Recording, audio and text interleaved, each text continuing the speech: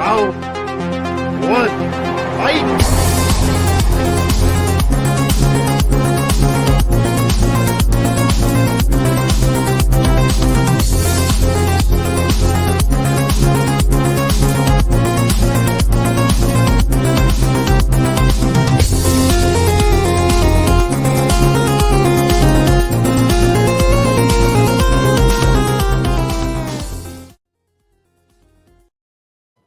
Hey, what's up, guys? Welcome to another episode of Tournament Fights. This is episode number 60, and tonight we're essentially doing best movies of 2020. Now, I'm going to explain what that means. It's best movies of 2020 with a twist. So we're doing a series where we're trying to determine as a channel what our favorite movie of all time is. It'll be a fun, ongoing series. It's going to be a long one, but a fun one. We're just going to do one of these every month, maybe go back eventually to like the 70s or so. We'll see how much interest we get going back that far. But and how it's going to work is we already had at the end of last year, we did the best movies of 2022. So we took the Elite 8 from that episode, and those advanced to face the movies of 2020.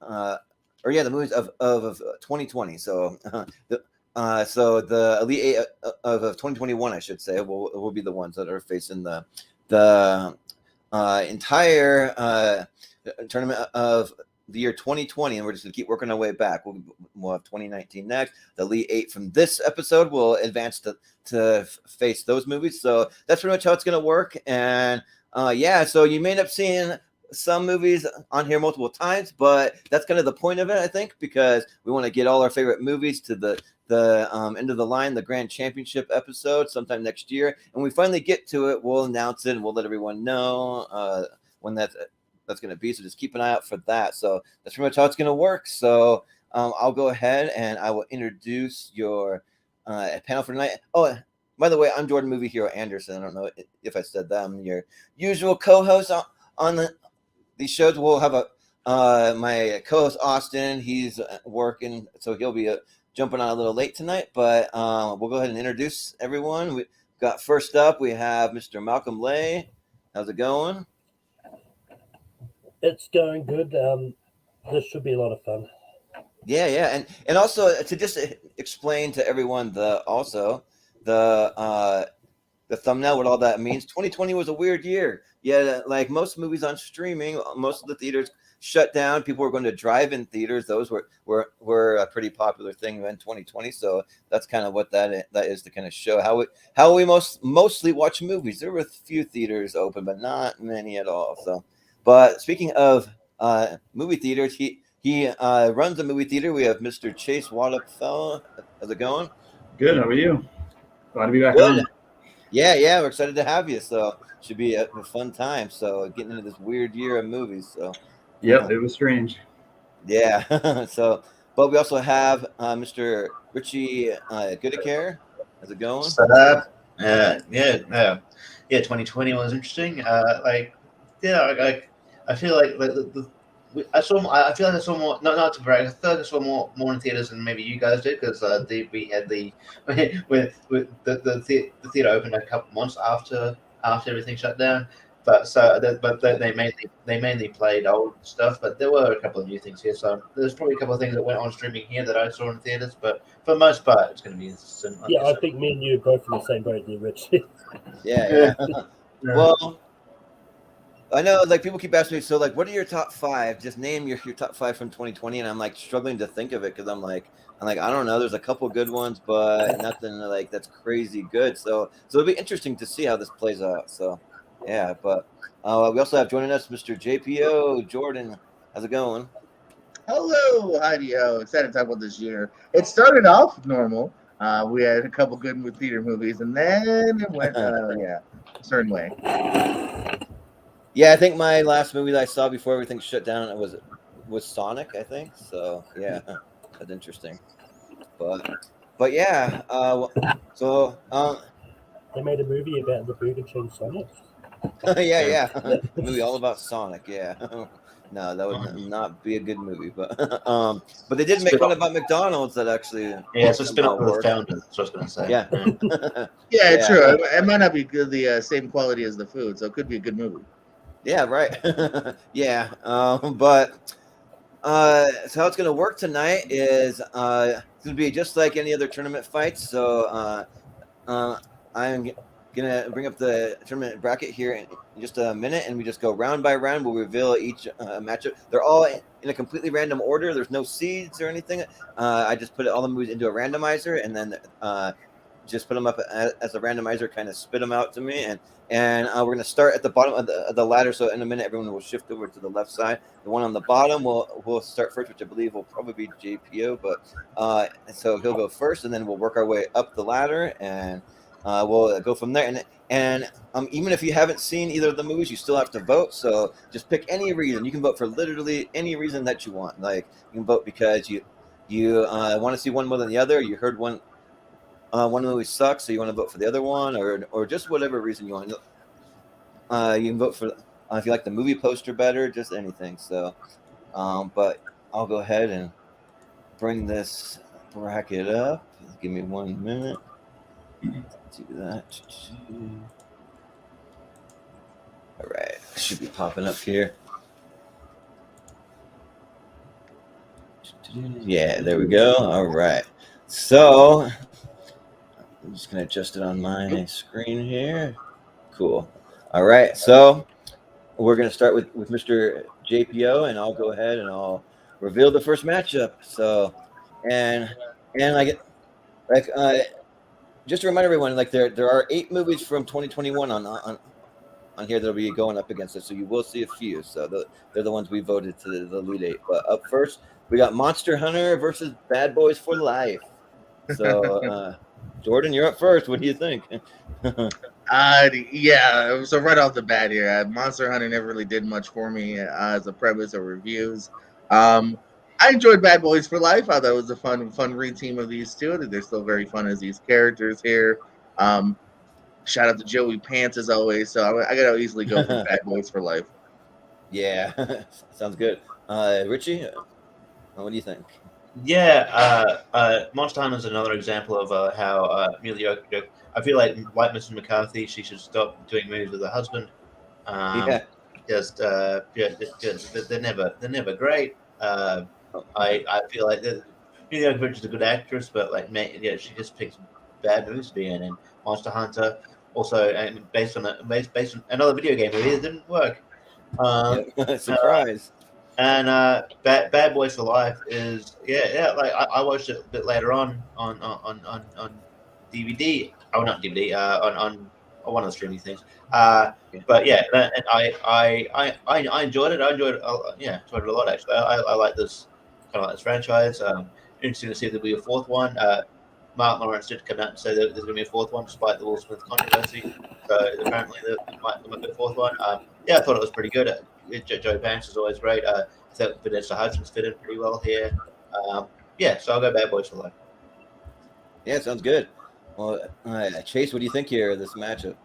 So I actually never did catch Monster Hunter. I have seen Bad Boys for Life, so I will go with that one just out of default there. But I think it was a good movie. I think it was a long time coming, and a lot of times when you wait that long to do a sequel, it doesn't always turn out very well. But I think this one was a good third film, and I'd be excited to see a fourth one. So yeah, I'm going to go with Bad Boys. Yeah, sounds good. And Malcolm, what do you think?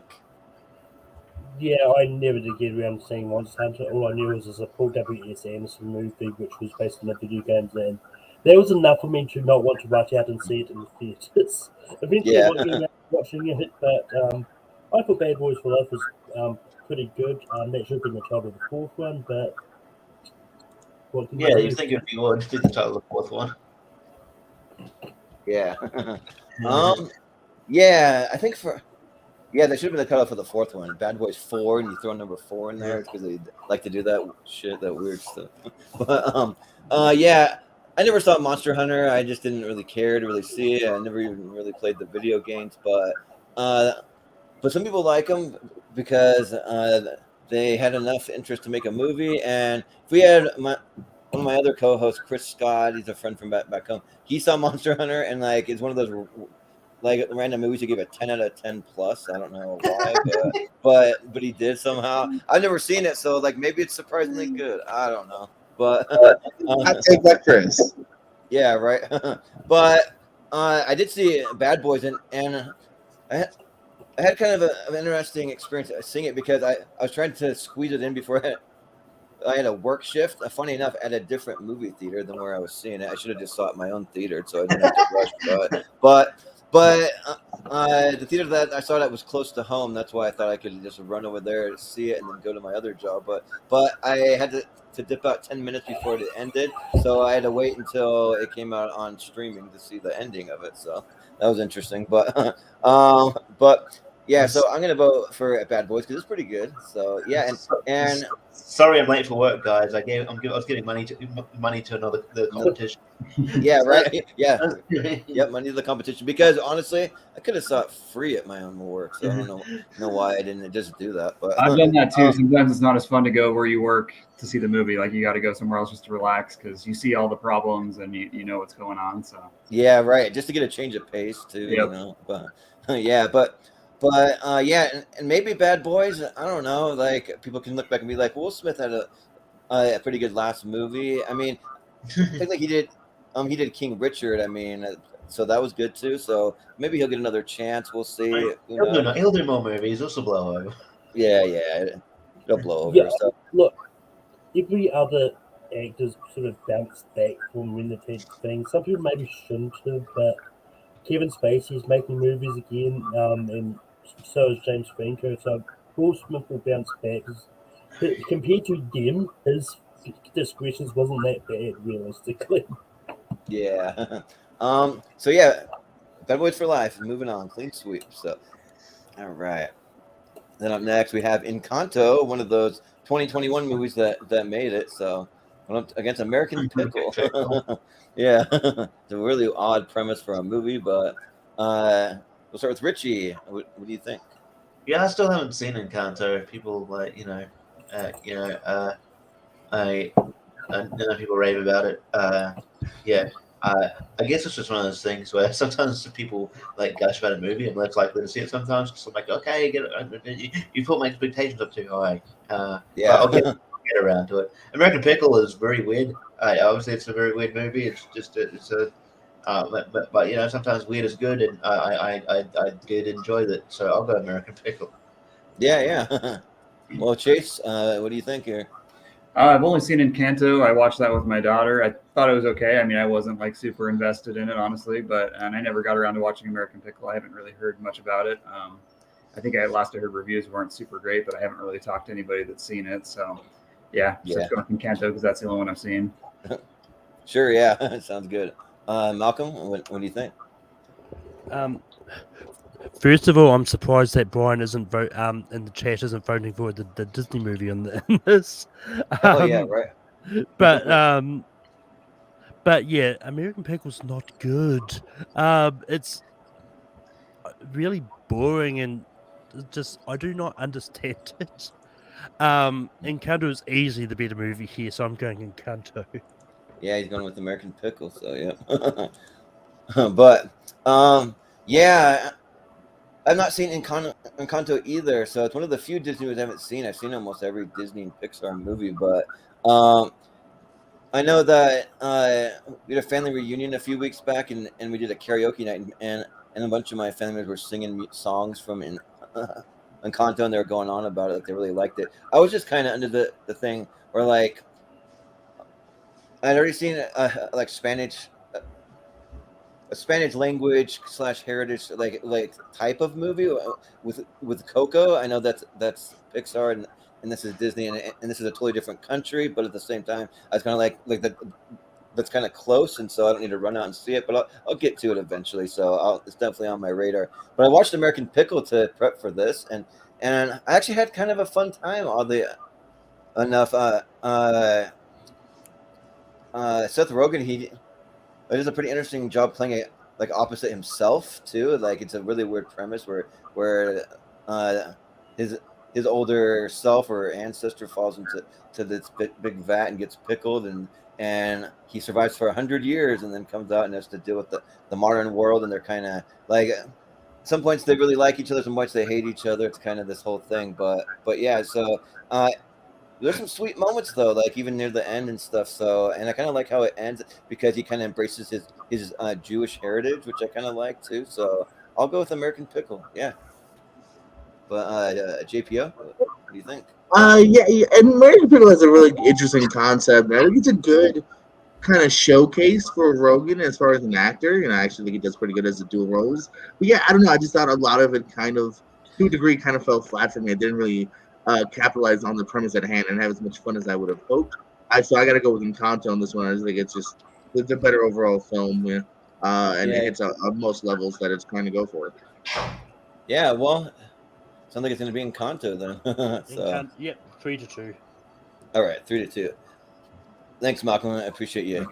Malcolm playing Pez today. Yeah, you keep track of the votes there because I'm trying. Well, I'm doing behind the scenes stuff, but anyways, I'm like we got The Lodge, a horror movie, going up against The Call of the Wild with Harrison Ford. So this time we'll start with Chase. What do you think here? I have not seen either, but since I have to cast a vote, I really like Harrison Ford, so I'll go with Call of the Wild. Yeah, sounds good. Malcolm, what do you think? This is tough because I haven't seen The Lodge. I've seen The Call of the Wild and I want my time back. So yeah. Look, The Call of the Wild is one of those books which I've heard a lot about. Is like, and that movie could have been a lot better, but they had to CGI the dogs where they could have got some trained dogs to do it. They could have got some real dogs, but it was just boring. And yes, I'm going to vote for the movie I've not even heard of until this very moment, The Lodge. Yeah.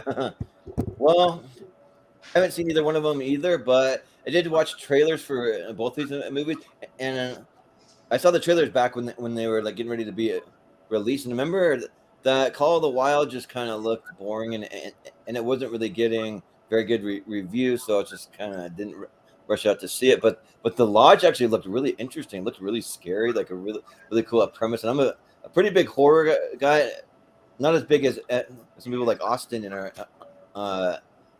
from the channel, but he's turned me on to a lot of really cool horror movies. So yeah, this one's higher on my list as far as 2020 movies go. So I'll go with The Lodge. Yeah.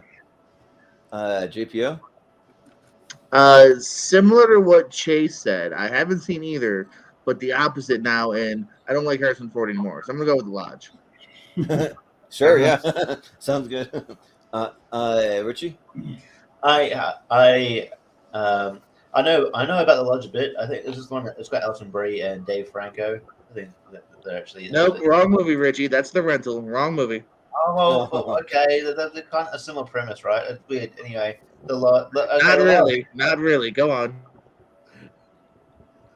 Okay, why do we have channel sometimes? Just correct me, fact check. Anyway, yeah, he's the fact checker for you only, Richie. Loneliest mark. Anyway, but I'll speak to one I had seen, Call of the Wild, and yeah, I found this really boring. And obviously, yeah, I mean, like, I understand sometimes you need to sort of make decisions, but the CGI in the dog is very noticeable. It's not even good CGI. It's bad CGI, and you could definitely. It's like, yeah, it's very. It takes you out. It honestly just takes you out of the movie, and yeah. So I will also go against my thing where you don't usually like to vote for a movie you haven't seen, but I'll vote for The Lodge, which is definitely not like The Rental. Yeah, right. Well, The Lodge moving on, a movie nobody has seen, but it's moving on. And Austin in the chat, he just says, I'm sure he's seen it. Says The Lodge is like a secret shitty Christian movie, I guess is what he says. So I don't know. Interesting. I don't know if that's true or if he's making a joke. I don't know, but probably both. But so next we have Ma Rainey's Black Bottom with some Chadwick Boseman's last movie, going up against SpongeBob, Sponge on the Run. So Be interesting. So, Malcolm, you're up first. Yeah, so SpongeBob was one of those weird movies that in some countries it was released in 2020, in other countries it was released in 2021. Yeah, right. Because it's one of those. It was definitely one of those movies that was I think it was theatrically released just in Canada or something like that. But and then it was put onto Netflix in 2021 for everywhere else. But that being said, this is easy. Like it's Ma Rainey's Black Bottom.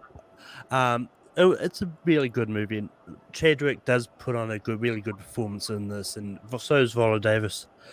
SpongeBob Sponge on the Run is fun. It's definitely better than the SpongeBob movie that came before it, but not by much. Not even Yeah. Keanu Reeves could save Sponge on the Run. Yeah, I know. Sponge on the run. Yeah, not even Keanu Reeves as a sage bush or whatever. Yeah, but yeah. So I have seen Ma Rainey's Black Bottom, and it's really really good. Like man, like I miss Chadwick Boseman, man. He's just given like a really amazing performance, and like we lost him way too soon. It's like, man, like I just like feel kind of like sick when I think about that he died so young. But yeah. So that movie was great, and I haven't seen the SpongeBob Sponge on the Run movie, but it's kind of funny. Remember that the very first day. So I used to work at a movie theater where Chase was my manager actually there, and my very first theater that I cleaned was for the one that was released in 2015, was the SpongeBob movie. So I remember that memory, but I never got to see it because literally like when I started, like they took that movie like out of that theater, so I never even saw it. But I did clean up during the credits. I've seen the credits for it. That's it. So, but I'm gonna go with Ma Rainey's Black Bottom. It's great, and it's not a movie I would think I would like, but it's pretty solid. So yeah. But JPO. Yeah, I got love for SpongeBob, but I've never been that overly won over by any of the movies so far. 3 attempts, and I think each attempt has been kind of down the line mediocre for me here. Ma Rainey's is so many great performances here. Of course, Chadwick, who would have been nominated regardless. He is so great. It's a different side of him that you've seen before. Viola Davis, it's the kind of role where you can't really see anyone else playing it now. I loved her saying just she needed that Coca-Cola, baby. And then even other guys, too, Glenn Turman and Coleman Domingo, who's been putting together some really great roles here. Check out Coleman in Fear of the Walking Dead and multiple things. He's been really impressing me, too. So it's so good on so many levels here. Very set in one piece for a large part of it, but the performances really reign supreme here. So definitely got to go for Ma Rainey. Yeah, sounds good. Richie, what do you think? Cool. I just heads up. I'm gonna have to dip out a bit after this one, but I'll come back. Sure. Yeah, half hour or so. But yeah, I think he hasn't seen Ma Rainey, but it's like Moulin Rouge, right? Yeah. Shut the fuck up. Fuck it, buddy. I will come down and burn it. Anyway, don't know how. Anyway, I jump down in the little box down there and fight. Yeah. I think Sponge on the Run did actually come out to theaters here briefly, but yeah, and I think it came out like Malcolm said, some of it came out. Some countries came out 2020, some came out 2021. I think it came out 2021 here. But yeah, it's they don't do much for me. Like they're fine. But yeah, Ma Rainey's Black Bottom. I get that. I think it's a competition here. I think I think like Jordan said, I think he would have been nominated anyway had he not passed. I just wish they kind of didn't. They definitely set it up like the Oscars, like he was going to. That's why they had it on. They had the award on last, and then it was like, oh no, it's Anthony Hopkins. Yeah, right. Just like don't. This movie is great. And it is one of the performances. So yeah, there's no competition here. SpongeBob is fun. You can put on for the family, for the kids. It's a good. It's an easy 90-minute watch, but it's usually now running Black Bottom. But yeah, I'll be back later. All right, cool. Sounds good. We'll see you. But bye, buddy. I but I remember, yeah, that like when SpongeBob came out, I remember this playing in theaters up in Canada, but because I live in a state in Idaho that borders Canada, so I'm like our theaters are all closed. Their theaters are still going, but they're only showing SpongeBob and a couple other weird random movies. Nothing that good. So I was like, so that made me kind of have a hope that maybe our theaters would open back up, but it went the other way, and their theaters shut down, and we're all locked down. So, but Chase, what do you think about these two movies? Another set, I haven't seen either one. I'll just go with Ma Rainey's because of the critical reception it received. I know that he got I think he won for that one, right, for his performance in that year's Oscars, or did he not? No, this was No. that awkward moment where they saved it to the end, which is they've never done because they figured he was going to win, and then it ended up being Anthony Hopkins, who wasn't even there. It is the most lackluster ending to an Oscars ever Yeah, because they it's kind of purposely crazy. move it and then go, it's Anthony Hopkins. Oh, okay, He's not here. Good night. gotcha. Well, yeah, Yeah. I'll still go with that one, I guess, just because the other option is SpongeBob. So that's where we got to go, I think. Yeah, sounds good. Yeah, I mean, the producers defended that decision by going like it was heavily predicted that he was going to win, so they thought that it would be a nice moment if that ended on him, and then it just backfired. Like I think they said that they were going to do that again, no matter who died. No, I mean, because it's right up there in my opinion with the La La Land Moonlight thing. Like, it's pretty Yeah. awkward ending. That was bad. Yeah, it's Was it pretty Did he awkward. win I a mean- Golden Globe, or did he win anything for it? I think he got the Golden Globe. Maybe that's what I'm I- thinking. Yeah, Yeah. but yeah, like That's why I it's think one of they those ones, assumed like- that he was going to win. Yeah, I think Yeah. so. But But I mean, I think if Anthony Hopkins was there, it probably wouldn't have been as abrupt ending. But I think because he wasn't there and he just It made it that much there. worse. That's what I'm Yeah. saying. Like, not only did he not win, but the guy that did win, like, was busy filming elsewhere, didn't want to chance COVID or whatever. So it was just that much I think it was awkward. because he was locked down in the UK and That's what I'm saying. Yeah, the COVID He's reason. like, and I think I think he couldn't get to wherever they were doing all their live streaming broadcasts from other places as well. I think he wasn't anywhere near one of those. yeah, all right. It's kind of weird, but up next we have Unhinged going up against Hubie Halloween. All right, this is interesting. So it's me first, and you know what? Like, I'm one of the few defenders of Hubie Halloween. I do think that it has a lot of classic Adam Sandler stuff. It's not as good as say like a Happy Gilmore or a Billy Madison, but I actually really like it. They have some pretty interesting things. It's and they bring back Ben Stiller as like the warden guy. They bring back some of the tropes from some of his other movies. They have Ray Liotta in a really weird role, kind of randomly. He's just playing himself essentially. But and I've not seen Unhinged other than just like a little clip of just like of Russell Crowe just kind of going nuts behind the wheel because the lady cut him off in traffic. So that's all of that I know about it. So I think I'm gonna go surprisingly Hubie Halloween. So. Yeah, but JPO? I hope we see a movie one day where Hubie accidentally cuts off Russell Crowe's character in Hinge, Yeah. and he takes his revenge out on Hubie. That's Yeah. the movie I want to see. Now, I didn't hate Hubie. It's not in the worst Sandler category here. It does have its moments. I did absolutely pop for Ben Stiller's return as his Happy Gilmore character. Yeah. That did make me go with a lot of glee. And then it was just diminishing returns after that because I never got happier than that moment. It's right at the beginning. Yeah. It has its moments, but it's also very kind of unfocused and whatnot, and is kind of definitely in that Netflix tier. I like Unhinged. Well, I have my problems with it as well, as far as logical, like what they really could have done, should have done. It's a fun movie here. He's great as just this guy who's you pissed off the wrong person on the wrong day. You never know what's gonna happen, and some great tense moments here. So I'm gonna go Unhinged. Yeah. Chase, what do you think? So I've only seen Hubie Halloween. I will say about Unhinged though, I do like that one because it reopened my theater. Like that was the first like major movie that we reopened with after COVID. Oh, nice. Yeah, that was my first movie. Yeah. It was like that and Words on Bathroom Walls. Those were like the two new movies we had that were like theatrical only releases right away. So that was good. But Hubie Halloween, I don't think it's not the worst Adam Sandler movie, but it's not my favorite either.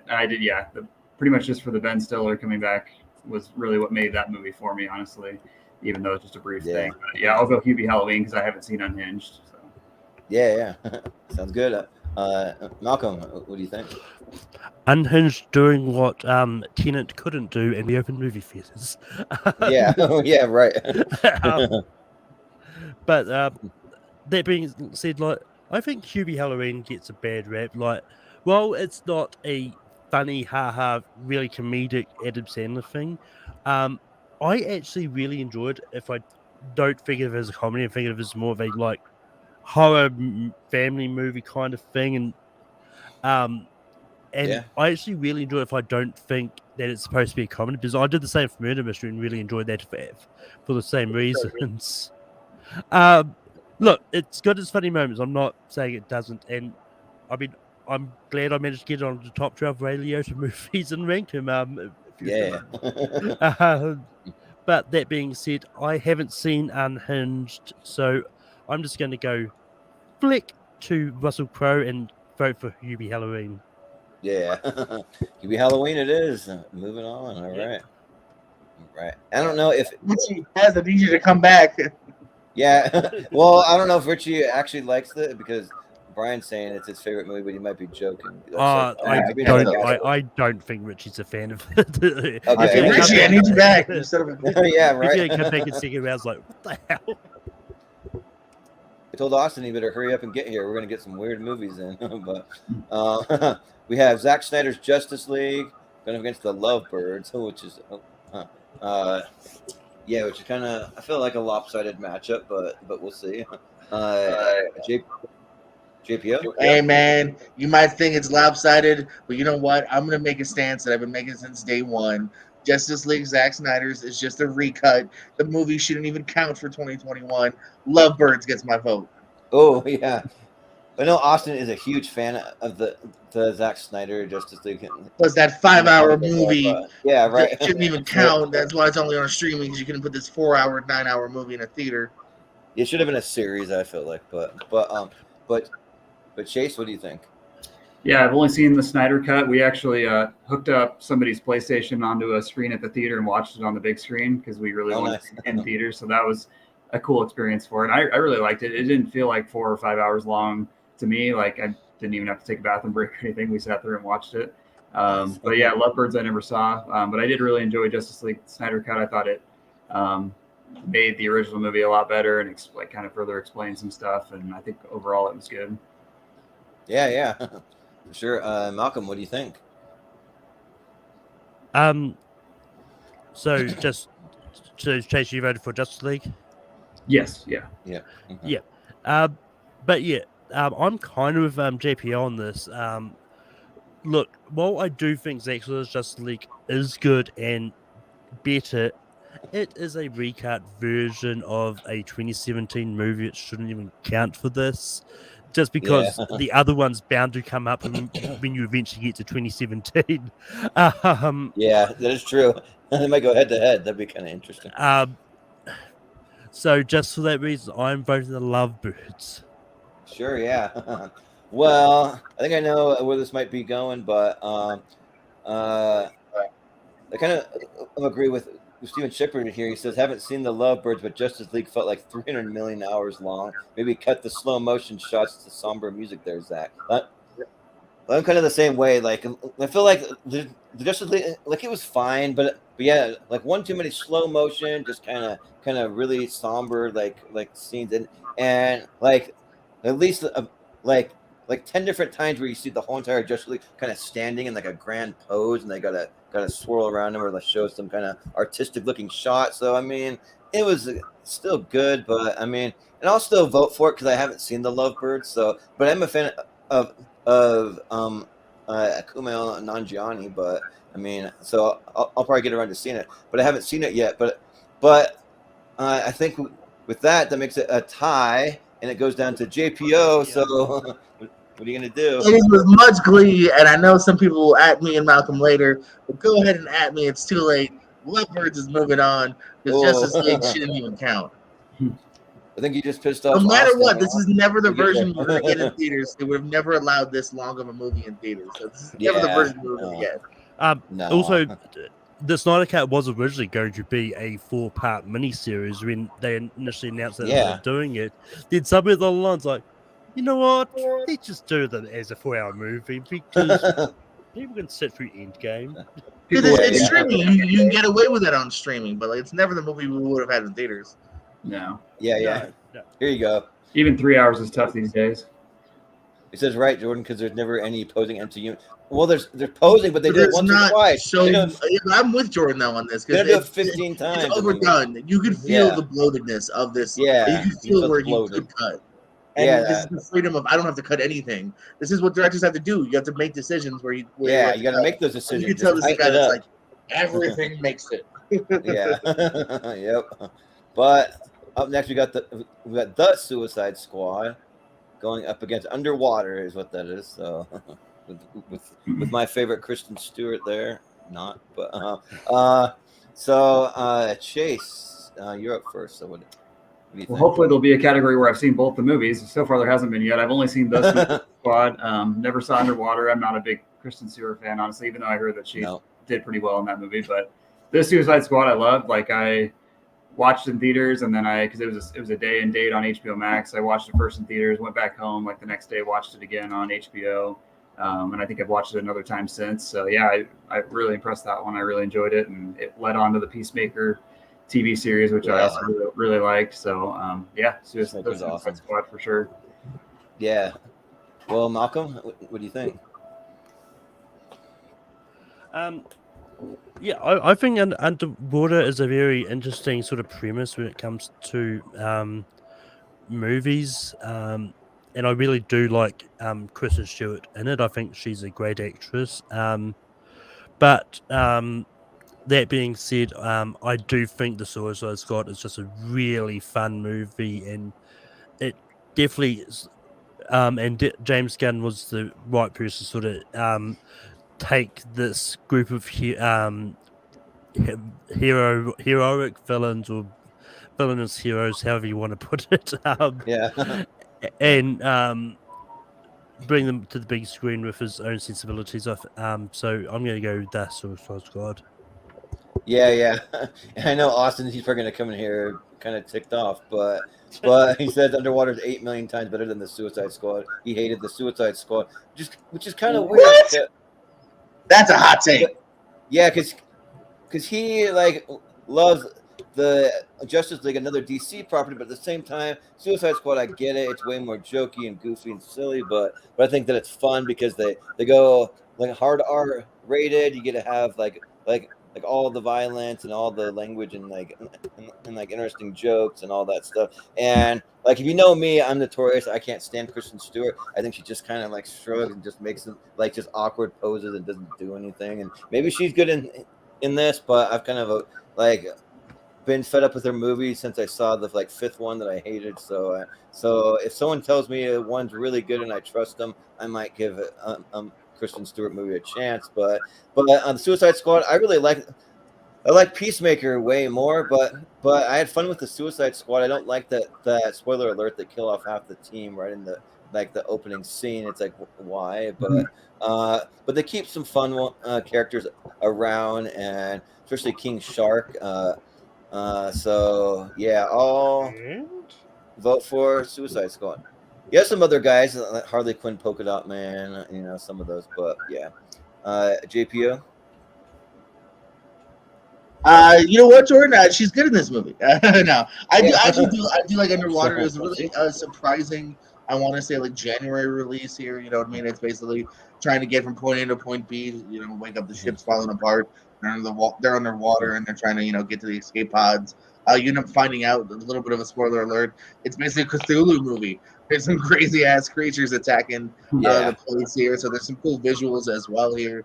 And you're relatively invested in seeing who can make it out alive, and I think she is good in it. So it is a fun flick that I actually do recommend.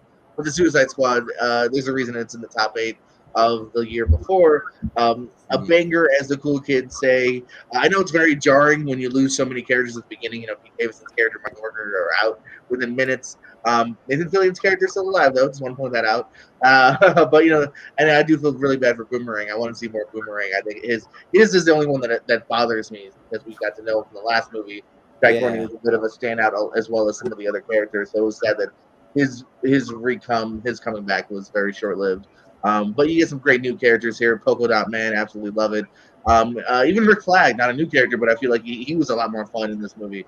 And it's a really great movie here. You got Peacemaker out of it, as you said here, and gotta love King Shark as well. So Suicide Squad definitely. Although Underwater, pretty fun.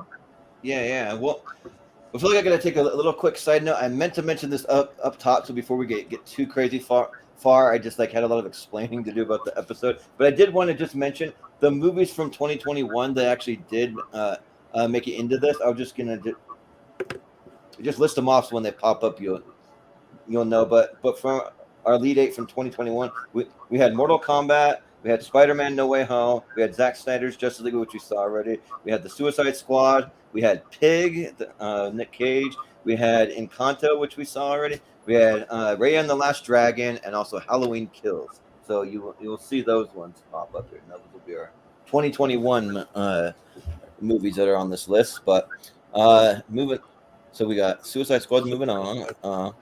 And then moving on to the next one, we got Bill and Ted Face the Music up against the Invisible Man. All right. This could be an interesting matchup. So we'll start with Malcolm. What do you think? Yeah, so I really enjoyed Bill and Ted Face the Music. I've actually thought it was a really I thought it was a really good sort of follow up, and the actress they got to play the kids, you could really tell they were supposed to be the kids of that character. Samara Weaving, I not remember the name of the other actress that played the other kid, but Yeah. But it was it was just a really fun movie. The Invisible Man is one of those ones that when it came out, it got a lot of rave reviews. Like I've seen a lot of it. I had recently sort of watched it. I thought it was fine. But I'm going to vote for Bill and Ted Face the Music in this. Yeah, sounds good. Yeah.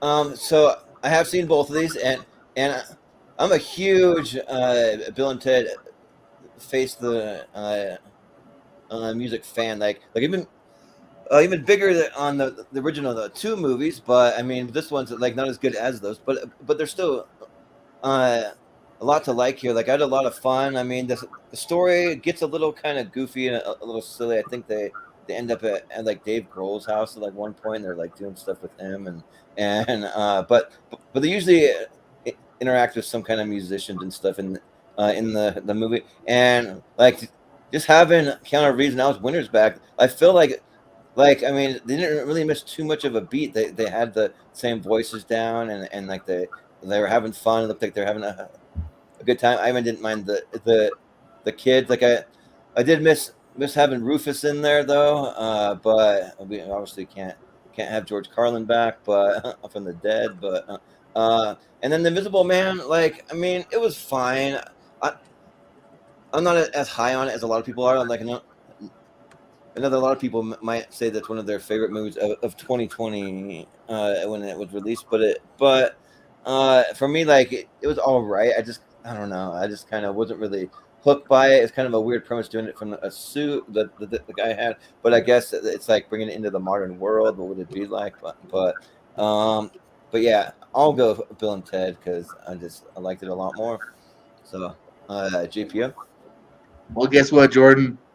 The Invisible Man is one of my favorite movies from that year. Come on, yeah. it's so Yeah. good. That's why I love the first little bit of 2020. This way back, I was like, oh, this is gonna be a good year for theater. Yeah. Elizabeth Moss, I think, has turned out to be from mostly television, but obviously now in movies, one of the best actresses in the last few years. She is so good in this. I love the premise. I love the horror tinge. Some super great tense moments of her just being she's sure he's there, but you can't really be totally sure. I love the way he keeps going. There's some shocking moments here. I love the Invisible Man. Bill and Ted's actually a lot of fun too. It's a decent and worthy enough sequel. It's fun. It's a movie you can't help but kind of smile and go along with here. But I don't think it's as funny as the first 2. And I just think Invisible Man is pretty great on most levels here, and it's really cool, different twist of the premise with the great leading lady. So I got to go with Invisible Man. Yeah, sounds good. Chase, what do you think? I've just seen Bill and Ted, so going to go with that one. I recently only saw, I hadn't even seen the first two until not too long ago. So I kind of watched all three of them close by together. And I felt like it was a solid trilogy, honestly. So yeah, Bill and Ted. Yeah, sounds good. Malcolm, what do you think? I think I went first and voted for Bill and Ted. Oh, you want? Oh, yeah, he you went changes first. his Okay, mind yeah, and realizes sorry. Bill and Ted is I do so that a much lot. better. Yeah. You can change your Yeah, vote. yeah. You can take a shot every time that I do that. So, but I think so- Pez is here, but it doesn't matter for this round. not for this round. We'll get him on the next one. But I hate you guys. Whoa, Hey, wait, what was the go. vote for the last one? It would have won regardless, but what's your opinion? Yeah, Wait, yeah, y'all- it was- Y'all went 3-2 for Bill and Ted, really? yeah. Yeah. Over No, Invisible- 3-1. 3-1 over Invisible Man. Y'all are out of your minds. Thank you, 3-1. Pez. 3-1. Yeah. Sorry. No, aren't you? Now it's No. 3-2. For the And record, listen, it's 3-2. Listen, He was here. let me tell you, y'all are Okay. people are sleeping on Underwater, bro. That movie's awesome. That movie's so good. And don't you dare besmirch the great name of Kristen Stewart again, Jordan, as you always do. Oh yeah. She's good in that I always movie. will. That's a great I survival movie. defended Underwater as well. Just I know, not I know. He smirches movies. Yeah, no, and it's a great Lovecraft movie. If you like Lovecraft, Cthulhu movies, go watch that shit. It's awesome. Yeah. Well. Yeah, Well, you she's see good that- in it. She's good. Yeah. Mhm. Yeah. Well, I mean, I might give it a shot. Like I'm open to it. Why not? But Hey, it's got your boy from Deadpool in it, T.J. Miller. oh yeah, As yeah, the he's fun. comic Yeah. relief. Yeah. I like T.J. Miller. Yeah, yeah, Mhm. but we got Spider-Man, No Way Home, going up into the trial of the Chicago 7. So we're back down to JPO first. So we'll start with you. What do you think? Ah, man. These are both great Wouldn't it movies here. technically be Austin because I went first on the Bill Yeah, and Malcolm Ted? went Well, he first. moved so it back she- to his normal Oh. spot. Oh, you went first. Okay, Yeah. that makes sense. For some reason, I was thinking I went first last time. I guess not. I Mhm. forgot what I did last round. So yeah, we will start with Austin this time. You'll still get a chance to go first coming up, JPO. But Austin, what do you think first? I thought the Trial of Chicago 7 was okay. It was a little overhyped. It kind of felt a little TV movie-ish, just to me personally. Like, still had okay cast and everything, but it felt a little TV miniseries a little bit. Spider-Man: No Way Home was pretty good. I'm not super sold on Tom Holland as Spider-Man. It's no secret I haven't loved this series with the Tom Holland series, but it was fun seeing my boy Toby back and Andrew Garfield and all that. So I had enough of him there for me to enjoy it. But I haven't. It's telling when I own it on 4K and I still haven't cracked it open yet. That's kind of telling of a movie for me. Like when I haven't actually watched it. So it'll get my vote in this one. But some of these latest MCU movies have I don't know. I don't like this phase so far. I don't know where they're going. That's a whole other show. But I'll still vote for Spider-Man. Yeah, well, maybe we'll find out once like the next Avengers movie comes, and we'll be like, so that's why they did this. Yeah, and that, maybe whatever. not when they're 12 properties in, but when they're 19 properties in, we'll finally find out where they're going. Yeah, you're right. Yeah. Maybe I don't know, but yeah. So I've seen both of these movies, and the Trial of Chicago 7 was honestly kind of a slog to get through because it started out pretty interesting, but then it just was a lot of the same thing. It's just like them in the courtroom, and then you have this flashback, but then the flashbacks kind of get a little old, and it just kind of keeps going on. You have a pretty good cast, though. I mean, having Eddie Redmayne in there, Yahya Abdul-Mateen, Sacha Baron Cohen, Mark Rylance, Joseph Gordon-Levitt, like all those guys, but even so, like it just wasn't enough to really like do that much for me. But Spider-Man No Way Home is like pretty close to my favorite Spider-Man movie because just seeing all those three different actors that played Spider-Man on the screen together was just like so much fun. Just brought out the little kid in me, and it's pretty close to that, and maybe Spider-Man 2 because I really like that one a lot. But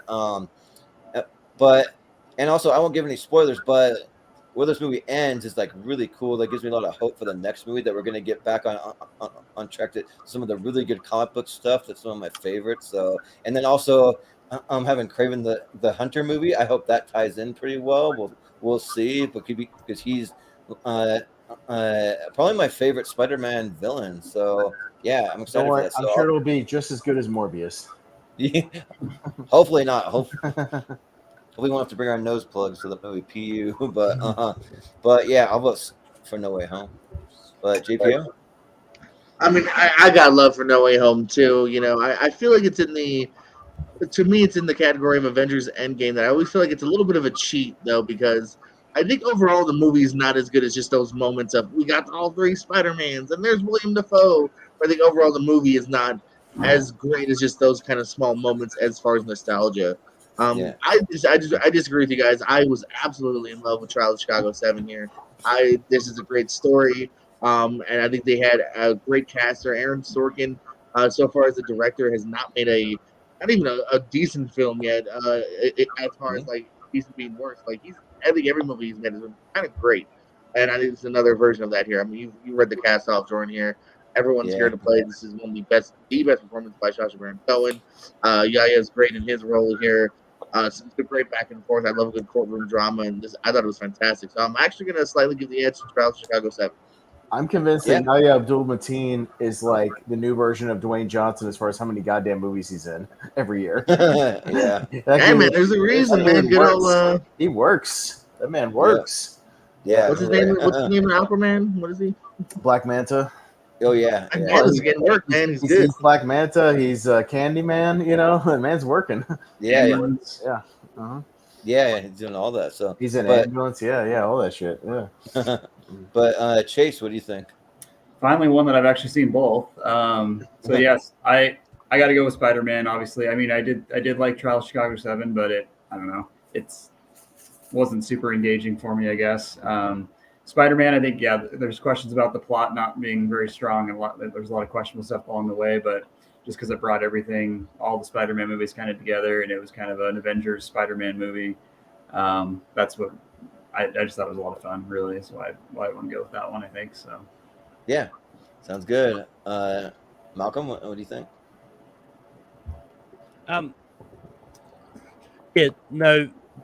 For me, I did really enjoy the Trial of Chicago 7. I think it was a really good movie and story and all that.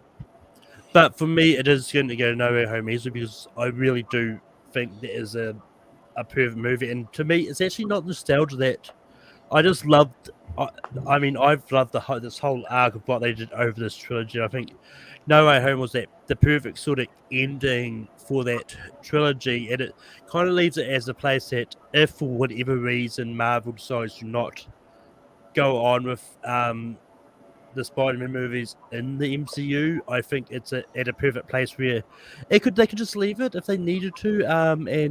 But we all know they're probably going to go back to it. Oh yeah, I mean things Spider-Man freshman year.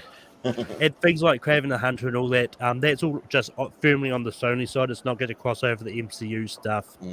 If they ever bring Kraven the Hunter into the MCU, it's going to be a different actor and all that. So yeah, yeah. But I did get. We'll say like at the very end, there was a moment where I got a little bit of a chill, just because if you're as big of a Spider-Man as I am, just kind of seeing like where they can take this for the next movie is like really, really cool stuff. Like I really hope they don't screw it up. So we'll see. But yeah, Spider-Man No Way Home is moving on. So, but we have the platform going up against Antebellum, so kind of like a bit of a horror. I mean, the platform's kind of horror-ish, but yeah. So, and it's me first, right? Yeah.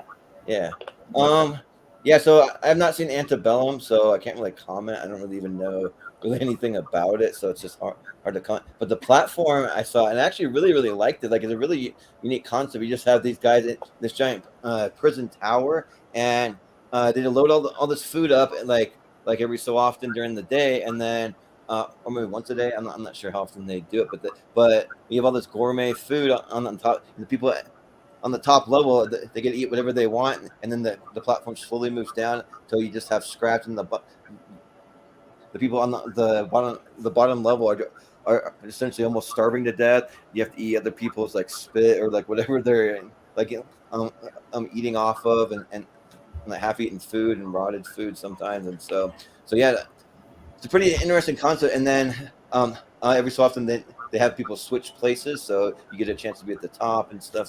So yeah, it's a pretty unique concept. So I'll vote for the platform. Yeah, but JPO. Yeah, so I've seen both. They're actually both pretty interesting flicks here. Antidote's hard to speak of without spoiling it because there's definitely some twists and turns in that movie here. And Janelle Monáe's really good. A wonderful singer too, by the way, and she's actually quite a good leading actress in this. So it's a good movie, interesting one as well. This would be a fun double watch if you ever wanted to. Although Yeah. also sometimes a depressing and hard to watch double watch because there's definitely as you said with the platform here, there's a lot going on here with the simple but very interesting concept of the different levels, and then we would try to them fighting for maybe let's try to make it where everyone can kind of share and that fight going on and the different characters that the main guy meets here. So yeah, platform was a fun surprise here because it's one of those movies that was very word of mouth here, and got more and more publicity and people checking it out on Netflix here. So I quite enjoyed it as well. So platform gets my vote. Yeah, sounds good. Chase, what do you think? Haven't seen either on this one. I actually had never even heard of the platform, but it sounds kind of cool. So you guys said it was on Netflix? Yeah. Yep. I've heard of Antebellum, so I'll go with that one just because I've heard of it. I've never heard of platform, so yeah. Yeah, sounds good. Malcolm, what do you think? Yeah, I haven't really heard of either of these, to be honest. That's 2020 for you. Yeah, this is tough. I'm just going to go the platform because it sounds interesting. Yeah. Well, Austin, what do you think? Yeah, I've seen both. Antebellum, yeah, it's like JPO said, it's kind of hard to actually talk about it without spoiling sort of the twisty ending. It's an ending that I didn't really roll with, and it didn't think it worked very well for the movie. But anyway, so yeah, and it didn't make me want to go back and watch it again.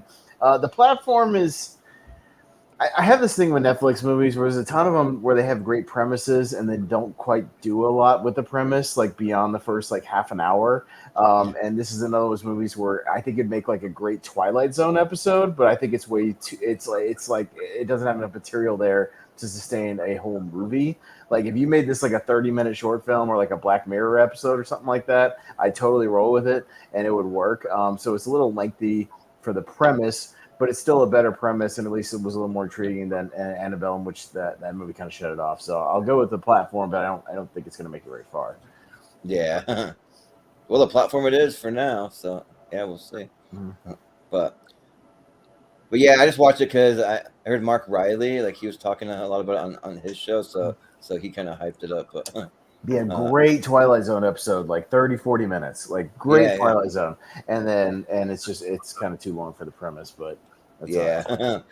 But we have Mel Gibson, the Fat Man, going up against On the Rocks with Bill Murray. So by the way, I missed the first like 10 or 15 minutes. I was unloading a truck. Did y'all talk about Fantasy Island yet?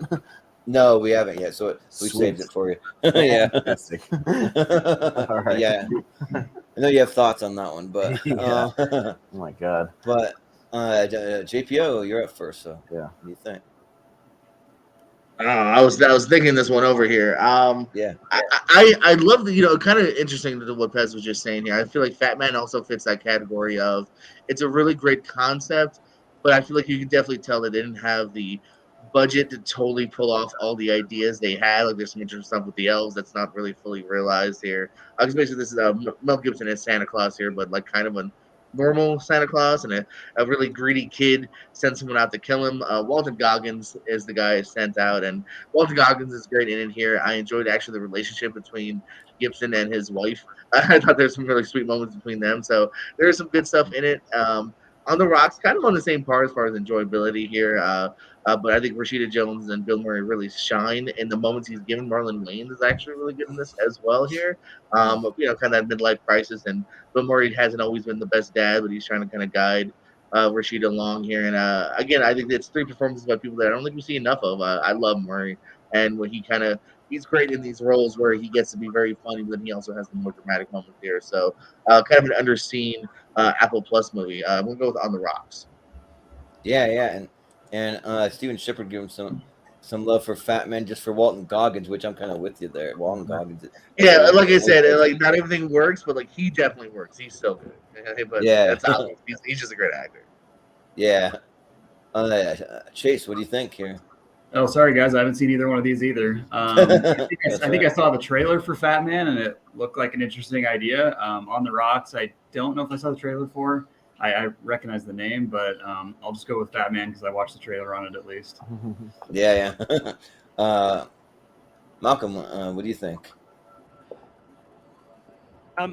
Yeah, I also haven't seen either of these. I tried signing up for Apple TV Plus, but for some reason it wouldn't recognize where I live. So Oh, weird. just yeah, that's weird. I've heard a lot about On the Rocks, and we'll probably try and check it out at some stage. Fat Man is one of those ones that I've wanted to watch it many times, but then many times I've thought of something better to to watch. Yeah. But I'm going to go On the Rocks, so just for Bill Murray. Yeah. Sounds good. Austin? Yeah, Fat Man was, had a good trailer, watched it, and it was like entertaining enough. I mean, mostly for Walton Goggins because I love Hateful Eight and like Justified and stuff, like everything he's been a part of, and it was entertaining enough. But I almost feel like it's kind of similar to Machete, where it like would have worked better as like a fake trailer than an actual movie. If that makes sense, because like the Machete movie's like okay, but it almost was better when it was just a trailer for the Grindhouse thing. Same thing with Fat Man, like it'd be like a great like Grindhouse fake trailer, and then just kind of an okay movie. I don't have Apple TV, so I haven't seen On the Rocks, but Sofia Coppola has been real, I don't know, hit or miss for me. I don't really love her movies. I know some people are really into them. Like they're not really not for me. I'm with you. I'm hit or miss on her too. This is one. I think just because of Murray, this is one of the more watchable ones. Okay, that's fair enough. But yeah, I don't have Apple TV, so I haven't seen it. But I'll go with Fat Man just because I've seen it. Yeah. Yeah, like you kind of like almost like hit the nail on the head. It almost seems like a good fake trailer. Like Yeah. I don't know, but because when I saw it, I almost couldn't believe. Like, is this an actual movie? This looks like Right.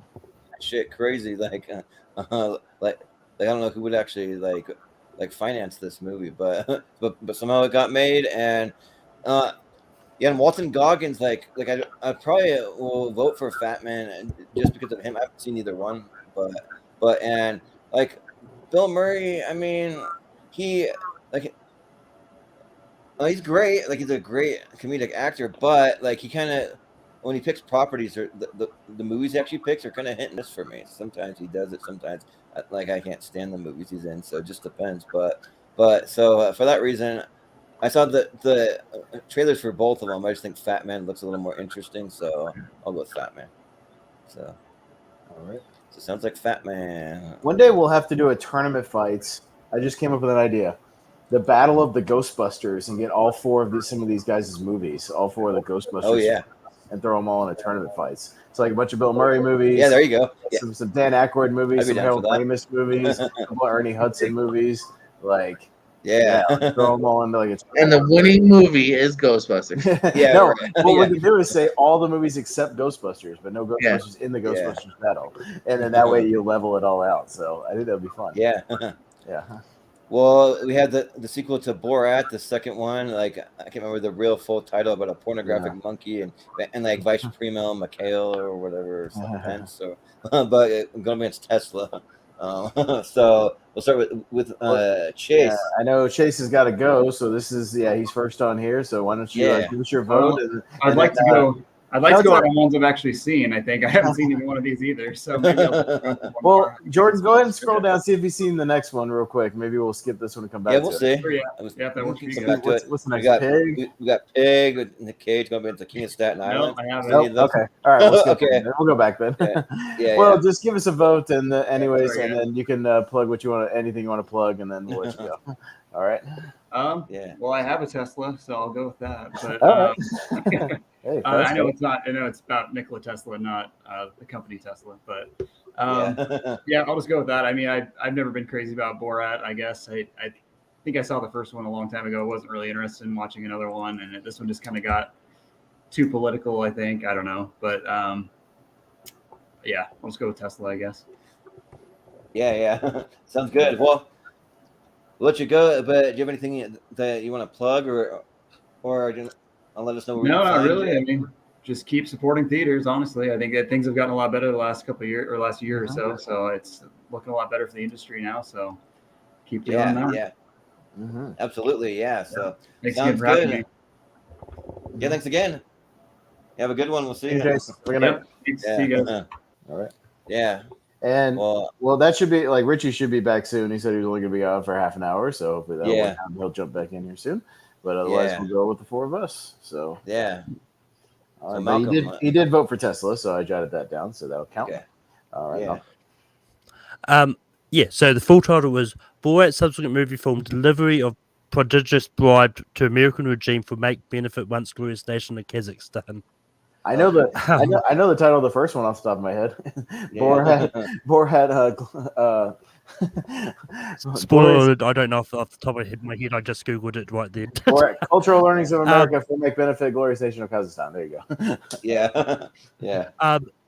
But I will say there was an original a title that they threw out there which wasn't the real title, which did have Pornographic Monkey and Okay. Mike I Pence was and gonna stuff say, like yeah. that. Yeah, they had that, yeah.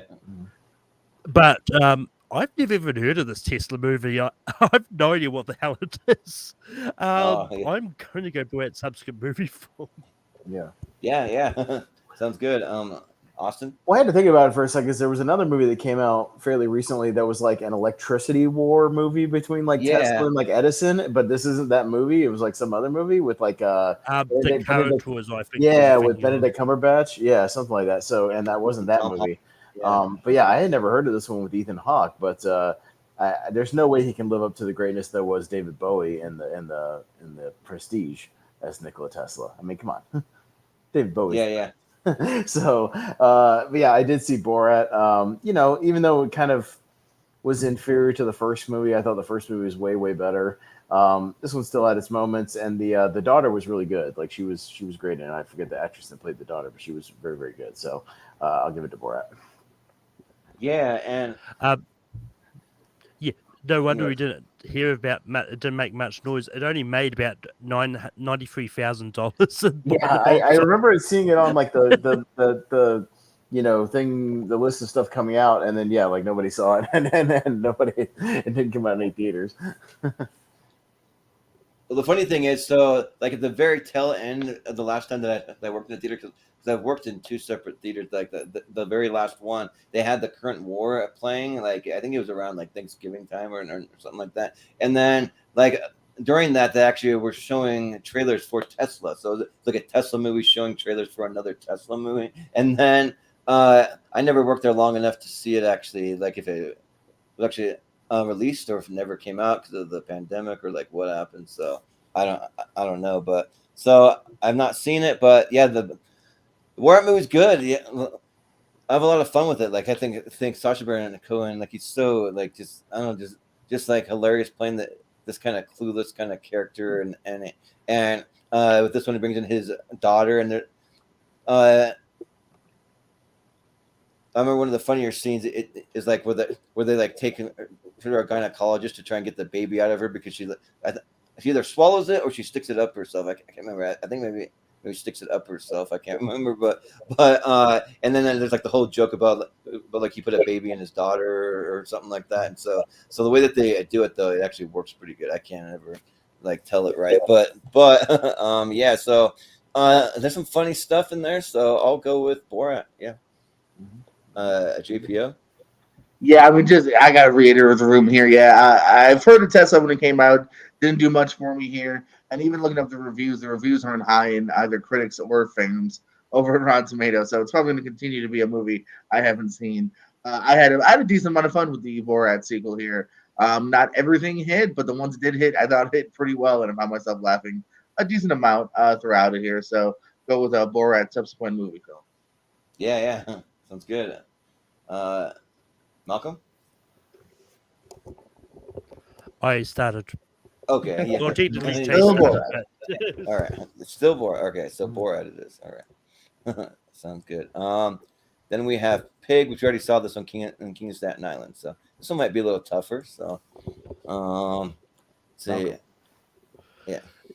Yeah, this is really tough because I do like both of these movies. Part of me wants to continue the joke of not many people have seen Pig, have they, Jordan? But I'm not Yeah, going. right. I'm not. Nobody's heard of this thing. Nobody. And I saw it, and it was freaking like an amazing movie. And so I learned to shut up about that. Well, it's not like we weren't telling you about it the whole Yeah. time how great it was. Everybody else on the panel, and you're like, "Oh, this movie about a freaking pig." Yeah, it's like a movie about a truffle pig. How could that be good? And it was. Yeah. But as much as I really do like Pig, I think The King of Staten Island is a great movie. Like, I'd never heard of Pete Davidson until this movie, to be honest. Like, this and like, I just went into this not knowing much about it, and I found it was a lot of fun. Like, I think this was a streaming one for you guys, but I actually got to see this one in the cinemas. Oh, nice. So it was great. So I'm going to go King of Staten Island on this. Yeah. Austin? I've said it once and I'll say it again. Judd Apatow, your fucking comedies are too long. Comedies are not supposed to be 2 hours and 20 minutes. Knock it the fuck off. All right, knock it off. Make your movies under 2 hours, please. And The King of Staten Island was no exception. And then it's funny because then Pete Davidson did a digital short thing where he did this music video about I want a short ass movie, and his one movie and his one movie is 2 hours and 20 minutes long. Which I think they commented on at the end, but he's like, "Oh, we need." They do. They at least make fun of it themselves. I know. It's just like, dude, Judd Apatow, your movies are too long. Make a short ass movie, please. So yeah, Pig. Yeah. I guess Staten Island, like, it's fun. Like, it's fun seeing him kind of like I think he like Bill Burr in the movie starts dating his mom in it, and like they kind of build a little bit of a relationship. That they have a lot of things that kind of happened to his dad in real life and stuff, because his dad was a firefighter from 9/11 and died in 9/11. So it's a fun time because they can kind of have some levity to it, to where like he kind of jokes around about his dad's passing to kind of as a way to like cope with a little bit, I think. But Pig just blew me out of the water. Like, I've never like had a movie where the premise sounded so stupid, and like the like everything that I thought about a movie called Pig, wouldn't be good, to where it being like amazing, to where maybe it should have been nominated for some Oscars for it. So like, it was that good. So it might be like eventually we have, I think it might be like Nick Cage versus Keanu Reeves coming up. So it might be like one of my top movies of that whole list. So Pig's really, really good. If you haven't seen it, go check it out, because it's not just like movie about a pig running around. It's nothing like that. So yeah, Pig. Hey, Judd Apatow, The King of Staten Island should not be the same length as Terminator 2. Yeah, right. Or Clockwork Orange, or Close Encounters of the Third Kind. All movies that set up their own universe have a lot of explaining to do. Your movie don't have that much explaining to do. This is where I come and defend you, buddy. If Terminator 2 can be long because they got a lot of pew pew explosion, and King of Staten Island can be just as long if they got a lot of LOLs and RFLs. I do understand what you mean when some movies seem to drag. This is 40 is definitely an example of it. You're a little underwater, just to let you know. You're underwater. Yeah, you're a little bit, yeah. We're not talking about Kristen Stewart anymore. Yeah. I don't think King of Staten Island drags. I love everything that we're given in that movie here. The relationship with Bill Powley and his mom meeting Bill Burr, and how he meets Bill Burr with the tattoo of his son. I love his group of friends. The Action Bronson cameo. I love it all. Pig is also fantastic here. Absolutely snubbed for the Oscar is Nicolas Cage. But I'm going to give the slight edge to King of Staten Island. Aliens is 2 hours and 17 minutes, the same length as King of Staten Island, and establishes 19 more characters. It's not the same length. I just named like 12 characters. I love the girlfriend, the trio of friends, the work friends, the uncle. Come on. Yeah. Well, I think we have a tie for that, right? So Yeah, we have a tie. So JPO had that other tie, so it'll Yeah. go to Malcolm. yeah, Malcolm. You gonna go with? I was considering switching it up, but then Brian brought up a good point, so I'm going to King of Staten Island. Yeah. What did Brian say? Let me bring. Oh yeah. Well, still, that won the 2021 Films Tournament. Yeah. So, all right, King of Staten Island it is. But nothing wrong with it. Like if we love these movies, just vote for the ones you love. But anyways. I mean, I still love King of Staten Island a little bit more anyway. So. Yeah, that's fair. Yeah. Well, we have the Old Guard going up against Wonder Woman 1984. So, it'll be interesting. So, Austin. King of Staten Island should not be almost as long as Harry Potter and the Sorcerer's Stone, which has to establish the universe. We established the universe of Staten Island. Go, I continue with this one. Yeah. Oh my God. Yeah. Anyways, that'll be the last joke. Sorry, I know it was a running gag on one of those. Yeah. So, that's my example for this all episode. good. That movie's too goddamn long. Yeah. Wonder Woman 84 sucks, so I'll vote for the Old Guard. Yeah. This one's actually tough. Like, they're both movies that I thought were good, but not great. Like, I actually liked Wonder Woman 1984 a lot more than most people. Like, I like the whole color scheme. I like the Chris Pine fish out of water to make him kind of like reverse it, you know, to make him now the fish out of water. And then, and yeah, like, and I kind of like the villain. I guess the villain wasn't as great as it should have been. But It was a wishing rock. There was a rock was the villain. yeah. We had Pedro Pascal and then Kristen Wiig, and like I will say though, yeah, the effects looked like a lot of them weren't even finished. I guess there's some that look really cool and other ones that looked really weird. So, but you still had fun with it though. I mean, so and then the Old Guard was a movie that I watched to prep for this because I read the premise and it sounded like a really cool premise about these guys that have lived for hundreds of years and they can't die, but then eventually you reach a point where you can die and nobody knows when that point's going to be. It could be at any time, and they bring in new people, so they have people that are brand new that they discovered for their group. They have people that have been there for hundreds of years, and it's pretty interesting. Like I don't know, like this one, like just because of the level, they're both sitting at like a 6 for me out of 10 or so. So that makes it one of the more tougher matchups for me, but I'll probably give the edge to the Old Guard because I'm a huge Charlize Theron fan. Like, I love Charlize Theron. She's probably my favorite actress working today, so I'll go with the Old Guard. Wonder Woman 84 was so bad I wanted to walk out of my home theater. Yeah. You gotta walk out, yeah. But JPO? Yeah, well, Old Guard's not super duper higher than Wonder Woman. I don't hate it as much as some. There's some moments in it. I still really enjoyed the relationship between her and Pine. I gotta go Old Guard as well. I think it's a relatively nice surprise just because it's a different, story and characters than we've seen before, and not diminishing a sequel here. The dog agrees with me, and I got a little love for a nice little cast they got here with Matthias Schoenaerts, and I'm always a big Chiwetel fan, and never bad to have Charlize Theron as your leading lady. So Old Guard. Yeah. Well, Malcolm, what do you think?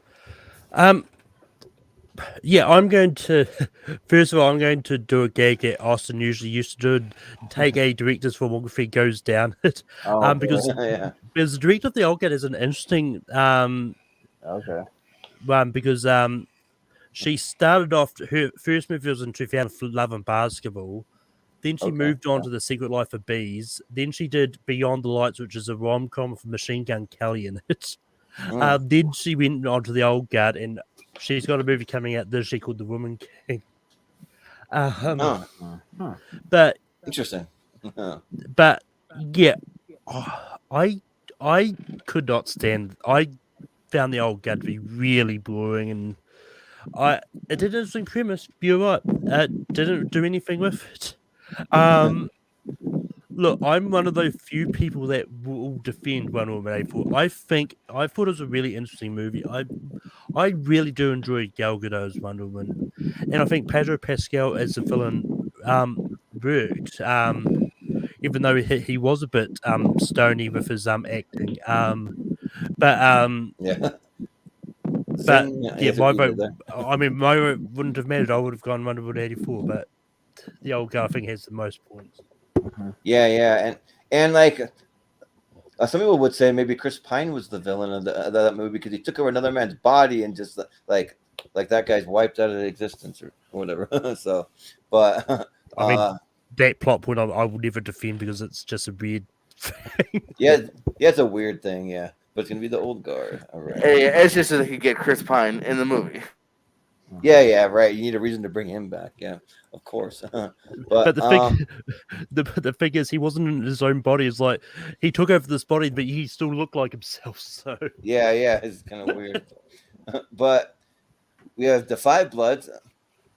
I used the poster because I thought it was pretty cool. But going up against Happiest Season, a movie I know nothing about. But yeah, what? It came out in 2020, but Well, you're on first. yeah. Well, I have never heard of the Happiest Season. Oh, you'll vote against it. It's got Kristen Stewart in it. Does it? Is she on the poster somewhere? She's the lead. She's the blonde, dude. She's the blonde. Oh, she's in the middle. Makes it hard because like it's Kristen Stewart, an actress that I can't stand, but then right next to Dan Levy, and I freaking love Dan Levy. I think he's one of my favorite, like especially for like TV and comedy, like my favorite work. It's directed by Clea Duvall, the actress. Interesting. Yeah. But we've also heard mixed things about the Five Blood, but I mean I'll go with it because Chadwick Boseman is in it, and Spike Lee's kind of hit and miss, but I'll go with the Five Bloods, sure. GPO. This is actually really tough, guys. I think these both these movies are actually pretty great. Happiest Season is a really nice rom-com. Her and it's Mackenzie Davis. I think they're one of the former Terminators of recent time. She's the Dark Fate LGBTQ 1000 or whatever. Oh yeah. And then you said before, man, Dan Levy is absolutely fantastic as the friend who kind of tags along later on in the film here, and it's a great supporting cast. It's well intended. It's funny. It's a good movie. Check it out. I think it's a Hulu one. I want to say. The Five Bloods, that was also a really great story here. Chadwick's not in it as much as the rest here. He's the partner that dies in the war. When the other ones come to see him here. So this is quite tough. I'll just make it even at the moment here. I love the Five Bloods. I'll go some love for Happiest Season just to make it even right now. Yeah, well, put Richie back in his spot where he was. Welcome back, and if you want to vote on this matchup, we got the Five Bloods up against Happiest Season. Happiest Season features the wonderful Richie, as you agree, Kristen Stewart, a delightful actress. It does. Yes. Well, I'm glad to be back. What did Invisible Man lose to? Bill and Ted. Yeah. All right, Richie, real quick, 5 seconds. Bill and Ted or Invisible Man? Okay. Bill and Ted, Invisible Man. Yeah. Probably Invisible Man, to be honest. Damn it! I wish you were here. Okay. Okay. It would have been like a tie at least or something. Yeah. Yeah. I like bass music, but yeah, no, it's been anyway. Yeah, look, the Five Bloods is all right. It's a good movie. I'm probably like Pez in the sense that like I respect Spike Lee more than I enjoy his films. I think I think they're fine. I just don't gravitate to them as much. But I don't mind Happiest Season. Yeah, and I like Kristen Stewart, so I'm actually going for that logic, and I'll go with Happiest Season. Yeah. Well, Malcolm, what do you think? Yeah, I think The Five Bloods was a really good movie. Delroy Lindo was definitely snubbed for an Oscar for that year. Yeah.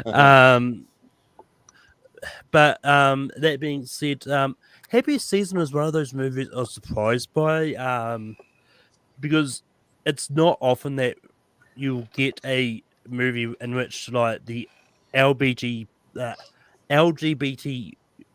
community are on the like in the forefront of the movie.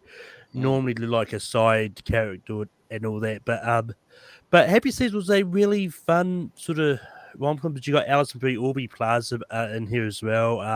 Ooh, It's a really, Plaza. it's honestly a really stacked cast. Because you got Mary Steenburgen and Victor Garber. But it's one of those movies that I was really surprised by. And I think it's a really good movie. So I'm going to go Happiest Season. But mainly Kristen Stewart. Yeah. Well, despite Kristen Stewart, like I almost want to change my vote, even though she's in it. Like this might be the one to give a chance to, because that other cast that you mentioned all sounds great. So yeah, but Austin. Yeah, I watched. I put on Defy Bloods, and like halfway through, I turned it off. I did not like it, like at all. I didn't like the editing. I didn't like the way it was shot. Like it was weird. And you know, 90% of Spike Lee's movies I don't like. I like all of 2 of his movies. I like He Got Game and I like 25th Hour. Those are about the 2 movies I like that Spike Lee has made. I'm not really a fan. This didn't really do anything for that. So even though I haven't seen it, Kristen Stewart's delightful and she's a great actress. So I'll vote for Happy Season. Way more likely to go back and watch that. Yeah. Yeah. Well, it'll be a Happy Season. So yeah. Moving on. All right, let's all agree right now to drive Jordan crazy again. We're gonna Happy Season wins the whole tournament. Yeah, right. If you want to, just because y'all didn't want to vote for Underwater, which is another delightful Kristen Stewart. What underwater and what was it? Underwater and Underwater because Jordan put it up against the Suicide Squad, so of course it lost. Oh yeah, I would have voted Underwater. Exactly. Yeah. Oh, Richie, you're high. Yeah, you're high. No, we're deep. We're underwater. Yeah. What would you have gone for the Lovebirds versus Zack Snyder's Justice League? I have not seen the Lovebirds. I know what it is, so I probably would have gone Justice League. Good. Yeah. We had good timing then. I'm so happy with that. Yeah. I had loaded that stupid late truck. I would have been here for that. Yeah. Turned the tide on like all these things. Yeah. Oh, God. Well, Justice League shouldn't count. Yeah. Yeah, it should. Richie, should Justice League count for 2021? I say yes. Yes, it should. Yeah. Well, too late because it's not going to win this one. Yep. But we're promising Young Woman going up against Greyhounds. So. Yeah. All right. Back to JPO. Who's first? Okay, JPO. Yeah, I mean, as much as T. Hanks is kind of a god, and I just wish he was my uncle and friend. Yeah. I actually didn't see this one. The premise, kind of war movies don't always do it for me here. It didn't have bad reviews, but didn't have like overglowing reviews, so I just never got around to it. I love the premise for Promising Young Woman here. She's great in it. My boy Bo Burnham is great in it as well here. It has some moments that I don't love and I don't agree with here, but I think it's a very interesting premise here. It was again a great performance. So I'm going to go with Promising Young Woman. Yeah, sounds good. Richie, what do you think? Yeah, I mean, Greyhounds. It's to find those obviously an Apple TV Plus one. It's like some of these like the problem is like some of these streaming things. It's like you need every sort of streaming service to actually. It's becoming like what cable was, where you have to have so many streaming services to have all the channels, and it's like as expensive as cable now. Yeah, it was so much easier when we just had movies and DVDs and video and stuff. But now it's like so many things we're just going to miss, and Greyhound's one of them. I mean, so. Didn't know that, but yeah, So Promising Young Woman. It's a really, really good film here, and I think Bo Burnham's great. Chris Women's Blast shows up as well in this movie. Just because I've seen Greyhound and Promising Young Woman is a decent movie. I will go Promising Young Woman. Yeah, sounds good. Malcolm. Yeah, I haven't seen Greyhound. I've seen Promising Young Woman. And it's one of those movies I mean to not expecting a lot from it. Because I knew from all the talk that it was a really good movie. But I just went to not what like I normally do, not sort of reading much about the reviews, but or what the movie was about. It was just really fun because it's definitely one of those movies which is really polarizing just because of the subject matter and all that. But it was just a lot of fun, and Carey Mulligan is just great in the role. And also in this is Alison Brie, Christopher Mintz-Plasse, just being a real jerk. But yeah, so my vote's going to go Promising Young Woman in this as well. Yeah, sounds good. Austin. Yeah, I saw Promising Young Woman. It was pretty good. I feel like it was a little overhyped for when it came out. Like a lot of people kind of went nuts over it. I thought it was okay. I thought it was fine. Some good performances, but I thought it was just kind of just okay. But this is another case where I don't have Apple TV, so I didn't get a chance to see Greyhound. So it's just a matter of the streaming thing. So I'll vote for Promising Young Woman again because I've seen it, but because I don't have the Apple stuff. Jordan. I think he's frozen. Uh-oh. Hello? But Yeah, yeah. Can you hear me? I'm still here. We Yeah, can hear you. You're getting a little blurry, Okay. so your internet's getting a little wonky. Yeah. Oh, yeah. I was trying to load something and it was loading fine. All of a sudden, it like wigged out on me. But yeah. So because I was trying to bring up the synopsis for Promising Young Woman because I literally have no idea what the movie is. It's like a revenge movie. Yeah. Okay.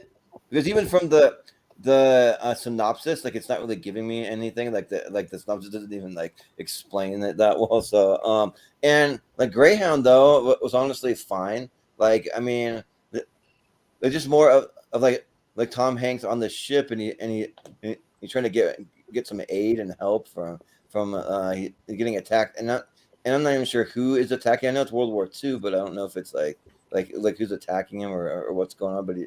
But and so it's like a lot of kind of like it's just pretty tense moments of just waiting to see what's going to happen. They're going to get attacked. They do some of the on the sonar or radar or whatever the planes are are getting closer and stuff. So I mean, it's good. I didn't love it, but I mean, it's Tom Hanks though. Like I do love him though. He's great. So I'll go with Greyhound. All right, that's it. 4-1 though for Promising Young Woman. All right. I thought Greyhound was a movie about A bus service. yeah, bus service. And, Yeah. As someone that's been on one recently for like 4 days, it would be a horror movie, and I'll write that one later. Yeah, somebody should make a horror movie about just their experience being on a Greyhound bus, like coast to coast. If you had to do it for like a week, yeah. I think JPO's probably got experience in that. That's what I mean. Just make I'll write the screenplay. Just sit in the back and observing the characters that get on and off the bus and the things that happen. It would just be a document. Yeah, you can make a fake documentary kind of thing. And everyone is bored. The annoying person gets off. Yay! Fuck off! No, but the problem, Richie, is every time someone gets off, 3 more come on, and they're worse. Yeah. We'll have to talk about it because my ex-wife used to ride buses everywhere because she her license expired and she never wanted to renew it for whatever reason. And then she didn't really like flying that much. So she would ride Greyhounds everywhere and have these horror stories too. Mm-hmm. Like like being sick on the buses and being on her period, like a lot of weird stuff. Oh yeah. So, but that'll be the end of that side. So moving to the next one. All right. So. We got News of the World. It's up against Bloodshot. All right, Richie. Bloodshot's a bad movie. Bloodshot is just is.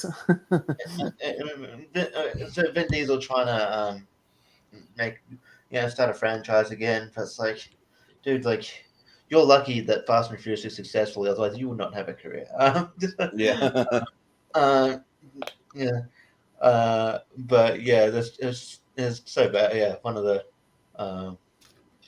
I don't know. It's not a good movie. But yeah, I saw News of the World kind of not that long ago, maybe 6 months ago. It's a decent movie. It's the relationship that Tom Hanks has with the girl. I can't remember the character's name, the actress's name, but she is really good. There's a lot of heart to it, and I think it's just like just like such an old timey job, like a guy who goes town to town just telling people, reading people like the news, and then there's even I don't know. It's a good movie here. It's a bit slow in parts, but like it's a good time. It's certainly better than Bloodshot. So I'll go News of the World. Yeah, sounds good. Malcolm, what do you think? So I just quickly looked up on Bloodshot on Wikipedia. Apparently, there is a Bloodshot sequel in development. With Vin Diesel reprising the role.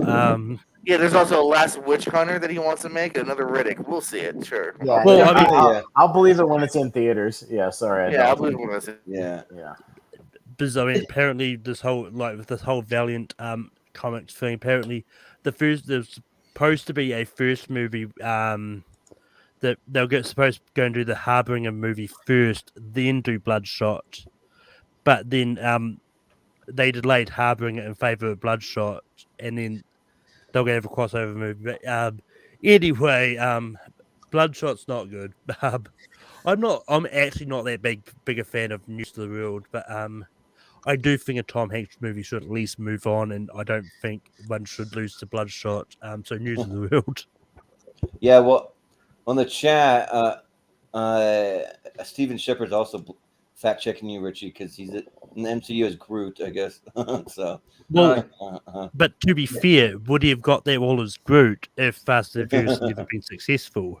Yeah, Because he still would have probably been not. that guy that is true. Riddick. Yeah. He would have been the guy from Pitch Black, and he would have been the guy from Iron Giant. Like, it's not like he's and again, people wouldn't know. I don't know. People would.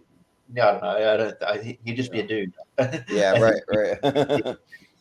Yeah, but Austin, what do you think? So 99 times out of 100, when your movie like Bloodshot costs $45 million to make and it only makes $37 million, you're not getting a sequel. The movie kind of needs to be successful to make a sequel. So, I mean, crazy things can happen. I'm pretty sure The Last Witch Hunter is way more likely. I think that somehow that movie made like over $100 million at the box office. I'll look it up in a minute, but I'm pretty sure that movie is way more successful, actually.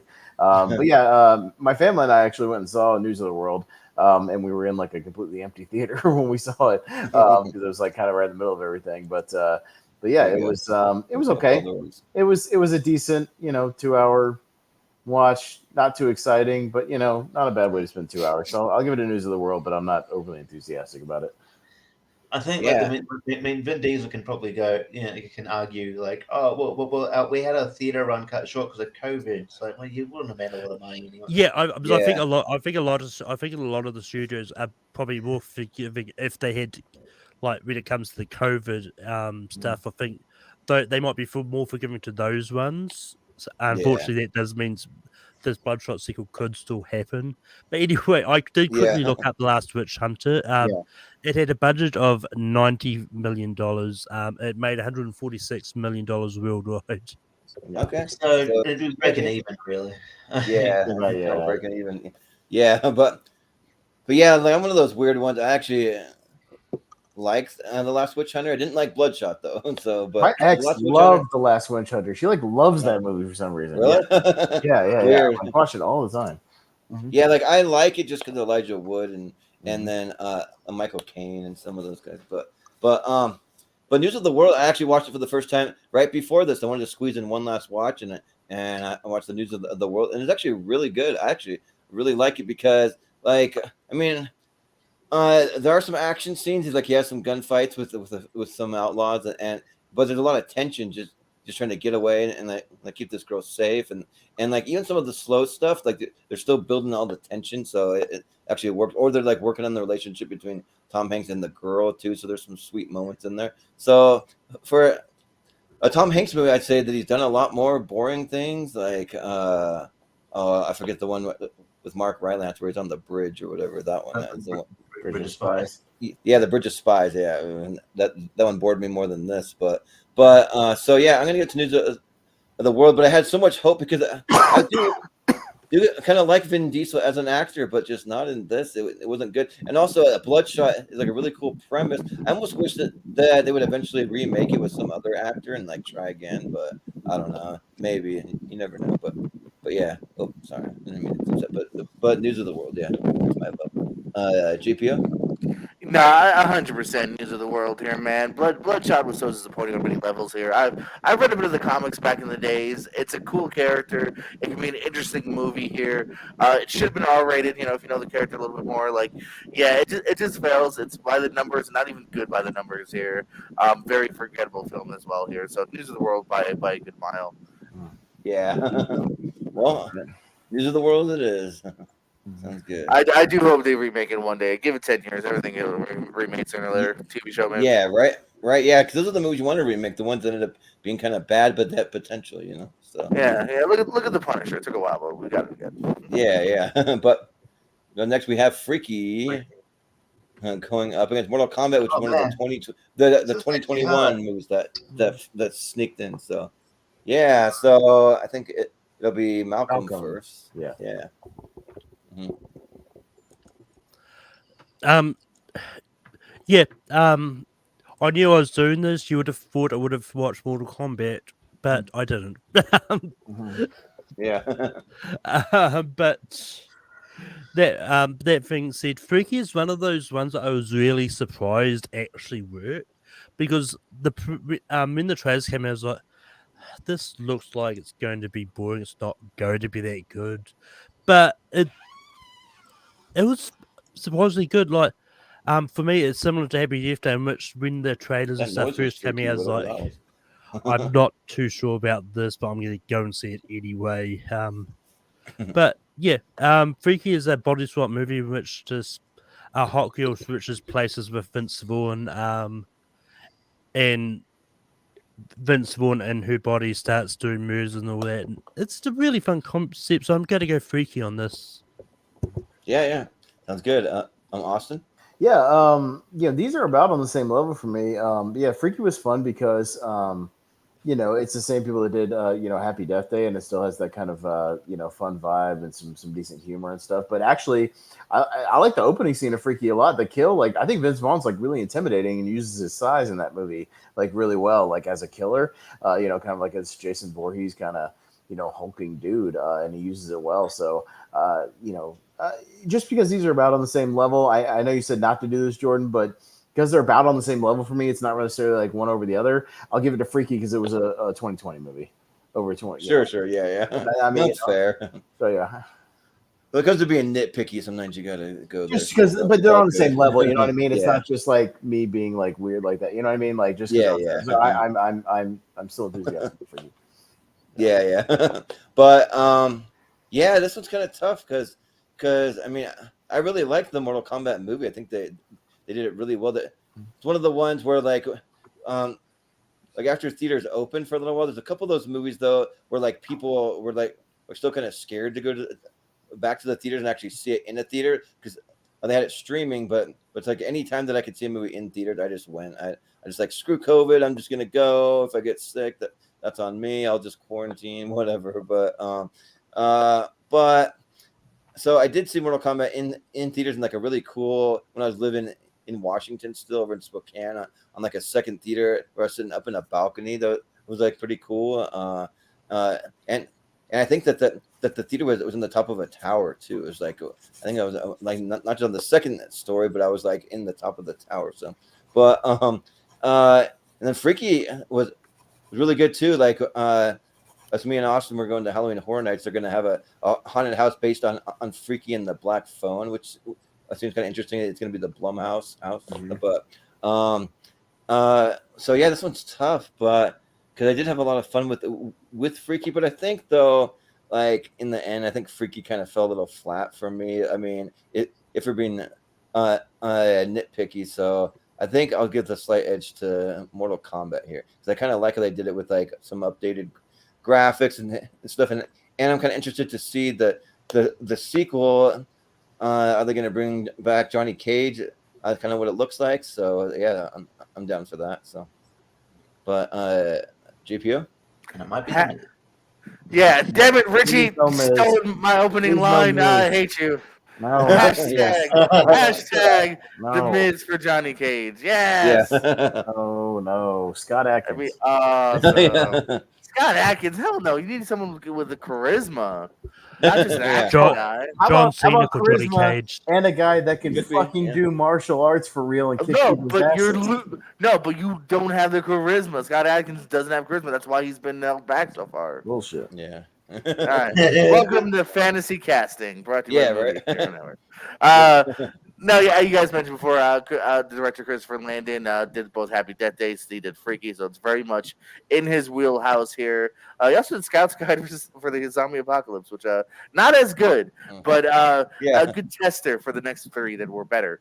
So Yeah. I had a lot of fun with Freaky here. Vince Vaughn is actually really funny here. It was fun seeing this and what was it? The movie that made fun of the Purge. I thought he was really funny in. I like yeah. I like Mortal Kombat. I have problems with the kind of the lead character and being a whole new character when there's so many characters to choose from Yeah, here. And I do think kinda there's stupid. yeah, that was a weird decision. And I do think there's potential of the sequel being really freaking awesome once we actually get to the tournament and we're kind of full on Mortal Kombat.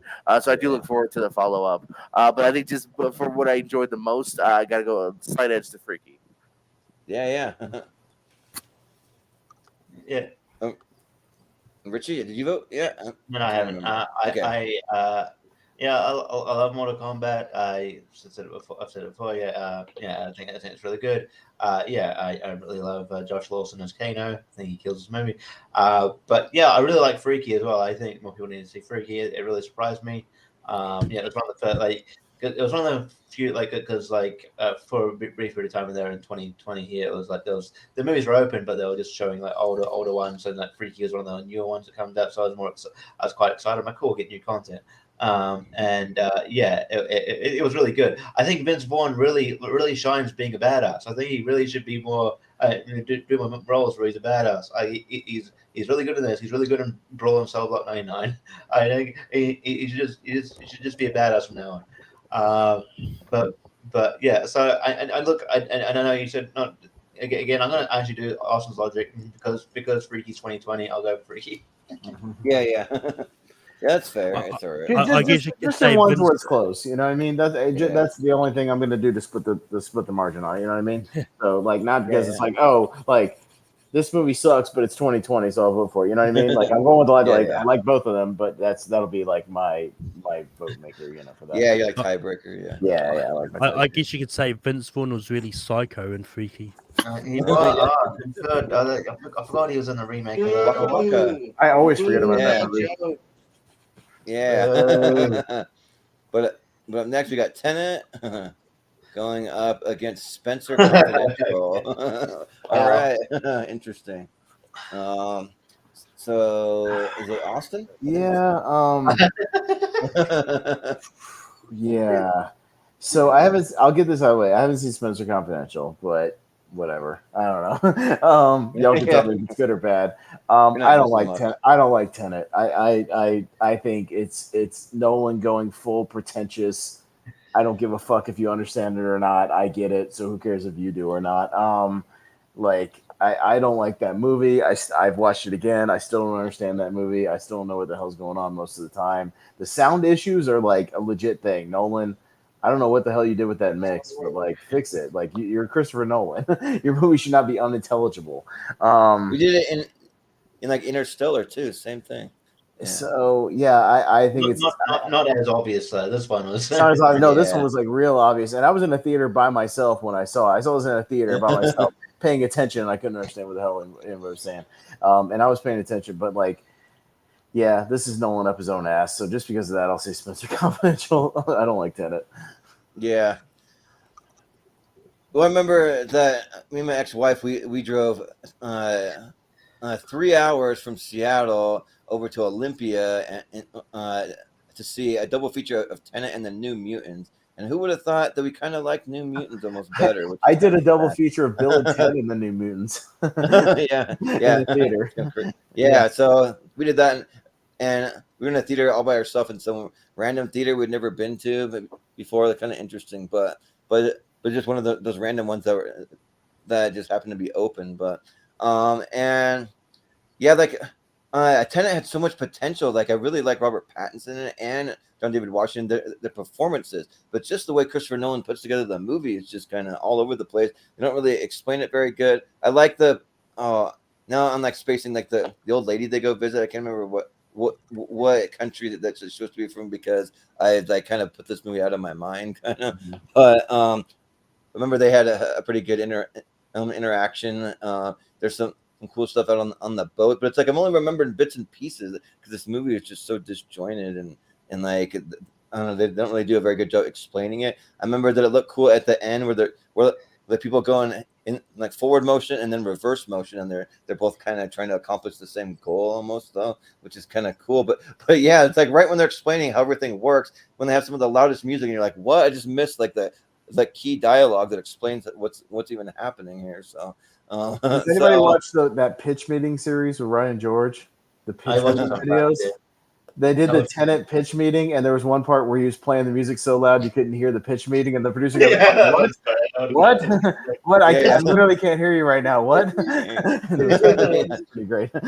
Nice, but Spencer Confidential, like I mean, I saw part of it, and like I think I watched half of it, and because I had something else going on. It wasn't because I didn't like it, but also I kind of didn't like it really still because I didn't like it enough to like return to it to actually finish it. I keep telling myself, I'm gonna get to that later, and then it's buried under a bunch of other movies. But I remember just this is a slight spoiler, but it's not like nothing that really matters in the long run for this movie. Is that I remember just him kind of running around after Post Malone, and Post Malone gets killed in the first 5 minutes of Spencer Confidential, but he's all over the trailers for it. So, but. He doesn't. Anyway, I'll clarify. He doesn't. He doesn't die at all. Oh well. Well, something happened. No, he's in it, but maybe I'm thinking Wrath of Man. He's in it. We're just saying. I think you're thinking of Wrath of Man. This is not the one where he dies. Very maybe early. So. Yeah, maybe that's it. So yeah, maybe he's not in it a lot though either. Yeah. So, but anyway, so yeah, it just shows how forgettable kind of both of these movies were for me because they're like all disjointed. I'm like trying to remember it, like. If these certain scenes happen, or if they're in another movie, or like what's going on. So I guess I'll give it to Tenet because I sat through the whole thing. But yeah, we'll just leave it at that. So, but JPO. So far, we've had mini reviews for The Rental and Wrath of Man. Let's see if any movies will come up tonight. Yeah, bring it up again. Shut up, Jordan. Yeah, right. I did hear that part where JPO was roasting Richie for talking about the lodge as the rental. Just naming all the cast. I'm like, none of those people in this. By the way, Jordan, what I said was not that memorable. That kind of happens. What I said was true about The Lodge. It was like a Christian movie that wasn't marketed as a Christian movie becomes a Christian movie halfway through. So it like jumps really? Yes, it's like a surprise. Like a horror movie. It's like no, it's not even. It's like a surprise Christian movie halfway through. Dude starts getting like visited by angels or something, and they're like, after his people die, like it's a weird fucking movie. Like the trailers look like a horror movie. Like when I saw them. Yeah, it's not. It's completely mismarketed to try to fool people into watching a Christian movie. Oh, we fooled you. Gotcha. Jehovah's Witness movie. Right. Man, awesome. You're right, but I was thinking of the Wrath of Man. I remember the exact scene where it happens, where he dies. Yeah. Mm-hmm. But yeah. Anyways. So yeah, I'll do a quick vote for this one here. Spencer has a couple good laughs. I like the relationship between him and Liza Schlesinger. Fun seeing Winston Duke in a slightly bigger part too. But it also didn't work out totally. Same thing can be said for Tenet as far as what it's going for here. I also agree. This is not maybe my least favorite Nolan movie. Actually, now that I think about it, it doesn't have much life. I feel the length here. It's so much exposition of trying to explain the shit that's going on. You could do a whole montage of just explanations, probably as a 40 minutes of this movie. So yeah, I don't even know what to vote for here. There's some good moments though in Tenet here. I love some of the way it's shot. I like Aaron Taylor Johnson's weird side performance here. By like a small margin, I go Tenet. Yeah, like over the time I've become less and less of a Christopher Nolan fan, but I do think that he can still make movies. I just think that they need to kind of rein him in, just not give him like so much free reign. They got to like rein him in a little bit. Just make like a fucking straightforward narrative movie, please. Yeah, it's a straightforward movie that looks great, sounds great, it works. You don't have to spend too much exposition on it. Just make a straightforward movie. I know it works in I know it works in your head. It doesn't mean it works for everybody else. Yeah, right. Exactly. But Richie. Yeah, because it's like, this movie is designed to be watched twice. I'm like, no, I'm sorry. If you can't get me in within, you can't get it once, then fuck you. Like it needs to be watched once. Like, you know, They're other kinda long, too. movies don't get that luxury. So why does yours? Well, there's the difference between that and like something like The Sixth Sense, where once you know the twist, you can go back and reward. Like it's rewarding when you go back and see it, and you can like look for things. That's fun. Like or there's so much going on, you go back and do that. But like, oh, you have to watch my movie like 5 times to get it. Like, fuck you. No, I don't. I'm gonna go back for a 2.5-hour movie. I don't. Either. It's a long movie. No, I don't. Yeah. You know, I'm watching your movie. And Rob Pattinson said in an interview recently that he's still he went through the whole movie not knowing what the fuck he was talking about. Yes. He still doesn't know your own cast doesn't even know what they're doing. So yeah, and I watched Spencer Confidential recently. It's nothing special. I think it's based on based on a book series or comic book series that I think they're trying to make a sort of a mini franchise out of. I think there's another one been announced. It's whatever. It apparently it deviates completely from the source material, but it doesn't bother me. But yeah, I'm not like it's got a few laughs here. Obviously Post Malone did it. Donald Cerrone, if you're a UFC fan, shows up for a fight scene in the prison with that's right. He's starting to do movies now. He has a movie with Gina Carano. Yeah, it looks pretty bad. Really? He just retired from May to do movies, so see what happens there. He'll probably appear at more stuff. Winston Duke is really really cool side character. I think he's really good in this movie. It's nothing special, but I would watch it over Tenet because it's a way easier watch. So I'll go spend it. Yeah. Yeah, sounds good. Malcolm, what do you think? Yeah, this is pretty easy. Easy for me. Spencer Confidential was just boring and painfully unfunny. I mean, while Tenet is not a better movie compared to Spencer Confidential, Tenet is like it's Citizen Kane. I will let Tenet go through and hopefully gets knocked out by a better movie because I don't want to see Spencer Confidential go further. Okay, fair enough. Yeah, but like in the comments, Steven kind of reminded me of that the whole thing with Christopher Nolan demanding this movie go into theaters and like no streaming and all this thing. I guess back then he was big enough to do it. Maybe not, I don't know if he's going to be for long. He reckoned his movie was going to save cinema. I'm like, fuck off. Yeah, going to save cinema. Hey, you know what, Christopher Nolan? You know what movie ended up saving cinema? Fucking Top Gun Maverick. Yeah, right. Yeah, Top Gun Maverick. Or Spider-Man No Way Home. Arguably, Unhinged because that was a movie most of the theaters in the States opened up before. Yeah, that is true. Yeah, that happened. Even Chase said it when he was here. But yeah, so it's going to be Tenet. Yeah. Right. You voted right, Austin. I'm just making sure. Okay. Yeah. I ranted about Tenet for 10 minutes. Yeah. Oh yeah. But here's another movie I saw in the theaters.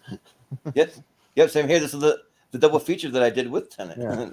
the New Mutants going against Just Mercy. So. All right, Jordan. All right. This was kind of interesting because, like, there were things to like about the New Mutants. Like, I didn't hate it like a lot of people did. Like, I thought that it was kind of like a like fun kind of different take on these characters. I like seeing Anya Taylor-Joy. I like seeing, I forget the guy from Stranger Things though that's in it that shows up that played Jonathan. But and yeah, it's an interesting movie. I didn't love it or anything, but I mean, on my double feature, I liked it better than Tenet, surprisingly. And Just Mercy, I haven't seen, but I really want to go see it because I heard Jamie Foxx just gives like a crazy like good performance, and probably Michael B. Jordan. From the trailers, it looks like they're both killing it. So, but part of me wants to vote for New Mutants, but man, like out of all the movies on this list, I kind of want to see Just Mercy a little more than a lot of them. So I think I'll even vote for a movie I haven't seen. I'll go Just Mercy, and why not? So, JPO. I'm kind of like with you, Sam, I've seen Just Mercy. New Mutants has moments here, man. It has moments of like, man, what could have been, because it does get a little sloppy, and especially towards the end here. So it's still kind of worth checking out, and like I wish what could have been. Just Mercy's a really decent flick here. I actually saw it because Vudu, not Hulu, but Vudu, was giving it away for free at one point. at least the Okay. rental. So I was like, okay, I kind of Nice. can't not now. And yeah, Jordan's really good. Jamie Foxx is good. And it's just one of those gripping tales of, an unfortunate, what happened to a guy just in the wrong place at the wrong time and, being completely innocent here. And to find that good fight. And I love, there's a good moment by Rafe Spall, who's the other attorney, who finally even he starts to break. And, he starts to realize everything he thought was true, might not be. You know what I mean? And he listens to the judge and goes, I'm torn. And there's just some great moments in here of, really of honesty and learning. And I thought Just Mercy was really good. So definitely check it out. And it gets my vote here. Just Mercy. Yeah, sounds good. Richie, what do you think? Could you potentially give a spoiler for the one? So maybe potentially it's going to be on the list that we haven't gone to yet. I just got reminded of this movie. Do you have that Crow prequel on here? Not Crow, the Craft. Craft. Yep. No, nope, it's not on here. Okay, I was going to rant about that. That movie sucks. Yeah, didn't I mean, quite make it. Yeah. Okay. Well, being of these two movies, I saw you went to the theater.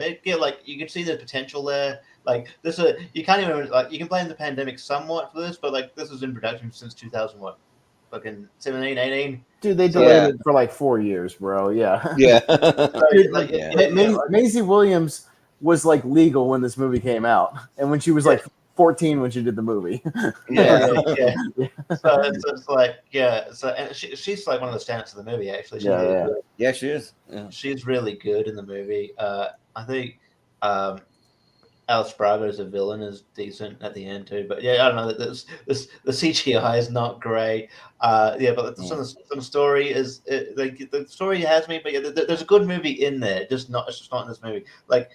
Maybe in a sense of Bloodshot, it'd be cool if this movie down the line is remade, because I think there's a good story to be told here. Yeah. So I would love to see a remake at some point. But Just Mercy, I've seen it. It's really good, court drama here, and I think it's great. I think it's one of my be doing good performances, and Jamie Foxx is really good. Brie Larson, I realize I'm just reading off the poster, but I'm not meaning to, I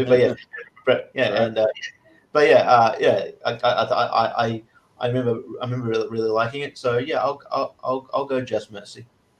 Yeah. Malcolm, what do you think? I thought Just Mercy was fine. It's one of those ones that didn't keep me sort of engrossed that much. But the New Mutant surprised me because I actually really did enjoy it for what it was. But I think that's partly because I wasn't expecting anything from it with it being delayed so many times. Yeah. Because I know it was a running gag for Dan Murrell at the stage. Was it was on his chart show, he kept on doing. It was right, so it's this many days till New Mutants. It just kept on going down until it started going up again. Yeah. Originally April 13, 2018 was the first release date. April of 2018. Wow. And it came out until August 2020. So it took 2.5 years. But it was delayed 7 times. And it was done. It had 7 different release dates. Oh yeah. February of 2019. It was even a running gag on Campia's show. He kept going well, here we are, another story about New Mutants getting delayed again. This movie's never going to come out ever. Yeah. But it's one of those ones most of the release date changes was because of the pandemic and all that. Well, what? No, hold on. If the movie's done and it had a release, it's done in 2017 because it had an early April 2018. Means it was fucking done. They could have released it any time way before the damn pandemic. You cannot blame the pandemic for that. I think this was a case where they knew they had a bad movie on their fucking hands, so they were trying to work out when to release it. Yes, but no.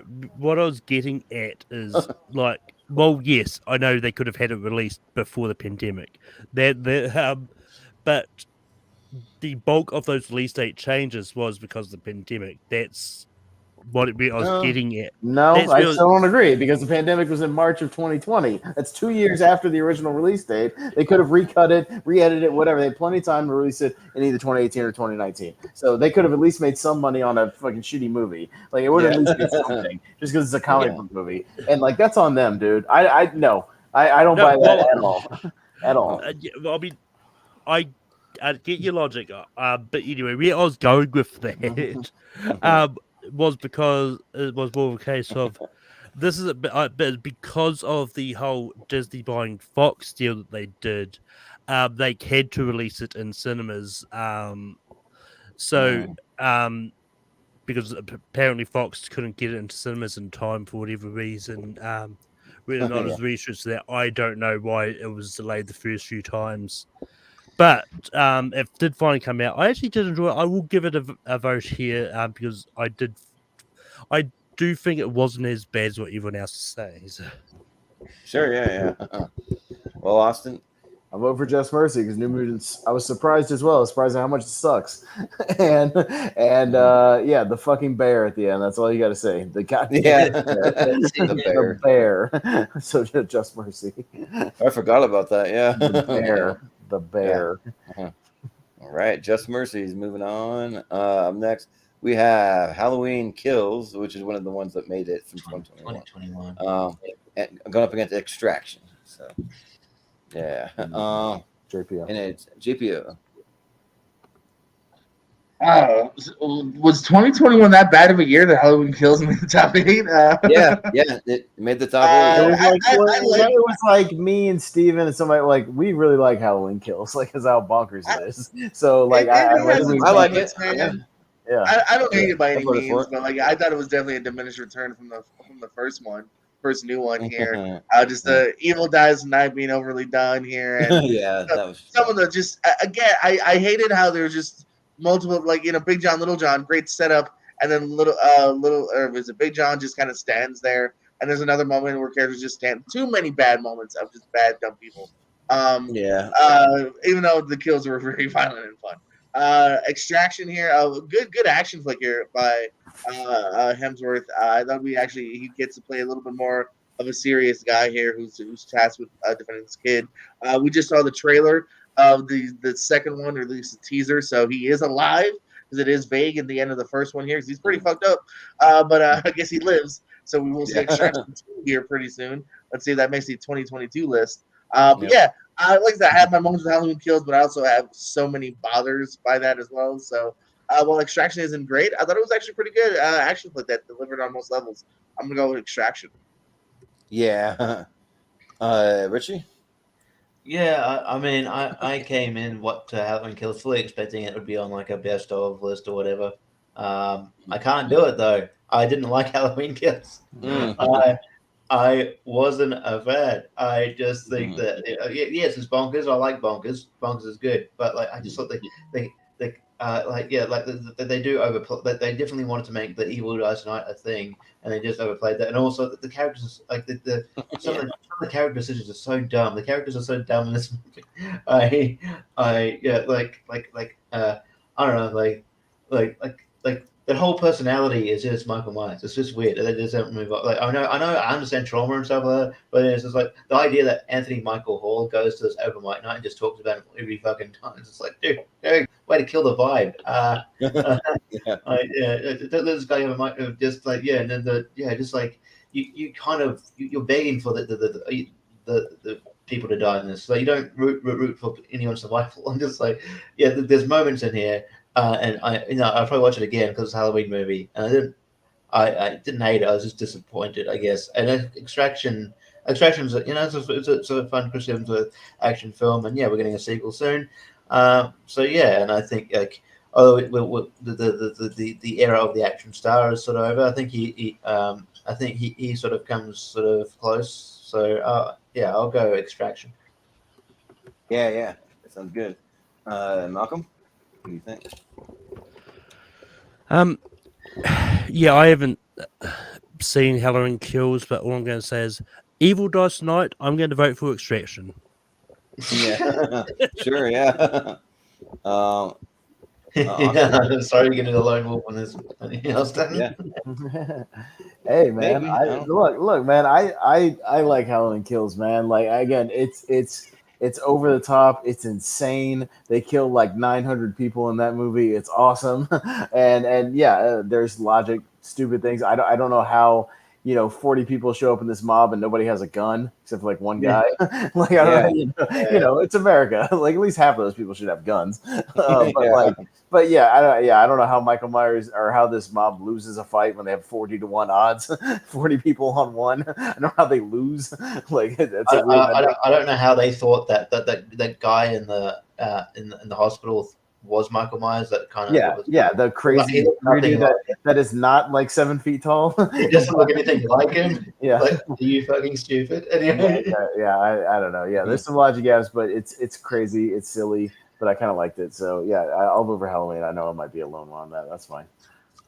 Well, I think you're going to be totally alone because I have not seen Extraction, so I can't really vote for it. And actually, had some fun with Halloween Kills. I mean, I didn't like Anthony Michael Hall at all. I wish they could have gotten back Paul Rudd to play Tommy, but he was filming Ghostbusters Afterlife, so they couldn't get him. But yeah, and like I wish, I mean, even if they could have shoehorned it, a way to have more Jamie Lee Curtis, but of course she's recovering from like multiple stab wounds. So, but and then they kind of play on a lot of nostalgia. Like he goes back to the house where the original murders took place, and they kind of play under that like big time and stuff. And like it's fine, but like I just like how brutal it is. Like he just like stabbing guys left and right. There's some kind of creative kills, and I think that it's fun if you. A woman shoots herself in the fucking face. That's awesome. That is funny. It was great. Yeah, but like like if you just watch it, it's just like some random slasher movie. Maybe you might like it even more, and like don't even think that it's like anything to do with Halloween. Like if you're coming in from like under a rock and you don't know it's Halloween, then maybe. But yeah, I still can't vote for Extraction. It's a movie that I meant to watch at some point, and like I kept like thinking like I need to go watch Extraction. And I've heard decent things about this Chris Hemsworth movie, and I just for whatever reason never did it. So I'll vote Halloween Kills. Okay, but it'll still be Extraction. Yeah, Extraction it is. But up next we have Run, which is a horror movie, and going to Eurovision. Okay, the Will Ferrell one. I haven't heard of either of these fucking movies. Oh, well, I'll tell you. Oh yeah, no. I'll tell you. I can talk about at least one of them. But all right, Richie, go ahead. Because I'll tell you about one. Well, Run is the same director as Searching, Anisha Ganti. Okay. It's about this true story actually.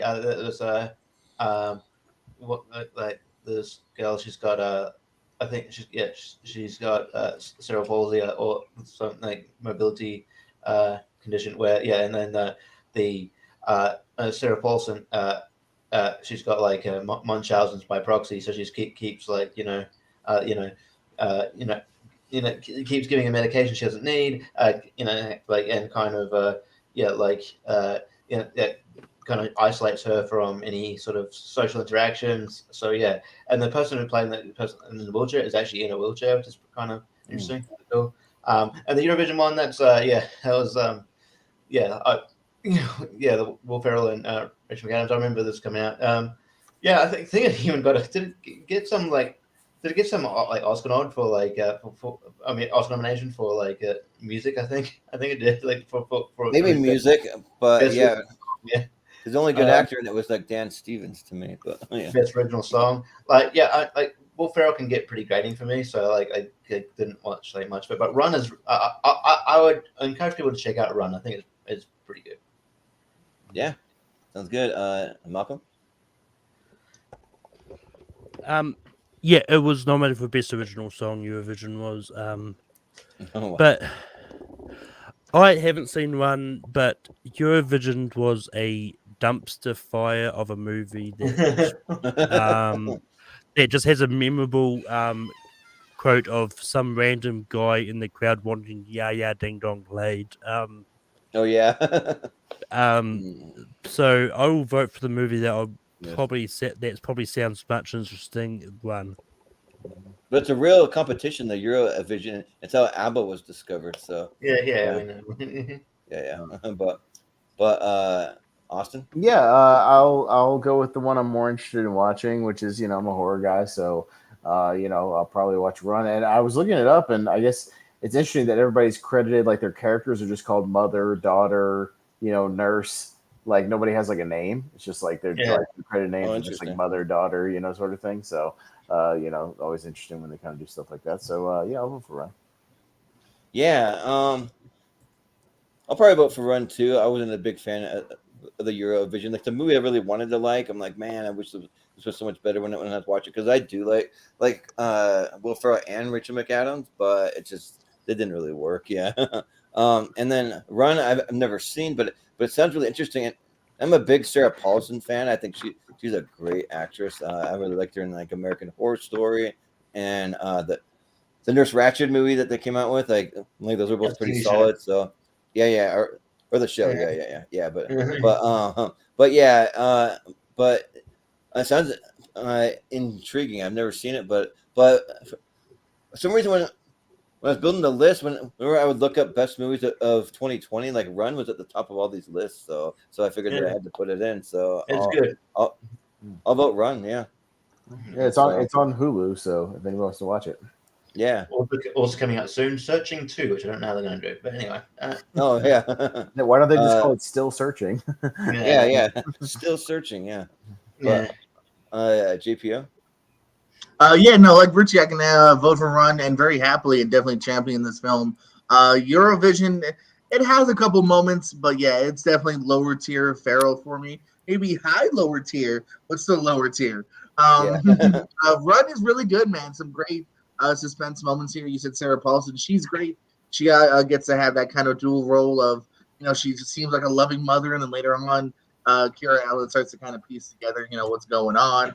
Richie mentioned she's truly in a wheelchair, and it props to her because there's scenes kind of like Misery where she's crawling and because she has to get out of it and out of her chair and like figure things out, and some great suspense moments here. Yeah, it's definitely worthy flick. I'm glad it's on here. So Run. Yeah, and to give Eurovision a slight amount of credit, like Dan Stevens, I actually did really like him, and he plays like a pretty good douchebaggy kind of guy, almost in like a way of like Pitch Perfect. They're like a competing band or singers or whatever, and then he's like the guy going up against it. So if you're into Pitch Perfect, you might like this. I don't know, you might. I'll just say might. So, but yeah, it'll be Run. I like Pitch Perfect. I hated Eurovision. Pitch Perfect. There you go. Perfect 2, Eurovision. Pitch Perfect 3. There's your rank. Yeah, right. That sounds about right. But we got Fantasy Island. Here you go, Austin. Oh, God. Going up against Emma. So who's first now? Malcolm. Okay. What do you think? This matchup does pain me because I know there's a lot of people that really don't like Fantasy Island out there. I thought it was fun for what they were trying to do. My God. Oh my God. Hey, look, it's one of those. I mean, when it comes to movies, I go into a lot of them with low expectations. Yeah, fair enough. Yeah. So it's why I might enjoy more movies that that other people don't really. This is one that I didn't have any expectations for. I like the fact that this could have been a really interesting like anthology sort of movie where it's a different person sort of tell the story, but this is one where they actually tried to sort of. I think they tried to do too much because they tried to have everyone's sort of story of sort of end up merging into one in the end. And I thought Michael Pena was really good as Rourke, really. Oh man, I disagree. Disagree. But that being said, when it comes to Fantasy Island, I actually think the new reboot of the series that they just brought out last year, I think they did a better job of sort of recapturing that spirit. But that being said, I really love Emma. I think Emma is a great movie. And I mean, I'm a really big period piece fan. I think Anya Taylor-Joy was really good at sort of capturing the spirit of this book. And like Bill Nye, who was, I think this movie is just delightful. So my vote is going to Emma. Yeah. Sounds good. Austin? Yeah, I had low expectations for Fantasy Island too, and it blew those low expectations right out of the water, and it was absolute shit. That movie sucks. It's awful. And unfortunately, it was the last movie I saw in the theaters before everything shut down. Like, again, I saw stuff later in the year, with Tenet or whatever, but like it was the last movie I saw from the theaters for like 6 months, and it was awful. Like, Michael Pena, I disagree. I think he's terrible in this movie. He's terrible. Like, I want you to take a shot every time he says the island in this movie, because he says it 900 times. The island, the island, the island. That's all he says. Awful plot twist. Awful twist, especially, this last third of this movie. Terrible, like, awful characters, too many characters. There's 90 characters in this movie. None of them are fleshed out. They're all bad. Just lazy writing. It's Jeff Wadlow who did Kick-Ass 2, so it's like bad direction also. Really shit movie. I don't even like period piece dramas, so I'll vote for Emma, even though I don't like period piece dramas, because Fantasy Island might be one of the worst movies I've seen in the last 5 years. Awful. But just to clarify, Austin, you didn't like it. Yeah, I didn't like it. I didn't care for it. No, it wasn't my, Richie, it wasn't my cup of tea. Okay. Yeah. It wasn't for me. Well, man, I've been feeling like I'm about to sneeze for the last 5 minutes. Maybe I'm allergic to terrible movies. I don't know. Yeah. But we'll see if it comes out. But and I didn't see Fantasy Island. I just heard really bad things. So, and it was around pandemic time, so I'm like, I'm not going to waste my time with it. But Emma, I don't really like period piece dramas that much either. Like, I kind of like. Sometimes when they add some like humor to it, like they had the Apple Plus series, the Dickinson, I kind of like that because they add a little more humor and stuff into it. And they try doing this, I think, but it just, I don't know, it didn't really interest me. So I haven't seen either one. So I'll still vote Emma just because I probably will never see either one of these, but Emma, why not? Sure. But JPO? I haven't seen Emma. Not a big period drama guy, so it takes a lot for me to necessarily go out of my way to see it. Pez isn't too wrong. Fantasy Island is not great, so I don't know. Do I go with the one I haven't seen? I didn't hate it. I don't know. Yeah, Michael Pena is weird, man, because this dude is either fantastic or like movies like this and Jexy, it doesn't work out. Yeah, Jexy. Oh man, that's bad. Yeah, and I don't hate that movie, but like he is like over trying in that movie. Like, so Michael Pena is such a weird actor to me, where I'm like, sometimes I kind of hate him, and sometimes I think he's fantastic. Also, I'll give it a Fantasy Island because I've seen it, and I think there's some okay moments. Like what? Name one good moment in that movie. It's an intriguing premise that could have been done better. And what's her name? Maggie? Who's the other actress? Maggie Q. Maggie Q is good. No, she's not. She's going through the motions. She's half asleep during that movie. All right. Well, I've seen it. I'm voting for it because I've seen it. Yeah. That's fair. All right. Well, it'll be Emma. I haven't. I'm voted. He hasn't voted. Yeah. Oh yeah. Sorry. Okay. What do you? But maybe keep it there. Keep it there. But I was gonna say.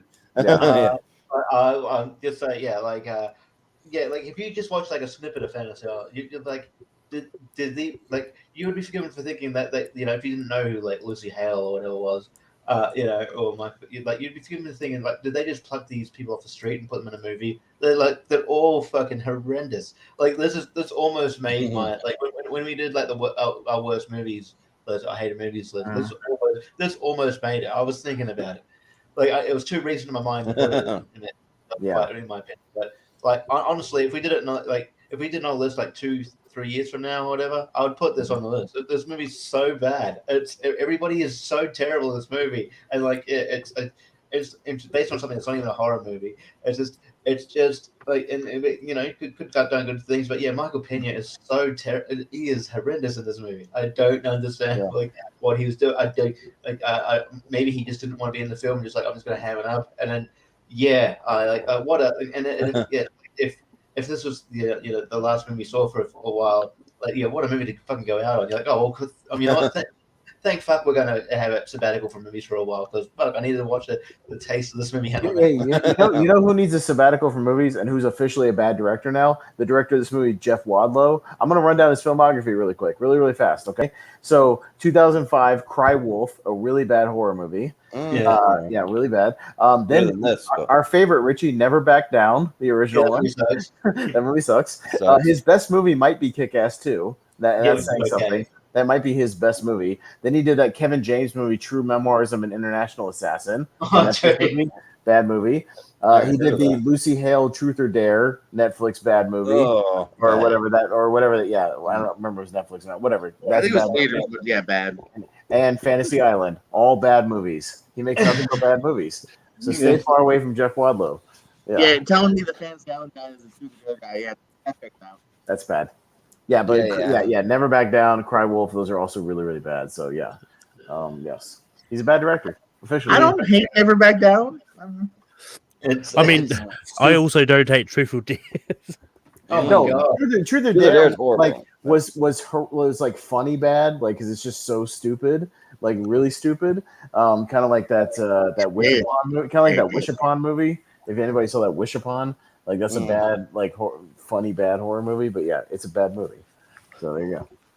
So I just feel like when they're like making this movie and they're like in the editing bay or like trying to do like the effects or whatever, they gotta know like we even release this thing? Is this even like something we can release? It's that bad. They release them because they cost like $10 million. They're almost guaranteed to make money at least. They gotta try to make their money back, I guess. Yeah. I mean, as I said with Fantasy Island, that could have been like different had they kept the spirit of the TV show and made it just like an anthology series, like 3 segments, and each segment is a different. It should just be a TV show because the original was a TV show. Yeah.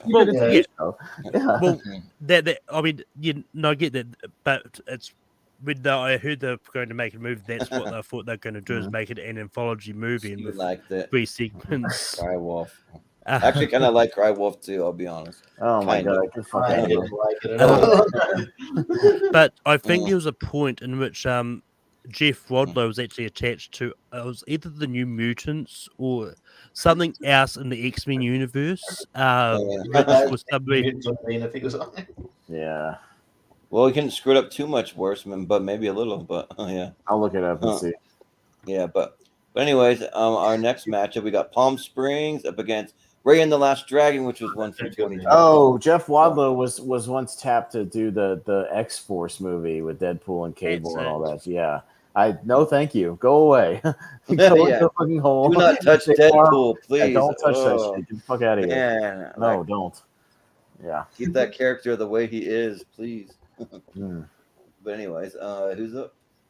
Oh, sorry. Me. I went first on that last one, so probably you, Austin. I didn't see Ray and the Last Dragon. I don't watch a lot of current animation. It's just what I do. But yeah, I like Palm Springs a lot. It's one of the better time loop movies to come on in a long time. And yeah, good stuff. Very, very enjoyable. So Palm Springs, for sure. Yeah. Well, I've never seen Ray and the Last Dragon, but I pick one app on my phone to just kind of when I'm like really, really bored and I have nothing going on. I try not to overload my phone with too many apps, but I pick one game that's a time waster. They got this game called Disney Battle Mode that's actually pretty decent, and you can be the dragon and Ray and like a lot of cool characters, and that's fun. But I don't know much about the movie. I just know that the characters look cool. But so I'll probably see it though. Like it does look like a pretty decent movie, but Palm Springs, it's like one of the better time loop movies that's ever been made. It's kind of like that, Groundhog Day, and Happy Death Day are like my 3 kind of go-to time loop ones. So yeah, I'll vote for Palm Springs. Pretty good. And also, what's her name from How I Met Your Mother? Christina Milioti, she's really good. So yeah. When I was watching the movie, I kept going, why do I recognize her? And she's in Wolf of Wall Street. She's like Leo's wife that like gets pissed off with him and like leaves the movie halfway through. Oh, she is. Yeah. You know, who the hell are you, Jordan? You're not even the same person. And then she's like, all right, I'm out of the movie now. Bye. And we never see her again. Yeah. So, yeah. Well, Jordan, what do you think? I got some love for Ray and the Last Dragon. Thought it was a pretty decent flick here. Kind of high on that list, but I love me some Palm Springs here, right on my alley.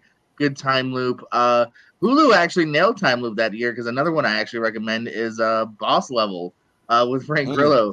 It's Yeah, actually that like was good. really a lot of fun. The Good time loop, time yeah. loop with him, Mel Gibson. But yeah, this thing's so much fun here. I love Sandberg is so great as kind of this drunken past character who's been through everything here. The way he meets, or at least we meet him meeting Milioti is quite funny here. The choreography of him going through the dance club or the dance floor. I love the relationship with him, J.K. Simmons here. I wouldn't even mind seeing like I don't know, just there's an interesting world that they kind of built here, and I love the R-rated Sequel, yeah. twist on this. So Palm Springs. Yeah, they've had some kind of like randomly a lot of time loop movies. They had like that some bad ones. That naked one with Marlon Wayans. They had that one. They had the like photo booth one with what's his name from. Yeah, Adam Devine. Yeah, also a Yeah, that Netflix Divine. one. Yeah. Yeah, they had that one. So yeah, there's been a few of them, but yeah, it's one of the better ones. But Richie. Yeah, I actually, I'm on the whole though. I'm enjoying the fact that like time loop movies are sort of making, becoming a bit of a trend here. I think like for the most part, the people have used the premise pretty well, and yeah, Palm Springs is really good. I think it's one of the Andy Samberg's best performances. And yeah, like I don't know how you do a sequel, but I'd like to revisit the world again. And I haven't seen Ray and the Last Dragon, but I'll probably will at some point. So I'll go Palm Springs. Yeah, Malcolm. Yeah, I think Happy Death Day reinvigorated the time loop genre and kind of gave it a kick started again. I mean, I really think Round Legend is a good movie, but just had to go up against Palm Springs. So yeah, Palm Springs I guess my vote. Palm Springs might win this whole thing. Honestly, I think it's got a good chance. Yeah, it's pretty good, but yeah, I think we got some of these animated movies in our 2020. We had Jacob Barber on. I think we had Jen Kemp, and they're voting up all the animation. But Palm Springs, moving on. Right. Then up next we have Greenland. Oh yeah, I love Greenland. Up against the Way Back. Good as well. Yeah, two good ones. So who's first now? You. Jordan. I like how the posters are the same color palette, kind of. Anyway. Yeah. That's it. Yeah, and then two guys about the same age with beards, like it's like those basketball lights almost look like little meteors about to come down. Like it's all kind of Also, look, Ben Affleck and Gerard Butler look like they're both looking in possibly the same direction. Yeah, exactly. Yeah. I still got around to seeing Greenland. Like I really want to see it because a lot of people in the community have been pretty high on it. So yeah, it's been a while since we've had a really solid, decent disaster movie. So I'd be and it wasn't Gerard Butler and Geostorm. That's for damn sure. Yeah, yeah. Well, so I mean, and Gerard Butler's kind of hit and miss. Like he'll have two or three good ones, and he has like a stinker, and then he kind of just goes back like that. But the Way Back though, I actually really like, and probably just as a basketball fan, even more. Like I really like that he kind of found his way. Being a coach, he's kind of dealing with some real life alcoholism stuff, and so he wanted to make this movie. This is like the first thing he did after playing Batman. So I'll give some love to The Way Back. So yeah, how about that? But Jordan? Yeah. What's the name of the Gerard Butler one again? Greenland. Greenland, yeah. Greenland. Okay, I was like, let's say Green Zone. I was like, well, that's a different movie. That's my David. Yeah. Greenland actually was a little.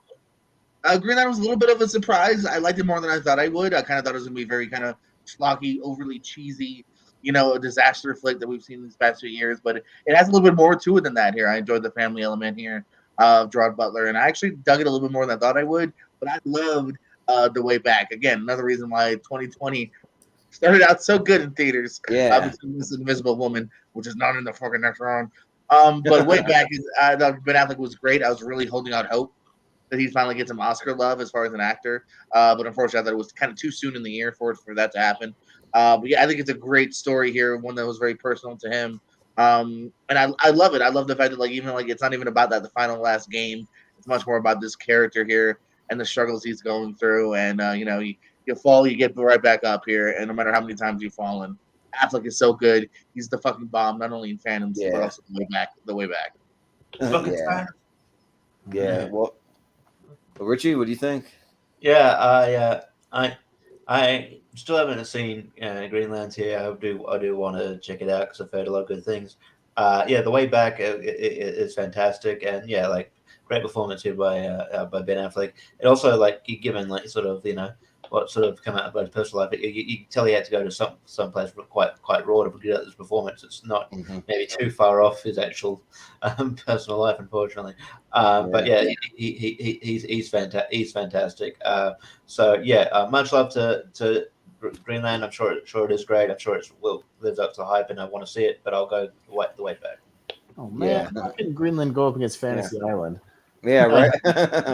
Yeah. Well, Malcolm, what do you think? Just in regards to what Jordan said about the Oscars, well, yes, it did come out really early in the year, but also I think if the Oscars hadn't extended the eligibility time period for the 2020 year to I think it was about end of March 2021, they extended it a little bit just because they knew that like a lot of the Oscar caliber movies still had to be released and stuff. And just because the pandemic pushed everything around, he probably would have had a better chance. But that being said, I personally, I still believe that he can't have been that far off. I think he was probably just outside that top 5 with Nicolas Cage, and actually no, Nicolas Cage is the other one. Anyway, I mean, I enjoyed the way back. I thought it was pretty good, but I really like Greenland. I did not expect to like it as much as I did, so I'm going to go Greenland. Yeah, sounds good. Austin. Yeah, I know no disrespect to the way back. It's a good movie, but like I've been a champion of Greenland for like a while. Anybody who's seen, me and Jacob talked about it on a podcast about movies. I've talked about it ever since I saw it.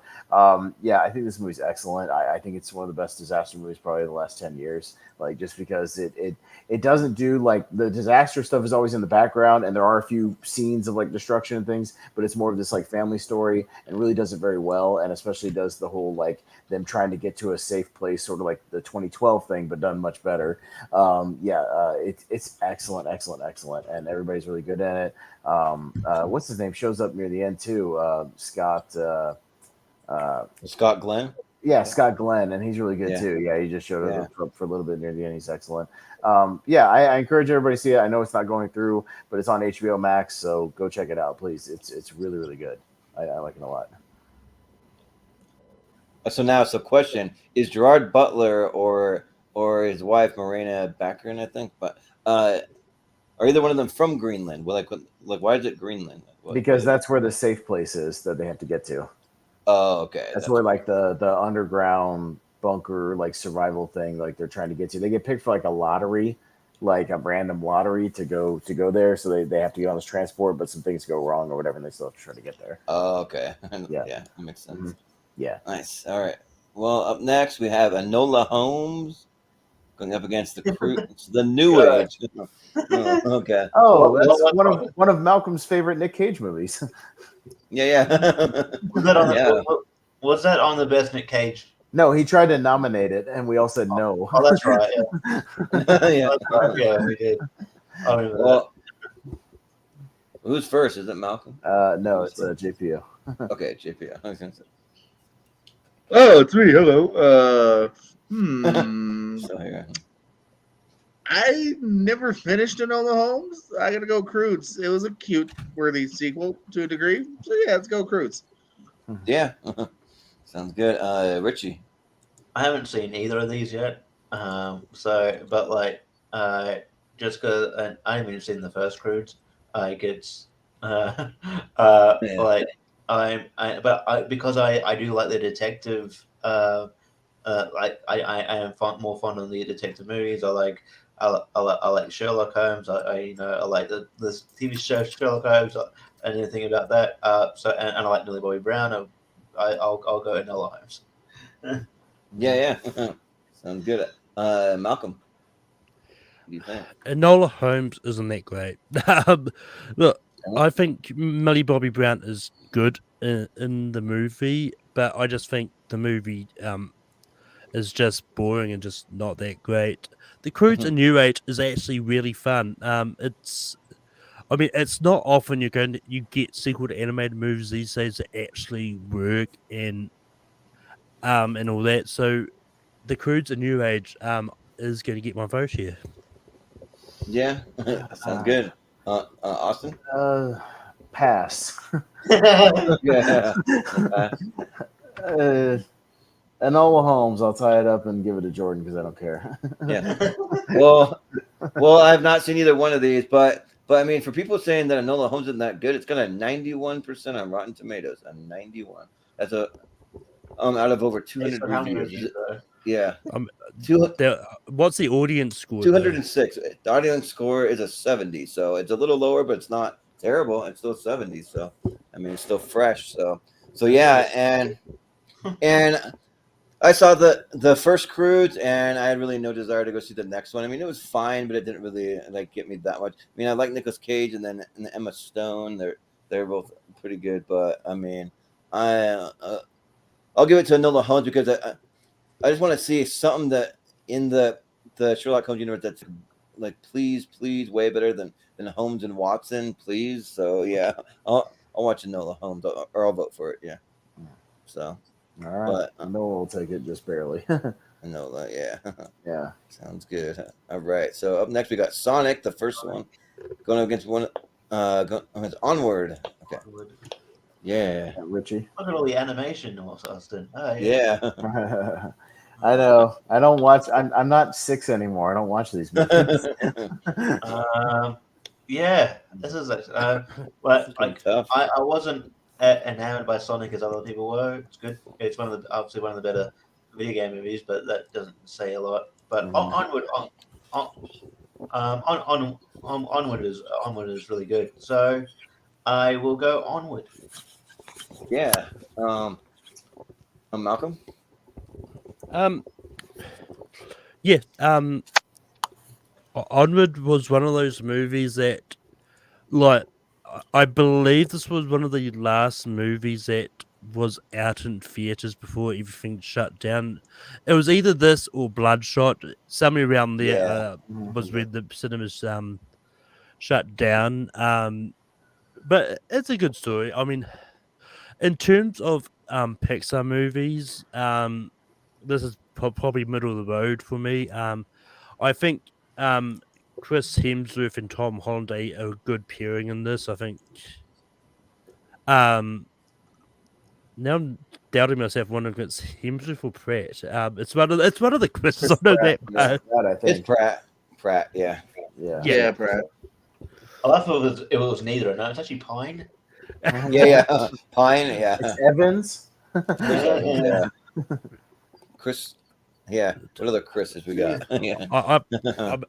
But that being said, yeah. Sonic was a big surprise. Like, I'm never been a fan of the video game of Sonic. So when I heard there's a movie, I pretty didn't care and was not really looking forward to it. I thought, I'll go see it. It's got Jim Carrey in it. It looks decent. I'll go see it, not expecting much out of it. I enjoyed this more because Ben Schwartz actually made the character Sonic tolerable for me. So because this is showed that Jim Carrey is sort of back on form and is back to his crazy Jim Carrey self, I'm gonna go Sonic the Hedgehog. Yeah. Austin. Do you guys remember when Pixar movies used to be an event? Like, it used to be like a big deal when a Pixar movie's coming out. Now they put before out the pandemic. Now they put out I just think now they put out like 3 a year and nobody cares. And they also it used to be they also used to schedule them more carefully. Like they'd put one a year sort of thing. You know what I mean? No, it's like a couple of years. And it's just not. And the quality's gone down ever since Lasseter left, and I don't know, man. I watched like 15 minutes onward, and I couldn't do it anymore. I just turned it off. Like I'm sure we'll get to another one that's on here. I think Soul is on here somewhere. Mhm. Yeah, I don't think it's on there. I think I it's mean, it should be. 2021. it should be. It was Soul's not on this. No, Soul's Tesla and 2020. Fantasy Island. Maybe it's not. For some reason, I thought it was 2021, so that's my bet. Oh my God, So- no, it's 2020, man. Yeah, it's Soul. Someone fact check Maybe- this list, please. I don't know. Well, yeah. It's one It movie. could have come actually. on. Well, there's a couple other big ones that haven't come up Well, yet. that's a big You can movie, say bro. it, but Big I Soul. know, but could have won this whole fucking thing. Yeah. Is the father on this? The Father, no, the Father's not on there, even though it won. You mean an Academy Award-winning movie is Yeah, on here? Award either? winning. Well, Come on, dude. So the Father is No. its wide release was 2021. So Don't pull that shit. Depending if it's on that, depends. Yeah. Well, it's fine. All right. Well, who's voting right now? Sonic, whatever. Sure. Okay. Yeah. Yeah. I mean, we can sub one for Soul. I don't care.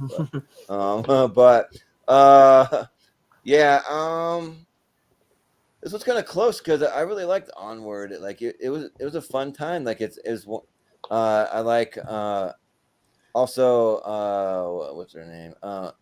Octavia Spencer as the Manticore. I thought that was fun. Julie Louis Dreyfus playing the mom too. So yeah, but Sonic, like I don't know, like Sonic was just a big surprise. Like I didn't have very high expectation. I thought it looked maybe kind of cheesy, especially after the whole thing where they had to redesign the whole look of Sonic and everything.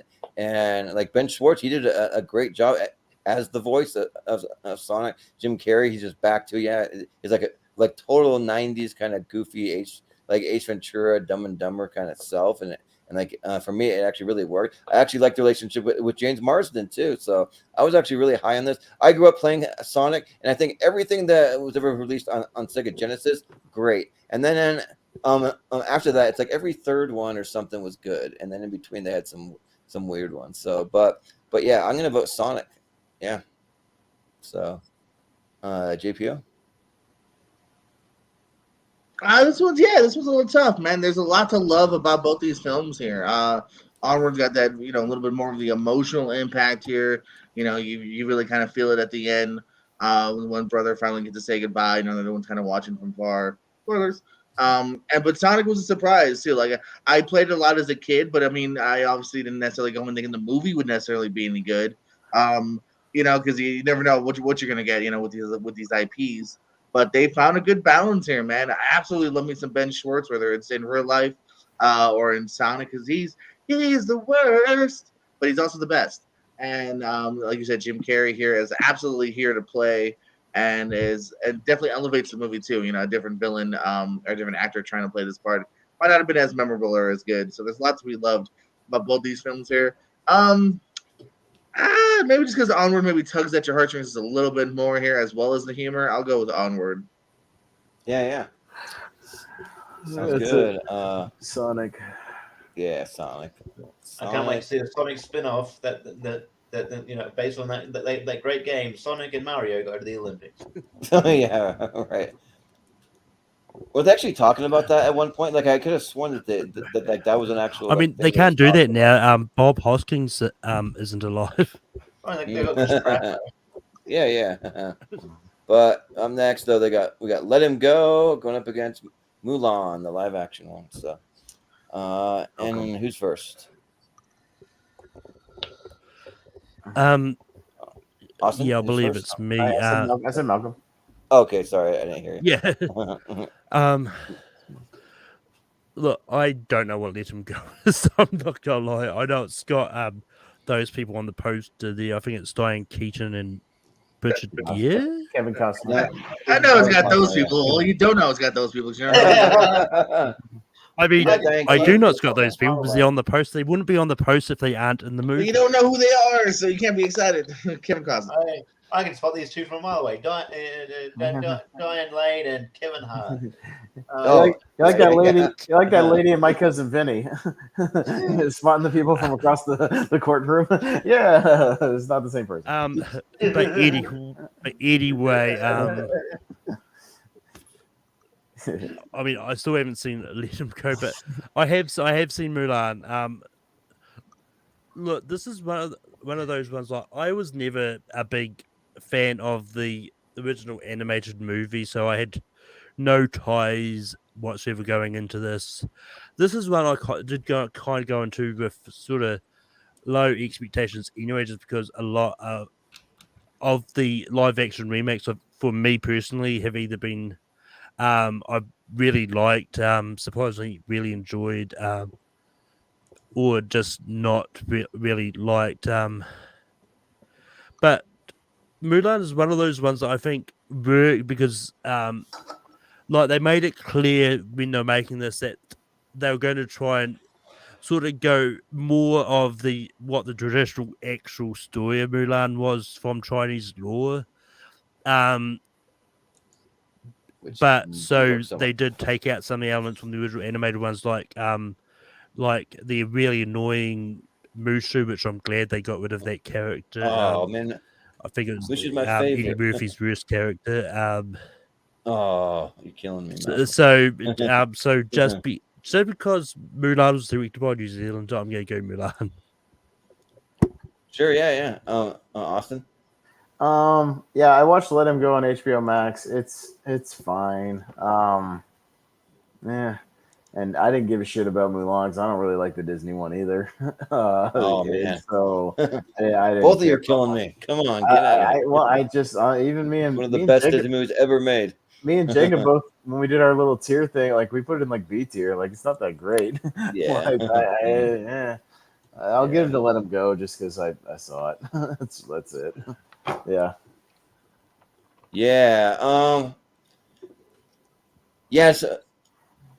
So now I'm just feeling bad that I left freaking Soul off of here because I want to vote for it. I want to put it in. So I'm like trying to find a graphic to see if there's a way to get it in here, but I don't know. But we'll think about it. But and yeah, I've never seen Let It Go. Or Let Him Go. I don't really even know that much about it, but it had some big names in it, so I threw it on here. But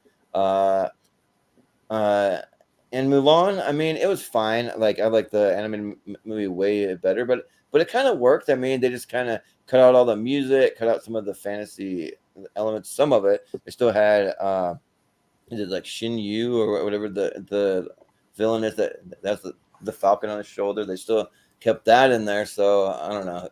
But I'll vote for Mulan just because I don't know anything about Let Him Go. So quick question: don't worry about. Did you have Salt in your 2021 tournament fights that you did? No, like for some reason I consulted about 4 different lists for this, and for some reason none of them had Soul on the list, not a single one. I'm like, what the frick? Why do you not have Soul? I just googled best movies of 2020, and Soul was on like 8 of them. No, weird. Well, not the ones I looked, I guess. I don't know. It's the 3rd highest rated movie on Rotten Tomatoes from that year. Yeah. I know. Yeah, it should have been on there. I don't know why. If you just go to Wikipedia and just type films released in 2020, they'll be all listed. And okay. Yeah. Yeah, but I've had some issues with Wikipedia. I'll volunteer to because collaborate Wikipedia's made by the next time and double check the list. Yeah. But anyways, yeah. I vote Mulan, but Jordan? Yeah, I started Mulan a couple times, kind of bored me, didn't finish it. Let Him Go, well, it does slog in the middle, has a really nice end and some good performances here. Leslie Manville's actually quite good as kind of the main lady stopping him from getting the kid back. So it has its moments, so I'm going to go with Let Him Go. Yeah. Richie, did you go first? No, I haven't gone yet. Okay, yeah. Yeah, like, I mean, I think, yeah, like, I don't know, I was sort of looking forward to Milan, but the other than it's like, I heard all these like bad things about it. Like Nikki Caro did an interview saying, "Oh, it's like more, grounded in reality or something." But then like you got like her doing all these like freaking like actually having powers or something. I saw some clips or something where it was like, okay, that's not, it's not really that doesn't really end fatal to the actual Milan. But yeah, I know, and then I know about Let Him Go a little bit. I remember it coming out, but yeah, I'll just go there. I'll go Let Him Go. Yeah. Well, I don't know if they're trying to have Mulan sort of more grounded in reality. No, let him. I think Let Him Go got the most votes. Jordan. Let him go. Got the most votes. Yeah. Oh, it did? Oh, for some reason I thought you guys were all saying Milan. I thought like the last. No. I thought the last 3 people voted for it. All right, sorry. Yeah, that was my bad. Yeah, What I was about to let say him go. about Mulan, I don't think they were all trying right. to have it grounded. So, okay, you don't need to squeeze solely. I get it, but when we go to 2019, look up We can squeeze Oscar it movie. in. Look up Oscar movies first, then work backwards, and box office movies first, then work backwards. Because like Soul won 2 Oscars. Like that should have stuck out. You know what I mean? And one best animated feature. Like that should probably be on there. Yeah. Right. So No, it should have been. Yeah, but yeah. like when it comes to like the father, like I'm not gonna fight as hard for that because I got kind of bored by that. But I mean, And you can't hear, but it's still a twist. That's you. Like I understand, like it is what it is. Like no one's gonna condemn you, but don't say like it's not on because it bored me. Like, well, no, that I was didn't also leave it a off. mistake. That's subjective. Yeah. No, I didn't leave it off on purpose. I'm just saying it. I'm gonna. I know. Well, the way you worded it just now made it seem like you almost did. It is what it is. But yeah, now that definitely should be on there. That's the actor winning Oscar of that year. Yeah. Well, we got Love and Monsters and Sound of Metal on here. Sound of Metal was nominated. You got one of the other ones, huh? Yeah. So, who's first this time? Me. Yeah, I did. I think I did watch The Sound of Metal. Come to think of it, I think it was on like Hulu or something, and one of my podcasts recommended Amazon, I think. Or whatever it was. Just one of my podcasts like recommended it, and I ended up watching. It's really intriguing. Yeah, I like a good documentary. I don't watch a ton of documentaries, but I when I get good recommendations, I'll watch it. It's not a documentary. It's not one. It's not. No, it's Riz Ahmed. No, that's yeah. Is it like based on a true story or something? Maybe. Oh. I can't remember. Okay, I must be confusing it with like that band called Death or something like that. I don't know. Whatever. Something like that. I know. That the guy. He's got like he's getting hearing loss and he's turned to. Yeah, he's got hearing loss and he's still playing music or whatever. Like, okay. I know I saw this movie. I can't. But it was. I might have just had it on in the background. I didn't see Love and Monsters though, even though Chris Scott thinks it's like a 10 out of 10. Which I'm pretty sure that's true, right, Jordan? He thinks it's like a masterpiece of cinema or something. Yeah. Or that and Monster Hunter. Yeah. Okay. I don't know. I didn't watch that movie, so I'll focus. Yeah. Well, I'll say Love and Monsters is a hell of a lot better than Monster Hunter. I actually really like Love and Monsters, and then I'm a big defender of Dylan O'Brien. I think he's a great actor. He's like I like almost everything he's ever done, and then you have Michael Rooker in there being the guy that like basically he's like in a post-apocalyptic and they're living underground, so they can't go up because there's so many creatures and monsters that will kill you if you go up there, but he decides to go up because he's in love with this girl, and he goes on this journey to go find her because he finds her on a radio because he thought she was dead or like didn't know what happened to her, and then he meets Michael Rooker and a little girl that are surviving up on the surface, and he teaches them how to fight and stuff, and there's some pretty cool stuff. I really like it. I've never seen the Sound of Metal. I know is one that was nominated for Best Picture, but I just haven't seen it, so I'll vote Love and Monsters. So, but JPO. Yes, The Sound of Metal. It's a great leading performance by Riz Ahmed, who's potentially going to lose the thing that he loves and that struggle with that. I was really charmed though by Love and Monsters here. I kind of like the universe they built here. You kind of already set up. Michael Rooker is a really fun supporting actor that pops in, for a chunk there. Dylan Bryan, a good leading actor here. I think he's starting to show, his chops as whether it's supporting or leading, and he does great in this lead. So I gotta go Love and Monsters. Yeah. Richie. Yeah, I saw Love Monsters not that long ago, maybe a couple months ago. And I enjoyed it for what it is. It's pretty decent. Dylan O'Brien is a good leading man. It's also a good you can almost do it. I don't know if there's enough movies, but you could almost do like a own tournament fight, sort of like a man and his dog movies. And yeah. You did and that, like yeah. this is a good one of them. Yeah, Yeah, and like I Am Legend, a bunch of those, yeah. yeah. So Call yeah, of like, the Wild, which is bad. yeah. Yeah. This is like but this is an actual dog, and he's pretty cool. Is it, no, and yeah, no, this movie's pretty fun. The villain in this, I swear to God, it was like I thought it was. There's this like comedian here named Alex Williamson, who's a bit of an outlier. He's been glassed a few times by the audience, and I thought it was him. Like, how the fuck did he get this role? Yeah. But no, it's not him. But it is a dude that he's been on like soaps here, like Home and Away and stuff. But yeah, it's not him. But yeah, I enjoyed the film, and as much as I mean, I'm really intrigued by Sound of Metal. I really like, love the premise. I haven't seen it yet, so I'll go Love and Monsters. Yeah. Sounds good. Malcolm, what do you think? By the way, Richie, A Man and His Dog movies, would that Jet Li movie Unleashed count when he's like playing Bob Hoskins' dog?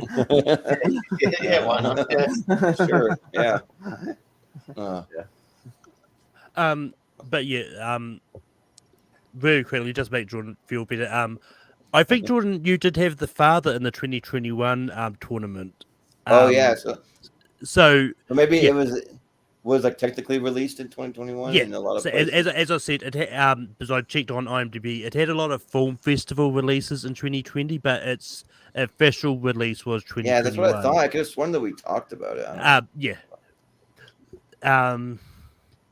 But it's still sad to find out that it didn't make the top 8. But that being said, I have seen Love and Monsters. It's a decent movie. I haven't seen Sound of Metal, but I'm intrigued by it. For something to go Sound of Metal. Yeah. So, but it's still Love and Monsters, I think. So Yeah, just barely. Yeah, Love and Monsters. If we come across like a movie we think is all bad, we could just say it's so. I even have a picture pulled up, so if everyone is agreeing on it, I'd be up for it. But We already passed Fantasy Island. That's the worst one. yeah, but didn't get voted. I mean, if we'd found this out when we got to Tesla. Oh yeah, right. It's Yeah, a fucking easily. Tesla movie. Yeah, But nobody yeah, gives a shit about. But we got Yeah. Birds of Prey up against Nomadland. So. Yeah. All right, Jordan. Yeah, I haven't seen Nomadland, but I really want to because I'm a big fan of Frances McDormand. Like, I think that pretty much anything, everything I've ever seen her do, she just kills it every time. She's a great actress, and like Three Billboards or Fargo, like some of those. But man, and I'm almost tempted to vote for it anyways. But like Birds of Prey, I actually really like Birds of Prey. I liked it better than both Suicide Squad movies, actually. And like I just had fun with it, just seeing the all female cast. I like a lot of the stuff where they're skating around on the roller skates and having the big battle scene and just some of that stuff. And actually like Ewan McGregor as the villain. He plays a pretty decent villain that kind of just upset about everything, screaming. There's a lot of screaming for Ewan McGregor, which you don't get to see a lot from a lot of characters he's played in the past. So, but I'll vote Birds of Prey because I just haven't seen Nomadland, but it's on my radar. I'm gonna watch it. So, yeah. But Jordan. Well, if you love Frances McDormand, watch Nomadland, where you get to see her shit in a bucket. Clean that shit. Ooh. And have lots of mundane conversations. Yeah, it's one of those Oscar movies that there's some really good moments. There, Was it really the best picture of that year? Really? Yeah. Large parts of it's very much in the day of and watching her just kind of do stuff. And if you told me this was a documentary, I'd probably believe you. I believe they even casted several people that aren't actors for the other smaller parts here. So yeah, it's not a movie that really won me over. It's not something I would revisit. So I'm going to go with Birds of Prey just because of that. It's a fun one. It's a very easy one to revisit here. There's a reason why we've had Robbie now three times now as Harley Quinn. I'm looking forward to seeing even more of her as Harley Quinn here. Fun. Also kind of an ensemble piece as well here. Kind of like Suicide Squad. They throw in Canary and Winstead's character and Rosie Perez and the young girl. And like you said, McGregor's a lot of fun. And Chris Messina as his henchman is also really fun. So Birds of Prey. Yeah. Richie? Yeah, I sort of view No Man's Land the same way I do something like Boyhood, where it's like, yeah, it's cool, like it made me a cool concept, like Boyhood's a cool concept, cool time capsule, but like when you don't, like and No Man Land's, like a cool, it's cool to see this like world, like this No Man, like this world of how No Man's live, but like when you don't have a story around that, it's like it's just like okay, like it's like yeah, like I don't think there's much of a story around No Man Land. So, okay, cool. She decides fuck it, Linda lives that lifestyle, and it just sort of, gets old after a while. So okay, not much happening. I'm not even I'm a bit of a fan of Birds of Prey. I'm going to vote for this reason, and it's the late Shad Gaspard did stunt work on this, and R.I.P. Shad Gaspard. So Birds of Prey. Yeah. Brooklyn, we're bringing it back to you. It's like somebody got lost coming home from Banana Republic. Those sketches they did before they debuted, really good. Well, Malcolm, what do you think? Yeah. So the one thing I will say for I really did enjoy Nomadland for what it was. It was just a lot of fun. I don't think it deserved. Fun's how you describe this movie? I love how this podcast is just. I mean, this show is just like more than usual. Just dunk on Malcolm's everything Malcolm says. If you like the movie, I get it, but fun is I've never seen it, so I can't tell you if it's fun. I don't know. It doesn't sound fun. I don't mean fun in that sense. Anyway, sometimes the question mark is just why I keep coming back. But Malcolm just watched Schindler's List for the first time. It was really fun. It was a good time. Welcome to the dream, a chuckle fest. Oh yeah. Yeah. We need to talk about Kevin. No, we need to talk about how funny that movie is. Yeah. I'll be on our podcast, Malcolm. We're doing movies that make us cry, and you can find some fun ones. It'll be some comedies that make him cry. It'll be comedies. Yeah.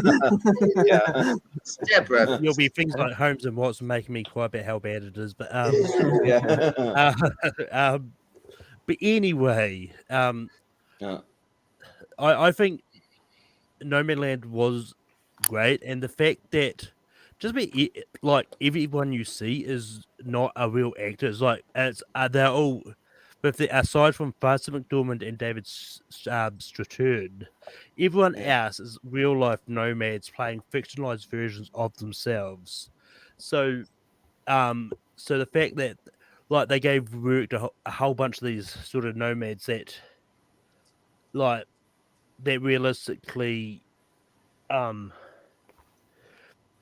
do this for a living, I think is a good touch, sort of give a touch of realism to this thing rather than having all these sort of big name actors trying to play nomads and all that. But that being said, I don't think Nomadland was the one that should have won Best Picture. I think the father, Promising Young Woman, Sound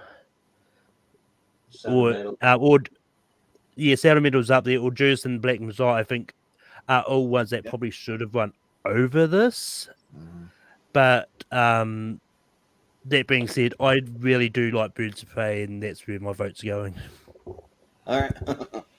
Sounds good. So, Austin. I wasn't over the moon about Birds of Prey. I thought it was fine.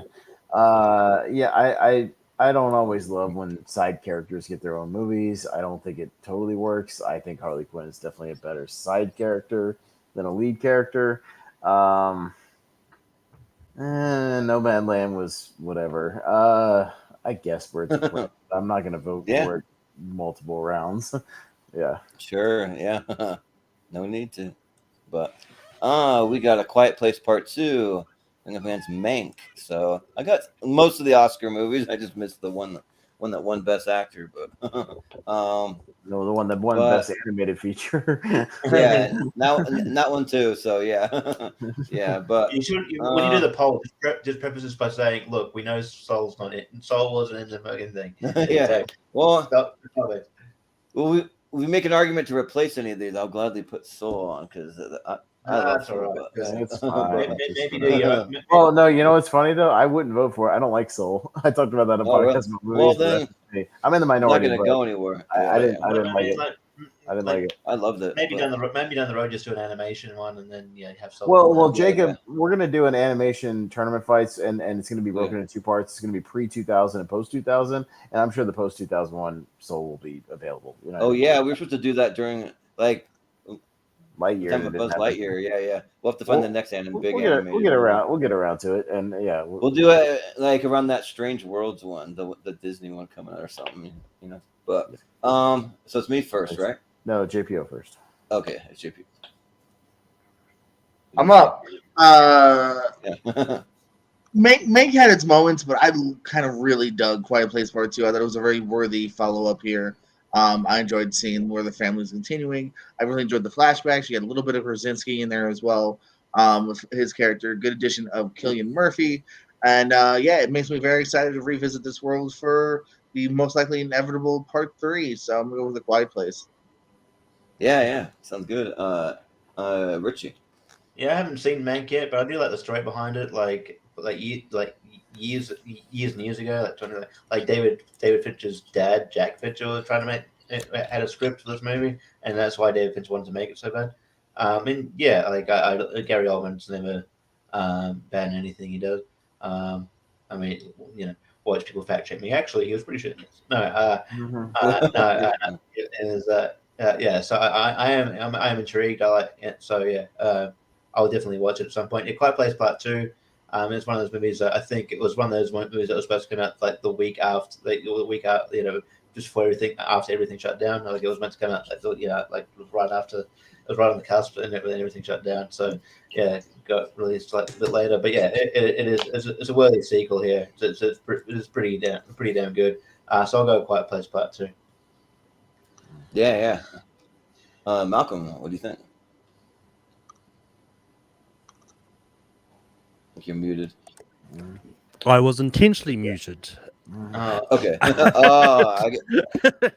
see what you did there. I see. See, that's just thinking.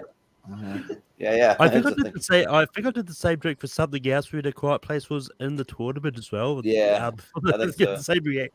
But that being Earth to Malcolm. Yeah. Look, Mank was a good movie. I mean, I'm one of those ones that really didn't care about the original Citizen Kane. That they were modeling this biopic about, and all that.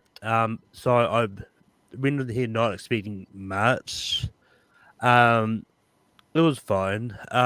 But Quiet Place Part 2, just like the first one, was one of those ones that was a really good movie, and just the way they used the silence in the movie and that. So I'm gonna go Quiet Place Part 2. Yeah. I have a quick question. I just realized, why is A Quiet Place on here? It's not the Elite Eight, and it's a 2021 movie. Well, I think it had multiple release dates, didn't it? No. It released in 2020, 2021. Let's see. It was meant to come out in 2020. It was but supposed to come out in 2020. It not at all though. Like not a single person saw it in 2020. Man, because that was my favorite movie on this list. Come on. Yeah, it really replace it should with be on Soul. this list. You want to put it? This is Replace it with I Soul? would almost It just should be put the Mank Soul. by default is what I would do. I don't know. I'm just double checking that because I swear it was on multiple lists. But I just googled A Quiet Place Part 2 and it says 2020. It came out in 2021. Yeah, no, it had Supposedly, like they May said. May 28, 2021. But I think that there's some other release dates somewhere that came out in 2020. it had some I'm test seeing screenings. 2021. It had some test screenings in 2020, but they You really wasn't want that, the best. Also, wasn't it one of the ones that was pushed back? Hold on. Hold A Quiet Place Part 2 had its world premiere at the Lincoln Center on March 8th, 2020. Yeah, Okay. the Ah, world there you go. premiere, and then the world shut down, and the wide Okay, release. but just like that The still Father. has that's still a world I- premiere. I have to agree. If the It's still the Father's world premiere. 2021, this even more so. It's all good, obviously, but this even more so than the Father. I think if it you was have a- the yeah, world yeah. premiere with the stars and it's supposed to come out like a week later, then it did premiere. The stars It and the did people come out invited technically. came out, and it was just about, and they just didn't release it to the general public, but it was out. Oh yeah, technically. here it is. Yeah, March 8th, 2020. When you type in premiere, yeah. It is 2020. Yep. I know the general public didn't see it until 2021, but it had a world premiere. It premiered. The final cut premiered. It was out, and it was about to be released. I think that's So that's 2020. We'll that's still the count it, standard, so. not the festival or it's the world premiere. All right. Yeah, I mean, it's Sure. it is what it is. I mean, I don't have a problem with it, that much of a problem it being here, but No, it's one of those ones we like didn't have it on even listening our to sort of 2021. even listening to when Bibbs and critically acclaimed sometimes do their best of 2020 whatever year, they will say is like they will do for their criteria, even though like it may have had a world premiere or festival and all that earlier. They usually judge it for when the general public get to see it, but that is what it is. Like, I don't probably Right, including right. it, so Yeah, I don't either. After you said that, so yeah, Well, that's do we fine. know when the general public got to see it? Do we know for sure? that they Yeah, very it was much so. 2021. It was. But that's not debatable. Yeah, it had the world Yeah. premiere and then the world shut down. So it was literally like the next movie that's supposed to be out, and it just never happened. But yeah, it's all good. Yeah. Well, Look, it's can we fine. all Well, just agree? it's here, so 2020 we'll was a fucking weird year. Just vote on it. Yeah, it was a weird year. Yeah, exactly. It's like movies are all over the place. So, Yeah. Austin, what do you think? I didn't like Mank. Me and Henry talked about it when we did. We ranked our David Fincher movies. We both had it at the absolute bottom. The movie's boring. It's not great. I don't give a shit about Citizen Kane. I don't like that movie either. So like I know people like love it and think it's like whatever. I don't love Citizen Kane. And I didn't particularly care for the story. So yeah, I'll vote for A Quiet Place. 2020 or 2021, who gives a shit? There's two other 2021 movies on here, so who gives a fuck? Just vote for it. Yeah. Yeah, right. Yeah, I'm going to vote for it too because I freaking love this movie. Like I actually watched it all the way through for the first time just a few days ago, and I watched the first like 15 20 minutes like not too long after it came on to VOD, but for whatever reason I wasn't able to finish it. So I watch a lot of movies while I'm doing other things, and if I can't finish it I just move on sometimes. And so I so I wanted to go back to it, and like I'm really glad that I did. Like I had some really cool vibes and like the whole like stuff with the island. I really like that. And then give me some like even with like some of the creatures gave me like Stranger Things vibes kind of. So yeah, I'll vote A Quiet Place. So and I don't care about Citizen Kane either. So If it makes the poll, just lie and say it was one of the top 8 of 2021 because you've got that loophole on your title. Yeah, I mean, I did kind of announce what they were here, but that's fine. Just say you forgot about it. Hey, the people Yeah. who vote we've had plenty of times where people who vote in the poll definitely didn't fucking watch the show. They just look at the poll. So you know what? Oh, you can fool them. Yeah. So who cares? Just say man's world premiere. That Yeah. makes sense. Yeah. We got Trolls World Tour up against the Gentlemen, which is the last matchup. So if there any votes for switching out Trolls for Soul, No, you can do that. it's all good. Don't worry about Soul. Okay. That's too confusing with the posters. Yeah. But so is it Jordan? Right? Richie. Oh, it's Richie. Okay. All right. I'm not the Trolls franchise. Not for me. I mean, I might watch it. That fucking movie made like $200 million or some shit. That movie made a lot of money. That movie made a shit like an ungodly amount of money. when I was talking about like released on streaming mostly. I did like a paper for university about like the pandemic affected theaters, but like how one of the more successful movies out of the pandemic was Trolls World Tour. Yeah, because that made a lot of money. Yeah. I can envision myself watching it eventually, especially when my nephew sort of grows up and appreciates movies. So I'll probably watch it with him. But yeah, The Gentleman is really good. The Gentleman is really good. It's a really good Guy Ritchie movie. I'm like Pez in a bit. I'm a bit iffy on Guy Ritchie movies. I'm a bit hit or miss on them a lot of the time. But this one's it's a great it's a gangster movie. It's one of the best performances from Charlie Hunnam. Hugh Grant just steals this movie. He is so goddamn funny. Yeah. I think it's just fantastic cast and just a great movie. So I'll go The Gentleman. Yeah. Malcolm, what do you think? I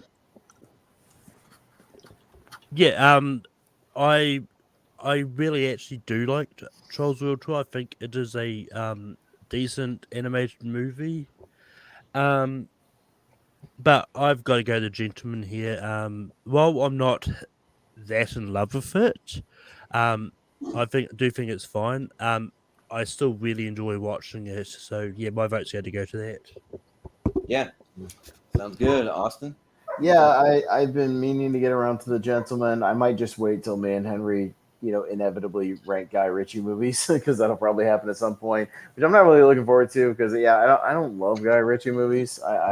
He's not really one of my go-to guys. But I've heard good things about that movie. So, and I can comfortably say I will never ever watch a troll movie ever. Yeah, I will never hit play on a troll movie on streaming ever. You didn't grow up playing with those little troll dolls with the crazy no. hair, all that. Yeah. No. No. Bro, I was playing with fucking Star Trek action figures and Ninja Turtles, man. Yeah. Well, what if it was called Internet Trolls World Tour? Oh, yeah. I could definitely play with that. I'm for sure an internet troll on some communities. Yeah, it's really fun. What if instead of this troll, there was Troll 2? Would you vote for that? Oh, yeah, I'd vote for Troll 2. Yeah. Oh, my God. It's the best, worst movie, right, Richie? Yeah. And not the worst movie, it's the best, worst movie. Yeah. Well, it's the other judges.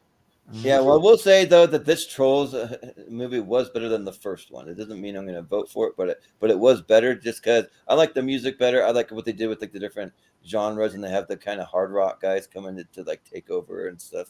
So I did like that because I do have nieces and nephews that watch all this stuff all the time. So, but the gentleman's good, but the thing about Guy Ritchie is the freaking Cockney accent or Essex or whatever the accent's supposed to be is just like freaking so hard to understand. I cannot get through one of these movies without the subtitles on. I can't do it. I just that's can't right, understand. Subtitles. It's fine. Yeah. But like I said, I watch subtitles for like regular movies. Yeah. Yeah, But it's like it shouldn't be that hard to understand. And why does he want to do this accent for every movie he ever does? Like I don't get it. That's those people. That's the way. Sometimes people talk.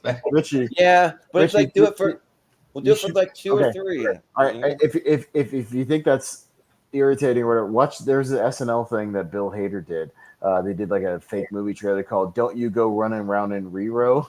Oh yeah, and it's about it's like a typical British gangster movie, and they speak in such Cockney unintelligible accents that you literally cannot understand what they're saying, and even the characters in the movie cannot understand what each other is saying. So go look that up. I'll put it in the group after we go off the air. But it's a really funny SNL bit, like really funny. Yeah, but despite that though, like I still I thought the movie was great. Yeah, especially Hugh Grant. I've never been a big Hugh Grant fan. This might be my favorite movie he's ever done. Like he's really good in it. And then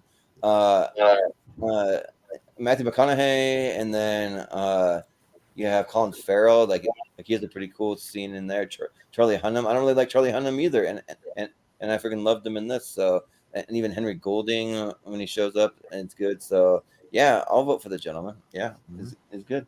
All right. So, Jordan? Yeah. I'm thinking of ending things on here. Probably not.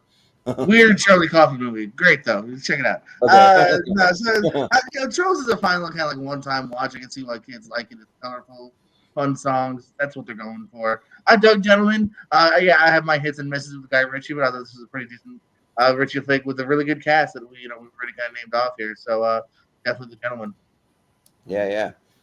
All right. Well, the gentleman it is. All right, we're running late, so let's fly Yeah. through these. Yeah. We'll fly through the rest. Yeah.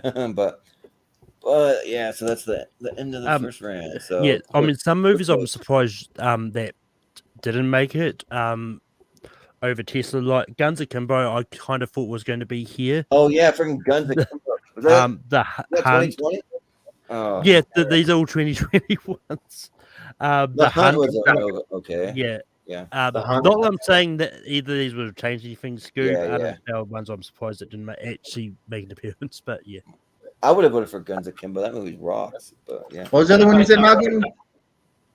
Guns Akimbo, the Daniel Radcliffe one. No, the other one kept getting talked over. The Hunt. The Hunt. The Hunt. Oh, The okay. Hunt. Yeah. Yeah. Yeah, it's good. I'd also give a shout out to All the Bright Places, which is a Netflix movie. Actually, yeah, I didn't say that just because I didn't think anyone else knew what it was, but fucking love it. I sent the list to like a couple people like Jacob Barber. He was supposed to be on it. He couldn't do it. I sent it to Chase. I don't think Chase really looked at it that much. So it's Chase didn't see 90% of the movies. yeah, and he runs a movie theater. It's kind of weird. Jordan, Steven puts up a good point in the comments. Let's get into this one. On A Quiet Place. Wait, Quiet Place 2 was in that. Apparently, he had Quiet Place Part 2 and the best of 2021. Oh, maybe we did. I don't know. Go figure. Who knows? Oh, because it's a 2021 movie? It can be both. It can be both. It's a special consideration. It's a special consideration. It was released once and it was released again. Come on. There's an argument. It was not released. It was premiered. Yeah. But we got Bad Boys 2 versus Encanto. So who's up first? For life, I'll tell you. Oh yeah, sorry, Bad Boys for Life. Yeah. Whichever one it is. Yeah, Malcolm. Yeah, I mean, I really do enjoy Bad Boys for Life, but I think Encanto is the better movie. Yeah. Austin? I don't like the Bad Boys movies. Encanto.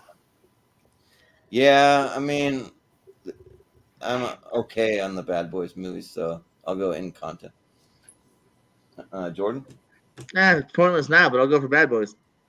Yeah. Richie? I'll go Bad Boys because I haven't seen Encanto yet. Yeah. So Bad Me and you, Richie, we bad motherfuckers.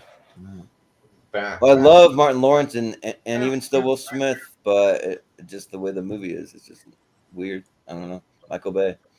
But What? Okay. What did That one's not okay.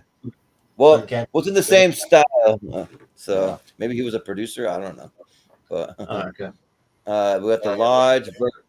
Is anyone voting Lodge? Go Mom Rainey. Yeah, just put Mel on his back bottom. Yeah, let's just do it. Yeah. Fine. Maureen, yeah. We got Hubie Halloween up against the Lovebirds. Who could vote so both kind And how the fuck did Hubie Halloween get this far? Anyway. Yeah. Because it's kind of like old school Sandler back a little bit. I don't know. I don't. All It right, was I'm up going, against Unhinged. yeah, I'm Austin? going first. I don't understand this obsession with Hubie Halloween in this community. It's fucking stupid. Lovebirds. Well, it's a nostalgia thing, so I actually really did like Hubie Halloween a lot. So I'm gonna I'll vote for Hubie Halloween. So I thought it was good. But Nostalgia is one nostalgia scene. I'm not gonna apologize for liking a movie. No, we were just saying problem about the nostalgia part. What Yeah, nostalgia? yeah, Came out a year ago. Yeah. This is a battle of supremely mediocre movies for me here, but Hubie Halloween, a little less mediocre than Lovebirds. Hubie Halloween. Yeah. I guess I don't know how this is any better than his other Netflix fucking movies that he fucking released. I don't know how. What's better? This is better than a few of them. I feel like this is on par, so I'm gonna. Even though I haven't seen it, I'm gonna go Lovebirds because Blended, it's way better than Blended. Come on. Yeah, so I'll go Lovebirds. Yeah. I agree. Better than Blend. Yeah. That everyone? You vote Malcolm? I've got a vote. Yeah. What do you think? Yeah, I mean, when I start thinking of Hubie Halloween is supposed to be a comedy, I actually really enjoy it. So, and Lovebirds is not good. I'm gonna go Hubie Halloween. Yeah. God. Hubie Halloween. You can't be Let's upset, go. Richie. Go watch Lovebirds. It's not good. That's why. Yeah. I don't know. Yeah. Yeah. He's like, I don't know if I want to do that. Yeah. But Suicide Squad versus Bill and Ted Face the Music. All right. Me? Yeah. Okay. Let's see. This one's kind of tough. Dang, like, I kind of feel like I know where this is going, so I'll vote for Bill and Ted Face the Music. We'll see, but JPO. I don't like you predicting what I'm going to say, so Bill and Ted Face the Music. All right, that's fair. Richie. I have no reason to vote either one, so I'm going to Bill and Ted Face the Music. Sure. Malcolm. I'm going to be the odd man out and goes to the Suicide Squad. Yeah. Well, Austin. No, Bill and Ted. Yeah, my plan worked. No, I'm just kidding. I didn't have a plan. Man, I thought you. You had no plan. I thought you Yeah. loved Suicide Squad. No, I don't love it. I think it's good, but I do love Peacemaker. I love Peacemaker. I love it, but I also didn't think anyone else was going to vote for the other one. Yeah, right. Yeah, crazy things happen, but we got No Way Home versus The Platform. What the fuck Anyone is a going to the platform? platform? Come on. What's the platform? Anyway, I don't even know what the fuck Platform- that is. The Platform's No. good. It's kind of like a borderline horror kind of like I don't know, kind of tense movie about these guys in a prison with a platform of Okay, food that but- comes down. That being But- said, no Way Home's going to get through. Just put No Way Home. Yeah, Yeah. you'll just do No Way Home. Yeah. But I do like The Platform. Like, go check it out. It's a pretty creative little movie. But Fat Man versus Borat. Oh man, wacky. So who's up JPO. first? Who? JPO. JPO. Okay, so I didn't hear. Yeah. Borat. What? Yeah, Richie. I'm intrigued by Fat Man. I'll probably watch it at some point, but I'll go Borat. Yeah, Malcolm. Yeah, I mean the sequel that no one expected, Borat. Yeah. Austin. Borat. He's He was about to do it. like, Yeah, Borat. All right. So there we go. I was just double checking my Elite Eight to make sure A Quiet Place was on the Elite Eight, but it wasn't. But King of Staten Island versus the Old Guard. Okay. All right. the King of Staten Island beat Pig. Is that, Yeah, it beat that's- Pig. Yeah, that's it's mental. crazy. Yeah, That's- it is mental. I didn't vote like for I like King of Staten Island, but it shouldn't be. Old Guard is a generic action movie. It's fine. But so sorry, Stephen Shepard. I'm going King of Staten Island.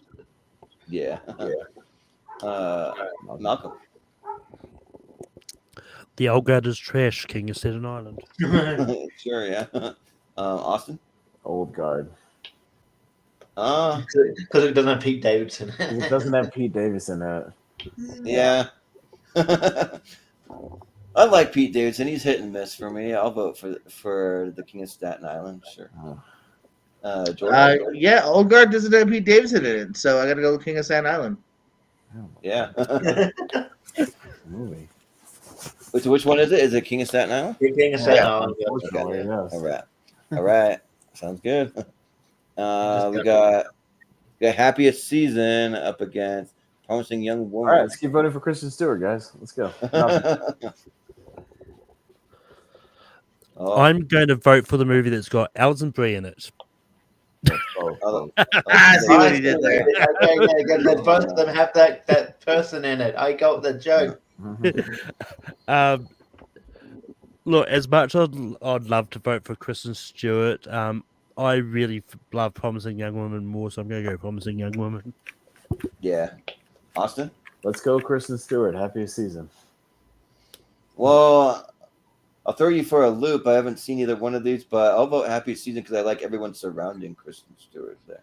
So, All right, Happiest Richie, Season. take the tiebreaker because I'm going Promising Young Woman. Take it away. Kristen Stewart. Okay. Happy season. Although it should All be right. Underwater, the Kristen Stewart movie going through. pretty Yeah, well. no, that's a better Should, movie. it should be. It's a better Should movie. it be, though? Should Yes. it be? Yeah. Underwater's great. I'd Okay. still choose Happiest Season if it was against that. I don't care about underwater movies for That the was a most good part. movie. I don't know. But all right, we got News of the World going up against Freaky. Right. Freaky. Okay. Freaky, yeah. Jordan? Freaky. Yeah. Richie. I think you're freaky, and I like you a lot. Freaky. Yeah. Oh, yeah, little Ty Atwood. I like it. Giant word reference. Yeah. I've seen them live. Fun show. Nice. It was also the song they used in the mini trailers for Freaky. Yeah. Mhm. Okay, And that was so my you're going vote too, freaky? if you didn't Okay, get it. That was my okay, vote. yeah. That's what I thought. Yeah. Freaky, you're right. Also, quick hot take. I thought Chappie was okay. There you go. Yeah, Speaking of time. yeah. Yeah, this is all right. But the Tenet versus Just Mercy. All right, Jordan. So, well, I haven't seen Just Mercy, but Just Mercy. JPO. Yeah, I think I enjoyed Just Mercy on almost every level, from acting to story to Just Mercy. Yeah. Richie. Mate. Yep. Hey, sorry. Got out. Second. I glitched out for a second. Yeah, Oh, yeah. okay. I'm back. You're on. Yeah, Is that good? Yeah. All right, You're good. cool. I'll go. Whoa! Oh, Just Mercy. Mhm. Yeah. Just Mercy. Malcolm. Yeah, I mean, I thought Just Mercy was fine. I actually enjoyed Tenet slightly more, so I would have gone Tenet on this. Yeah. Austin. Just Mercy, because I'm never watching Tenet again. Yeah. I'll watch But it you're one supposed more to. time to You're try to supposed understand it. to watch and then it. Hey, To I get the did full what? No, experience. I did what he asked, because then when we ranked Nolan, I watched Tenet again, so that was my 2 viewings, and I'm done. Yeah. I haven't done my second, so Yeah, yeah. I'm finished, and it didn't make any more sense the second time. So you're a liar, Christopher Nolan. Yeah. We have Extraction going up against Run. Okay. All right, JP. JPO. Something I don't do often. Run. Sure, yeah. Richie? I also don't extract often But either. I was going to say, but it extracts people. That's interesting. Yeah. I mean, I could make the same joke, but that'd be sad. So to say, Run. Yeah. Malcolm. Yeah, I'm going to go Run. Yeah. Austin? Did you know Johnny Mnemonic is getting a black and white Blu-ray? Why? It's in black and white. A new Okay. cut. And Anyways, I haven't seen either one of these movies, so Run. yeah. Sorry, I just came across that.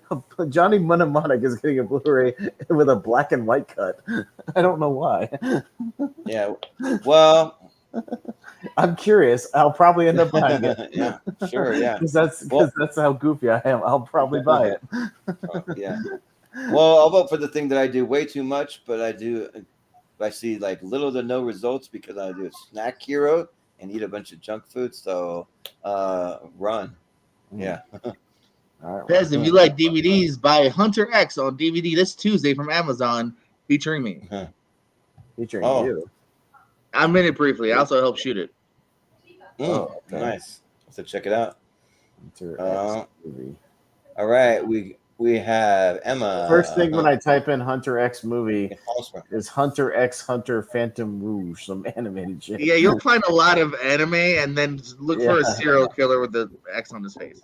Okay. Oh yeah, because there's like that anime series Hunter or something. Yeah. So is that what you had to flee to Arizona then? Yeah. It's not a documentary, Malcolm, and I'm also not the killer in the movie. Yeah. Or is he? Is that the twist? Here you go. Johnny Mnemonic, one of the worst movies of all time. Yeah, no, I'm not saying the black and white's going to make it better. I'm It's just baffled by morbidly it. curious. Yeah. I'm morbidly curious and I'm kind of baffled by it. That's all. Yeah. So, yeah. Who's up first? Sorry, Speed it up. Richie. Sorry. Yeah, this is easy. Palm Springs. Yeah. Malcolm? I think I know what's Emma. going to happen here. I'm going to throw some love to Emma. I think it's great. Yeah. Austin? Palm Springs, I think it's great. Yep. Yeah. Palm Springs, very great. I'll vote for that. Yeah. Jordan. Palm Springs. Yeah. Richie.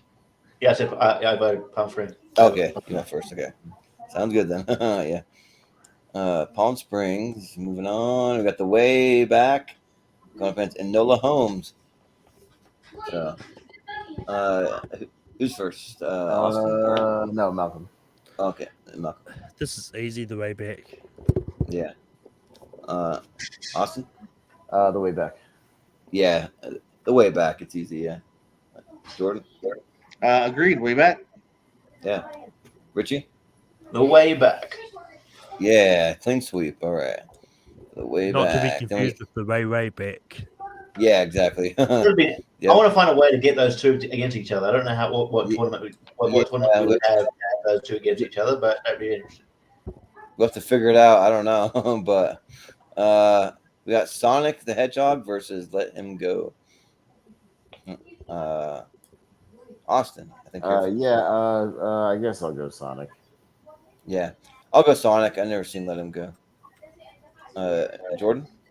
Sonic. Yeah. Richie. I'll throw some love to Let Him Go. Yeah.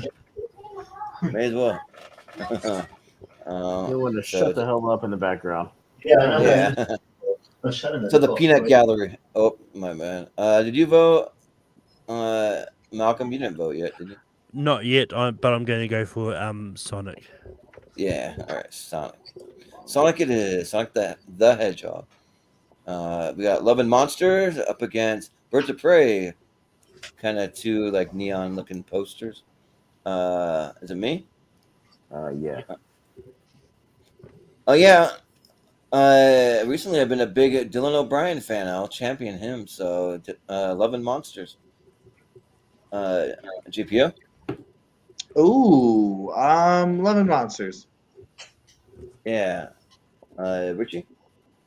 Love and monsters goes together like a horse and a rhyming word for monsters. Yeah. So Yeah. Sounds good. Malcolm. Birds of Prey. And hang on, guys. My freaking earbuds just died. You can take it away, Austin, if you hear me. I'm just switching to my Yeah, we can hear you. wired headphones. Love and Monsters, that's what we're going to put through. So, which I can't do because physically. So Okay, I can hear you. All right, Love and Monsters. I'm back. Goes through. Okay, Love and Monsters. Cool. All right, Richie, I figured it out. If we do Affleck versus Steve Carell tournament fights, we can get way back versus way back. Yeah, there you go. potentially, yeah. Yeah, I don't know why we would do that matchup, but we could. We could. A Quiet Place Part 2, I guess, is here against the Gentleman. Is it JPO? Yes. Yeah. Okay. I'll go with the movie released in the year 2020, The Gentleman. Yeah. This one, it's fair. It's fine. Richie?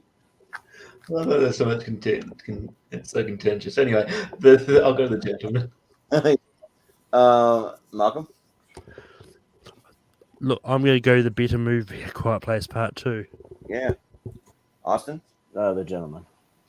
And I'll go with the better movie that premiered in 2020, A Quiet Place Part 2. But it'll be The Gentleman, so there it is. The Gentleman! I don't have a top hat to recreate that How I Met Your Mother. Oh, yeah, The Gentleman, yeah.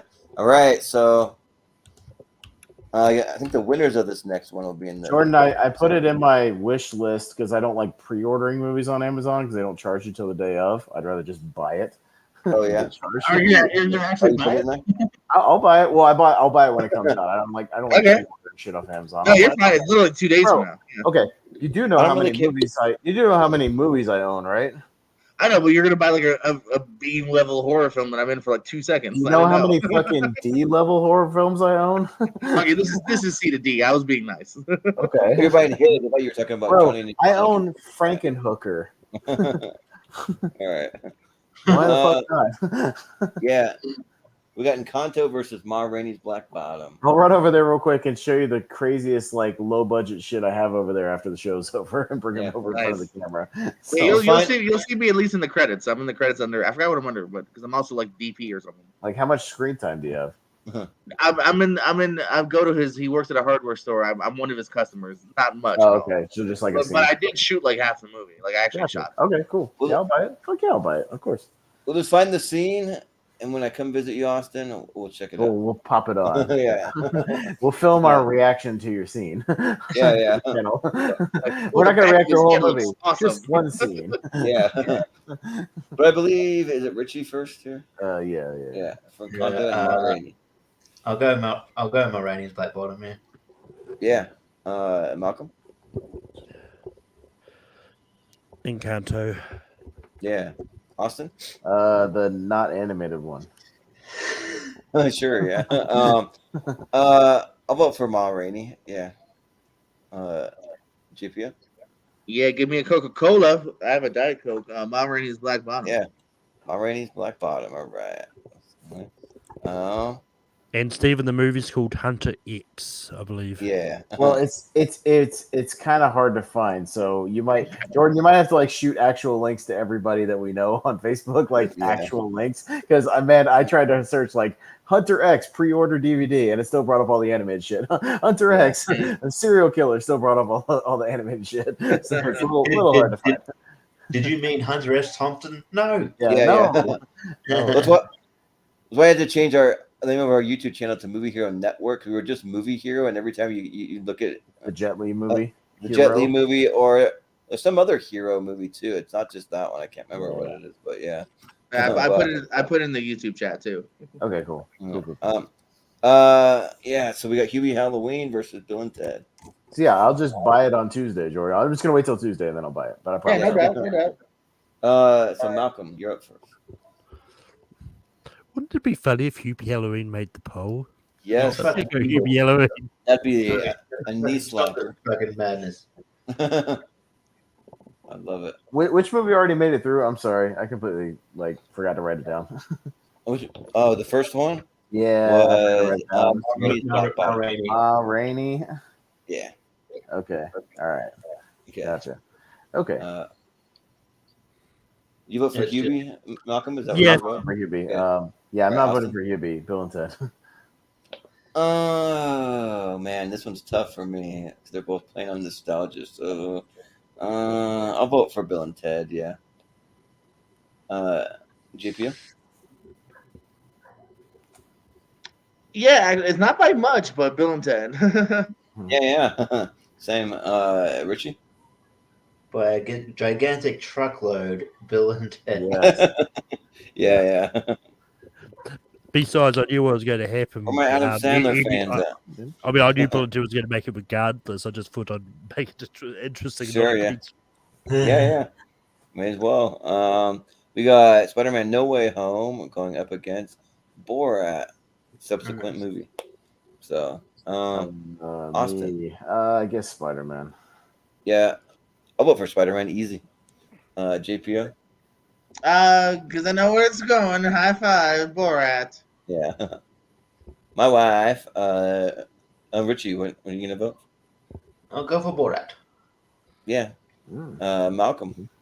I'm waiting for when Sacha Baron Cohen does a multiversal movie where he needs the help from all his other characters that he's played, but I'm going to go No Way Home. Yeah. No Way Home. Just barely, though. Is that you, Bruno? Is that you, Ali G? Yeah. Yo, Booyaka shot. Get over here, Bruno. Ishmi Bruno. Yeah. I wouldn't mind seeing another LG movie because that came out when The dictator come in and freak out on him. Yeah. Yeah, he could probably do that now and it would work. Like, honestly, bringing all the characters back and playing them one more time. Or the one where we played the guy's brother. There's that one too. I can't remember what I was doing, but I had a big debate with I think it was Brian Nussbaum about whether the LEG show counts as something for that I was doing. Spin-offs that we did. Yeah. That's right. Yeah. Well, we got King of Staten Island and Happiest Season. So, is it me? Oh, yeah. I'm never seeing Happiest Season, so the King of Staten Island. GPO? I love the Action Bronson cameo. King of Staten Island. Yeah. Richie? That is pretty funny, the cameo in there. Oh, God. Part of me wants to do it. It's good I'll vote. stuff. Happiest season. Malcolm? Yeah, I find it funny that Jordan said he was intrigued, but it'd be by all this supporting cast. Now he says Yeah. he's never going to see it. So I'm Yeah. going to go happiest season. I'll watch it. Yeah, I mean, I'm not against watching it. Doesn't mean I like her. Let's get Like him back to Kristen the Stewart poll. in Like, the I don't know movie. what he's doing. Oh, Kristen But- Stewart makes the poll. Happiest season. all right. It's up to you guys. So much for taking this seriously. No, We do. What was the third No, one? no, I missed there the you go. third one too. My The bad. third Happy one? season's good flick, Bill and dude. I don't Ted. mind him making No, the top 8 at all. Spider-Man. no, there's no way home. Yeah. You know Spider-Man's gonna fucking win the poll anyway, so who cares? Well, you never know. Oh really? Oh really? Spider-Man After you explain what the hell the ladder series and is, and then MCU we'll- movie is not gonna win. Come on. Oh, yeah. I don't know. In But this we community, got Freaky versus Just Mercy. Let's just let it play out. no, I'm talking about the poll, Jordan. I'm saying you think Spider-Man The poll. The poll, yeah. The poll will make Oh, yeah. easily. Wait a minute, It'll like win rest by of this bracket. 100 votes. Yeah, over Yeah, almost yeah. anything on this list. Yes. Yeah. So Because yeah. I guess that's what people's frustrations are with the community. They'll just go for the popular film. They're not like, oh, actually, That's the they best always- movie. Yeah, they're just gonna go over the one they've seen 100 times. Yeah. Yeah. Just Mercy. Okay. Richie. freaky. Yeah. Malcolm. Freaky. Austin. Freaky. Yeah. Freaky Deaky. Let's go. I don't speak Freaky Deaky Dutch. What that's from? Yeah. Go Austin Powers, baby. Yeah. Austin Powers. Yeah. Freaky deaky. Dutch. Yeah. Battle of the Hulus. Run versus Palm Springs. All right. Richie. Because I know where it was going, I'll go Run, but Palm Springs probably gonna win. Yeah. Malcolm. Palm Springs. Yeah. Austin. If I had heard of it, Richie, and I had watched it before this, I might have voted for it, but I can't. Palm Springs, but I'll watch it. Yeah. It's one of the other ones I want to check out after this run, but I haven't seen it, so I'll vote for Palm Springs. All right. Yeah, if you got Hulu, check these both out, but check out Palm Springs first. Yeah. Yep.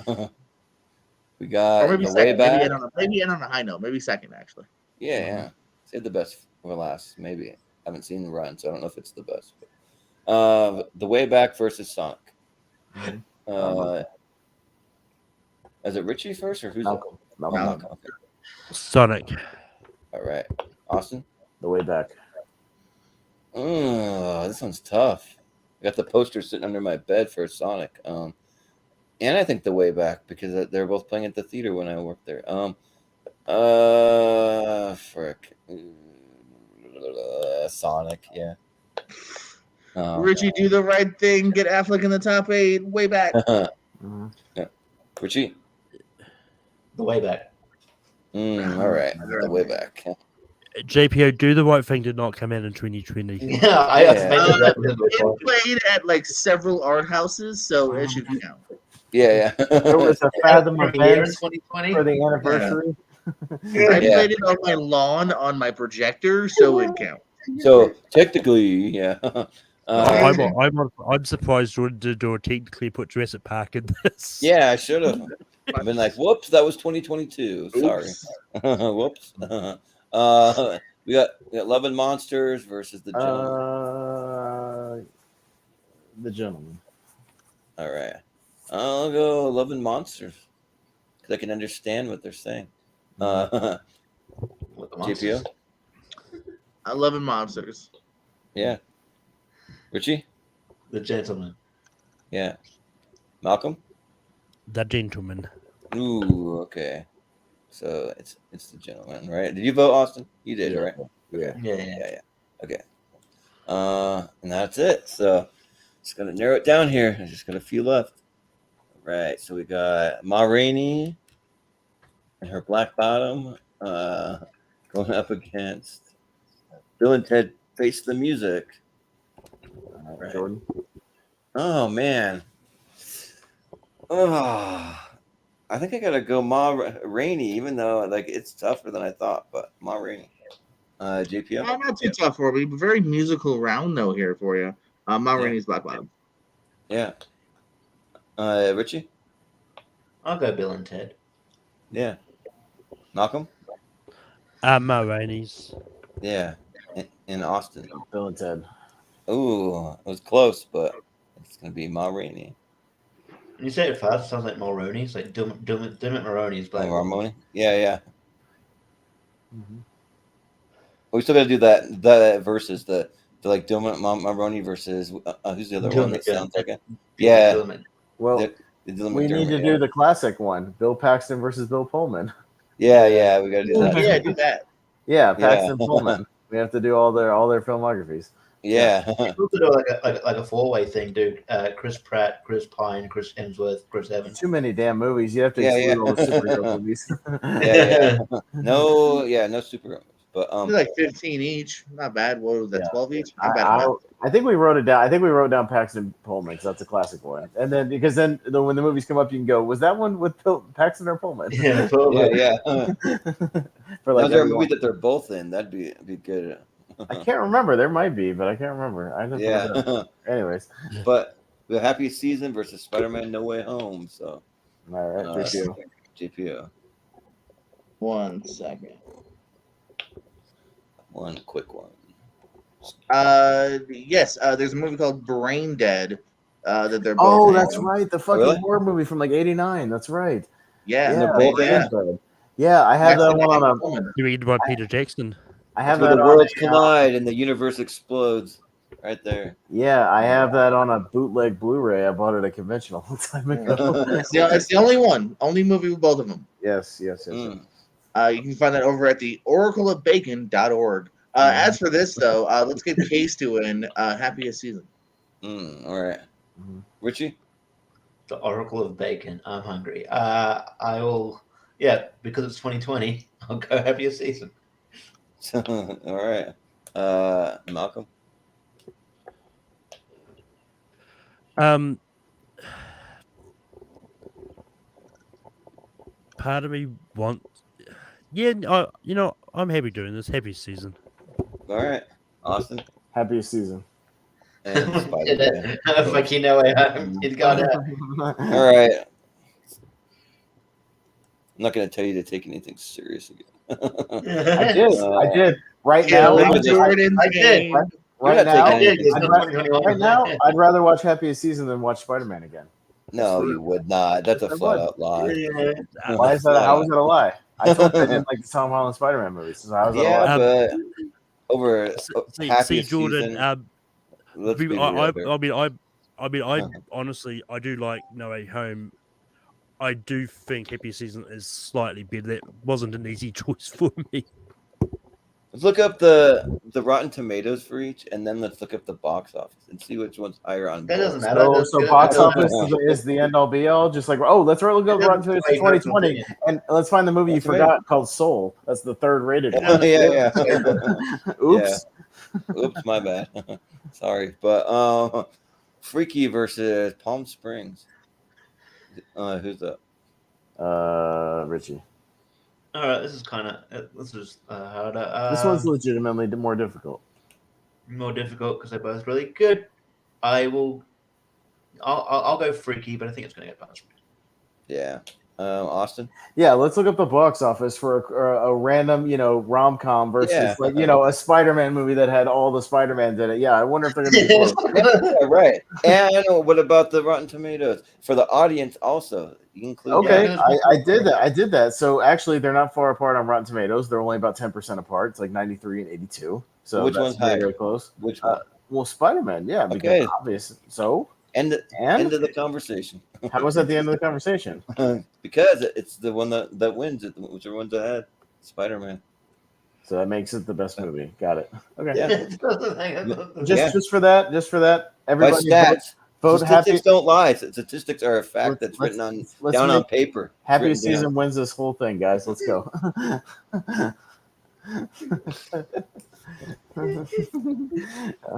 All right. Hey, Richie, did you decide yet? Yeah, I said free. I said Freaky. Okay. Malcolm. Freaky. Palm Springs. Pass. Over these two? I thought you liked these movies. Palm Springs. Okay. JPO. Palm Springs. All right. Palm Springs.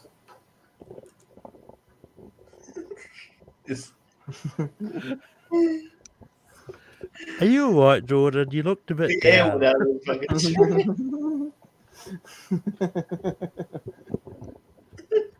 Way back versus the gentleman. Malcolm. I'm going to go the gentleman. Gentleman. Okay. I'll go the way back. Whatever. Way back. What's the problem? We've Yeah, voted for 2020 Ben Affleck. Way back. All right, way back. I was like, Richie. The way back. All right, way back.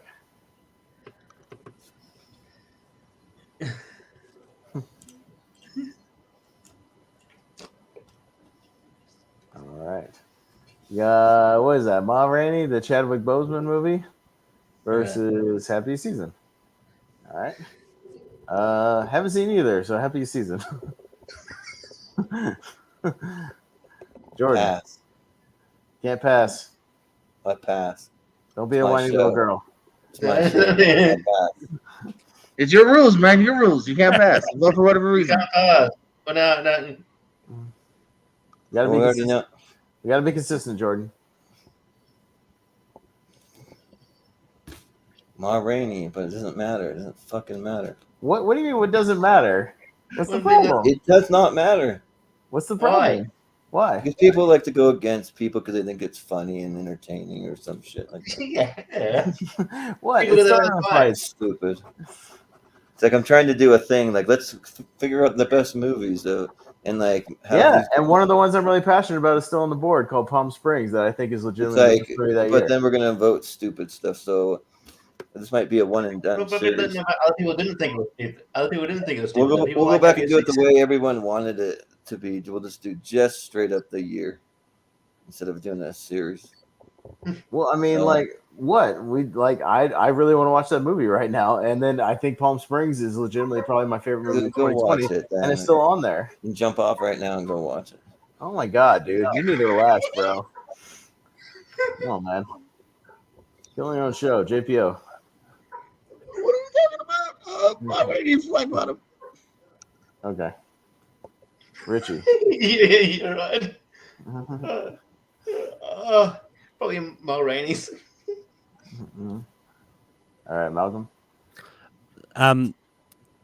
I legitimately think Happier Season is the better movie, so Happier Season. All right, Ma Rainey gets a Ma Rainey goes 3-2. through. Wow, it's a miracle. I like how you Miracles- put right back. miracles do happen. Season goes. All right, Palm Springs and way back. These are all good movies, by the way. So there you go. Yeah. Two good 2020 movies. So it's still in theme of what you're talking about, Jordan. You're up first. Yeah. Palm Springs. All right. JPO. The way back. Okay. Richie. Palm Springs. Mm-hmm. Malcolm. Palm Springs. My favorite movie of 2020, Palm Springs. See? All I'm right. voting seriously. See? I hope Favorite so. movie of 2020. I don't trust anyone anymore. I don't trust that What do single you damn. mean? I don't trust a damn person. Dude, this is like the third time Palm Springs has like made it into a poll, which means we legitimately like it, right? I guess. I hope so. It's made it into a lot of these polls and stuff. So yeah. Has it? Yes, I don't- it has. I don't remember. Yes, it has. It's made it pretty far in a lot of tournaments. All right. I forget. Like the other one was like the what was the theme? It was something. It was like I don't know, something I can't remember, but it made it pretty far. Yeah. So JPO.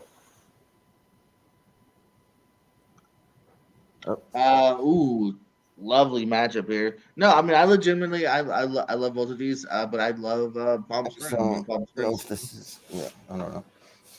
Richie. Palm Springs. Malcolm. Palm Springs. Palm Springs.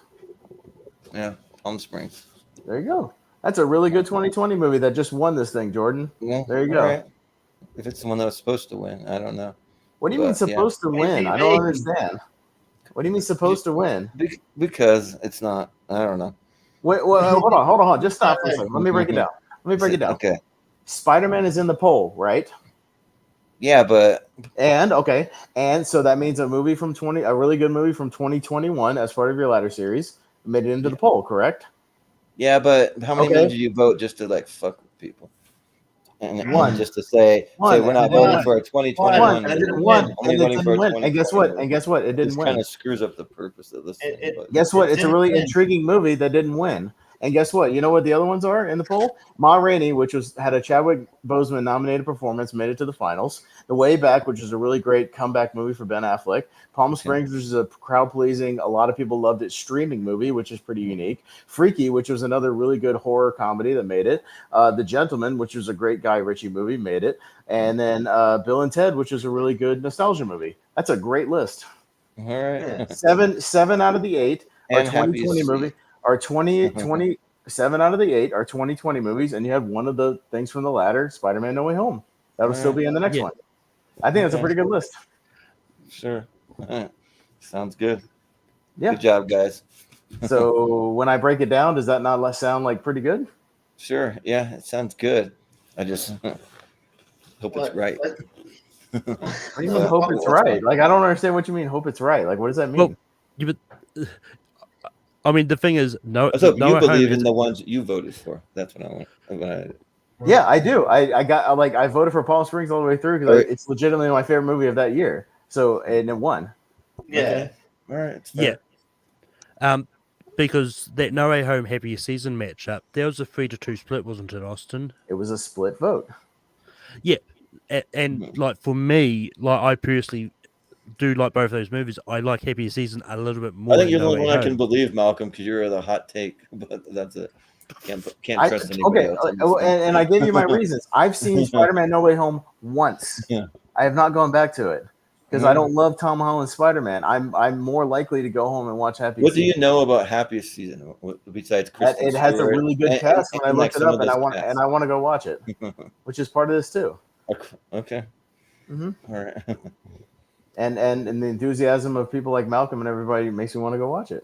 All right. That's fair. It didn't win. I don't know what you're mad about. It didn't win. I'm not mad. I'm just like don't You trust anything anymore. Why? Why? I literally just broke down this list, and there's really great movies from All right. 2020 on here, which was a weird year, and yet Well, some of there the we best, go. most fun, entertaining, crowd-pleasing movies are on Yeah. there. I don't understand what the problem is. Well, it's the point of it of how I was trying to do it. It's not going to Yeah, work. and like I said, 7 2020s and 1 2021 from the other one made it. That seems Yeah. like kind of like a hang, like Right. So that means Spider-Man will be in it again All right. for the third Yeah. time. All right. Yeah. Yeah, fine. Spider-Man. It's pretty good, right? Sure. Yeah. Yeah. It's pretty good. Yeah. Yeah. And let's say that Spider-Man could take out Endgame. So All right. Yeah, Well- Spider-Man's gonna go up against Endgame next time. Yeah. Or could potentially, I mean, like whatever, but yeah. All right. Just see this one more time. There you go. Palm Springs is a really good 2020 movie. Everybody was voting for it left and right because it's Yeah. really good. And I will actually point out Palm Springs has a high Rotten Tomatoes critics score. Yeah, And Spider-Man No Way Home is Yeah. at 95. Wow, see, Well, there you go. There you There it go. is. Okay. 95. All right. Okay. All right. Well, we'll do some plugs.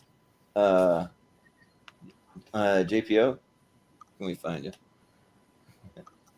Yeah, I mean, pop it up on here sometimes, including sometimes on Thursdays or Fridays on Lonely Marks, along here with Pez, Richie, and Jacob the Barber Beefcake. Like I said, Tuesday, search for it. You'll find it sooner or later. Hunter X on DVD. That's a fun little flick. Lots of fun horror flick that we're happy. Like I said, we shot it a few years ago. We're finally got some distribution on it. And then over at my channels, the Pure Scope, movie trivia, countdowns, reviews, and Pierce Wrestling is returning this week as well. Tomorrow with some wrestling trivia. I think Richie might be up in that. So, yeah. Nice. Technically, the highest Rotten Tomatoes is Ma Rainey, 97%. Yeah. Okay. Well, there you go. And so the two highest rated movies, according to your barometer, Jordan, Ma Rainey and Palm Springs made it to I the know. finals. I'm just. So there you go. Literally the one you laid out when Spider-Man lost. The two I just highest rated question ones people and unintentionally why made they it. vote for certain things. That's just all. So, but anyways, There you go. All of the movies on the thing are over 80% on Rotten Tomatoes. Over. Yeah. Every single one, Okay. including Bill and Ted, oddly enough, which I thought would be lower. It's actually 82. Okay. Yeah. Oh wow. Yeah, I'm actually surprised by that too. Mhm. But Richie, where can we find you? Yeah, and I vote for Happiest Season because it's more. I don't. It's just like we always have comic book movies in this poll, so I thought maybe a good sort of small indie one, you know, it needs attention. You know, Small indie movie. Yeah. That's part of the show, so to give attention to movies maybe other people haven't seen. So Well, say that when you vote. When you say that when you vote. Why? Because we were also in the portion where we were voting in 5 seconds or less. Yeah, go for the Kristen Stewart. Come on, let's do that. But again, you're the only one who doesn't like Kristen Stewart on the panel. We're all fans. So we're supporting somebody we legitimately like. Like if you were a fan of Kristen Stewart, you wouldn't. You legitimately like her for real.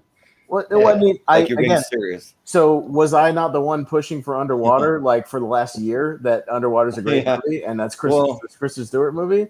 Like, yeah, but that's kind of like a horror thriller sort of. So I guess that's what's that going to do? Yeah. That means it shows her range, Jordan, how great of an actress she is. Okay. All right. Well, do you have anything else, Richie, or is that it? I didn't plug anything. Okay. Yeah. All right. Yeah. Okay. Richie. Yeah. Sorry. Well, yeah. I'm going to yeah. You can find me on here. Find me on Tier Ranker on Tuesday, doing $9.95, action movies. It should be fun. Stacked few years there. I'm also you can catch me on Lonely Marks. Don't think we're doing it this week because Jake is busy with work. But next week we'll do a big, a big huge SummerSlam episode. So check out for that. And I just shot earlier. Check out when it uploads on Battleground. Me and Zachary Shelton. And then you can, I'm doing wrestling trivia, and a show about trivia and picks and lists. You know what I'm saying? And so that you can find me there. Yeah, cool. And Malcolm, you've actually seen the Happiest Season, right? You've seen it, right?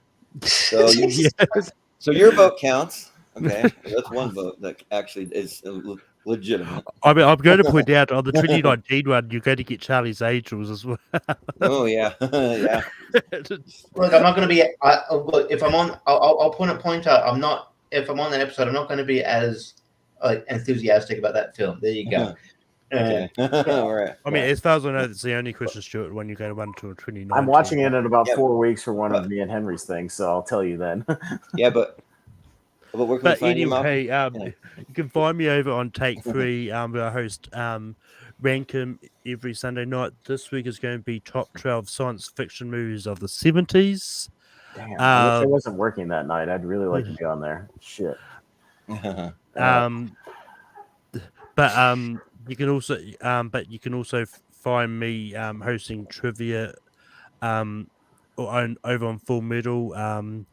Classic is happening this week. There'll be a Full Metal random tomorrow on Hawaii 5.0. And yeah, I'm always around on Movie Hero. I think the next thing I'm going to be on is that Tournament Fight Battles Directors thing. Oh yeah, yeah, a 3-way director battle. Yeah, that'll be fun. So yeah, cool. Oh, is that the Scorsese, Spielberg, Tarantino one? Yeah, or no. No, it's the one we got to pick directors. So not the three. Well, there's a 3-way one, and then there's a versus where we all have our 12 or 13 movies. Yeah, Gotcha. I'll have to get those confused because they're both kind of 3-person director things. Okay. No. Steven, you're not on the episode 2019. no, I'm just kidding. I'm to be determined. I'm going to watch it in about a month. So we'll see. You totally can be on it if you want. I'm just kidding. But Austin. The only thing I'll plug is me and Henry this week will be doing another big mega crossover ranking with two franchises that are kind of similar in premises. We're going to be doing Terminator versus RoboCop. So Nice. 10 movies. So both kind of cyborg, future sci-fi kind of thing. So How many RoboCop movies are there? Is it like four? well, 4 because there's 3. No, 3 plus the remake. So 4. Okay. Oh yeah. Oh, yeah, sorry. Mhm. Yeah. Yep. And then 6 Terminator movies. So you got 10 Okay. total. Mm-hmm. Nice.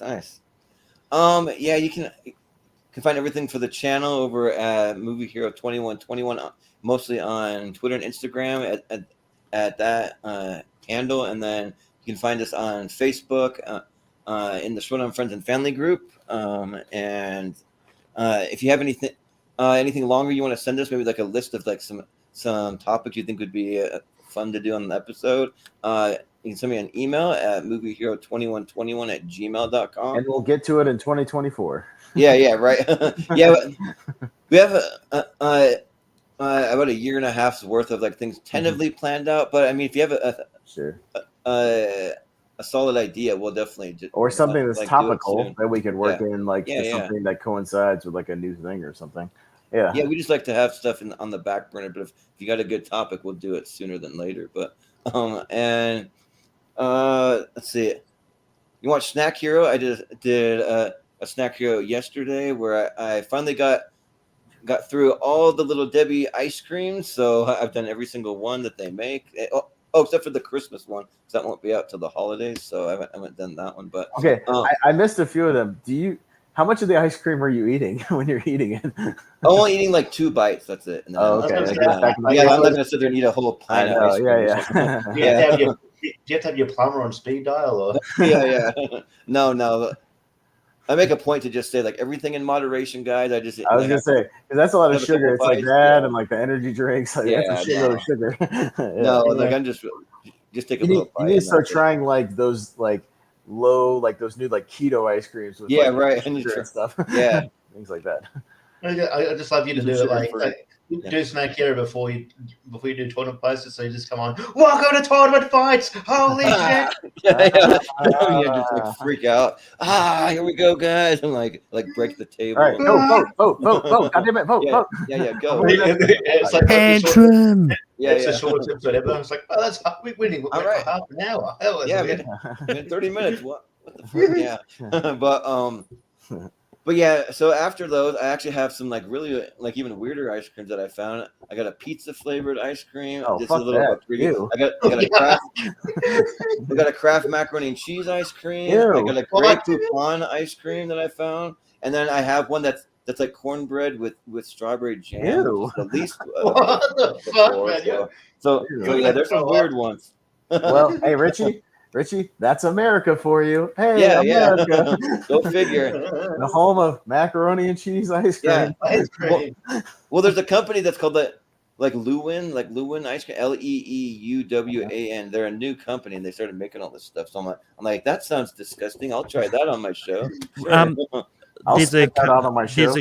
There's a company in New Zealand which makes ice cream specifically for dogs. Oh, we have dog ice cream here. It's I don't know not if I'd go that far to try it. No, But it's not really ice cream. It's like grains and shit with like cream. You know what I mean? It's like not really ice cream. It's like a.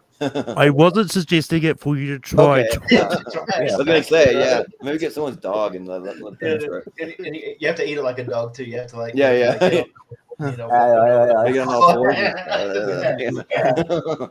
but yeah, so you can look forward to that. I'm probably gonna do another snack review tomorrow. So, and then I'm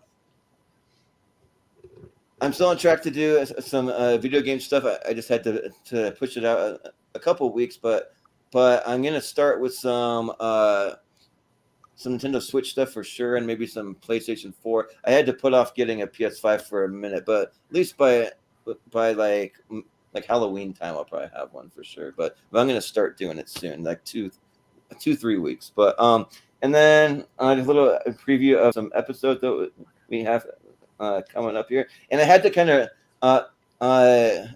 rearrange some of the episodes coming up after July because we shoehorned a few things in there, and I had to adjust things a little bit. So if you want me to resend you anybody who's going to be on a show, resend you any of the schedule just to confirm, so you can make sure you're able to make these dates, just let me know and I'll send it to you. But some that we have coming up though, we have so Tuesday, this Tuesday we're doing best action movies from 1995 to 1999. So it's our second half of our 90s action series. Con Air. Yeah, I finally get to watch Air Force One for the first time. Yes, That's a tier ranker, right? Yes, correct. Yeah, it's a tier ranker. Yeah, correct. Yes. Yeah, we got that. Yeah, we're gonna have confirmed. We do have Richie on there. Confirmed. I think that's only one of anybody that's here right now. So yeah. Is Steven on the episodes? We can plug. Oh yeah, we have Steven on. So he's in the chat. We'll have Steven because he's kind of our go-to action guy. He knows a lot about that stuff. So, but and then we also have Jacob Barber's Top 128 Championship coming up next Sunday. So so it'll be a short 32 one. Yeah, it'll be short 32. So yeah, okay. Yeah. So, and then we have our three-way directors battle that Malcolm mentioned. So we got that one coming up. We have our make your list. Yeah, and then we have let's see. I think I have everybody's list. Everybody made it in. Already. So I'll send it out to. Well, yeah. What I'm going to do is I'm going to send out all the list of the director everybody chose, and we can keep the movie as a surprise. We'll do that. So yeah. But then we have my top 128 part 2 that's coming up, and then one of the ones that we kind of shoehorn in because we wanted to do it around the time of SummerSlam. We have best wrestlers in movies, so we'll be talking about. But other than The Rock. Yeah, other than The Rock. Yeah, because he's got. Way too many of them. Yeah, and then we also, in a couple of years, you can do your own Dwayne Johnson one probably. Yeah, right. Yeah, we could do that. Like whenever he's already got like 40 some odd, so he's getting there. But and the way he works, putting out like 4 movies a year, yeah, probably pretty soon. I mean, we could do like The Rock versus John Cena or something. I was literally just going to suggest that. Yeah, right. Yeah, we might end up doing that because we'll include some John Cena movies on this, but like maybe not all of them. But like we could literally do probably in like a year or so, we'll have enough to do like Dwayne Johnson versus John Cena. That'd be fun. Yeah. I guess you probably do the same with Batista, not include. And Richie, it'll be a tournament fight that's once in a lifetime. Yeah. Oh, and actually, so I'm gonna skip over one because I reworked the schedule, and actually I sent the new schedule to JPO, and I had best action movies of the 2000 on there twice. He pointed that out to me. So I'm gonna find one to do on August 9th. I'm gonna find that's that date is a TBD. We'll have something there, but we do on August 7th. We doing best action movies of the 2000s. So probably spoiler. Probably the weakest decade of action movies out of all of these. Yeah. I'm actually curious beyond that, just because it'll be hard to find. It might be like our some of our sports ones where we might be stretching the top 10 a little bit. You know what I mean? Being a little generous. So, yeah. That's fine. And then I'll just give you a couple of extra ones. We're going to be doing Brian, a friend of the show, Brian Nussbaum. We've been doing his top 128 part 1 on Sunday, August 14th. And then after that, we have best movie franchises of all time. Kind of coincide with some polls that Malcolm's doing over on his Facebook group, but they're going to be the franchise with 3 or more entries into the franchise, and we're going to do a tournament or tier. It'll be a tournament. Yeah. Maybe Malcolm can just send you over his top 64 on there. Oh yeah, right. We could. Yeah. Yeah. So since he's already kind of ranked them. Yeah, and you can even be on the episode if you want. But I think I've already put my name down for that. Yeah, let me actually see. I think you actually are probably. Probably. I wouldn't be surprised. He's doing all these polls and shit. He probably should be. Yeah, that's right. Yeah. Because I think last time you did franchises with tier ranker, I think. Yep, you're already on it. Yeah. I was gonna say when you go to do that list, just consult Malcolm. He can. And so is Richie. He can look at his 64. Highest rated ones are consistent. Well, I mean, all the ones that I've been doing have at least 3 or more anyway. So right. Yeah. So there's a little preview of that, and like, don't worry. Like, I'm sure Happy Season is great. I'll watch it, and I'll probably love it, and then I'll become a closet. It'll be like, think of it like this, Jordan. It'll be like Pig. You shit on it, and then you watch it, and you're like, hey, that was really good.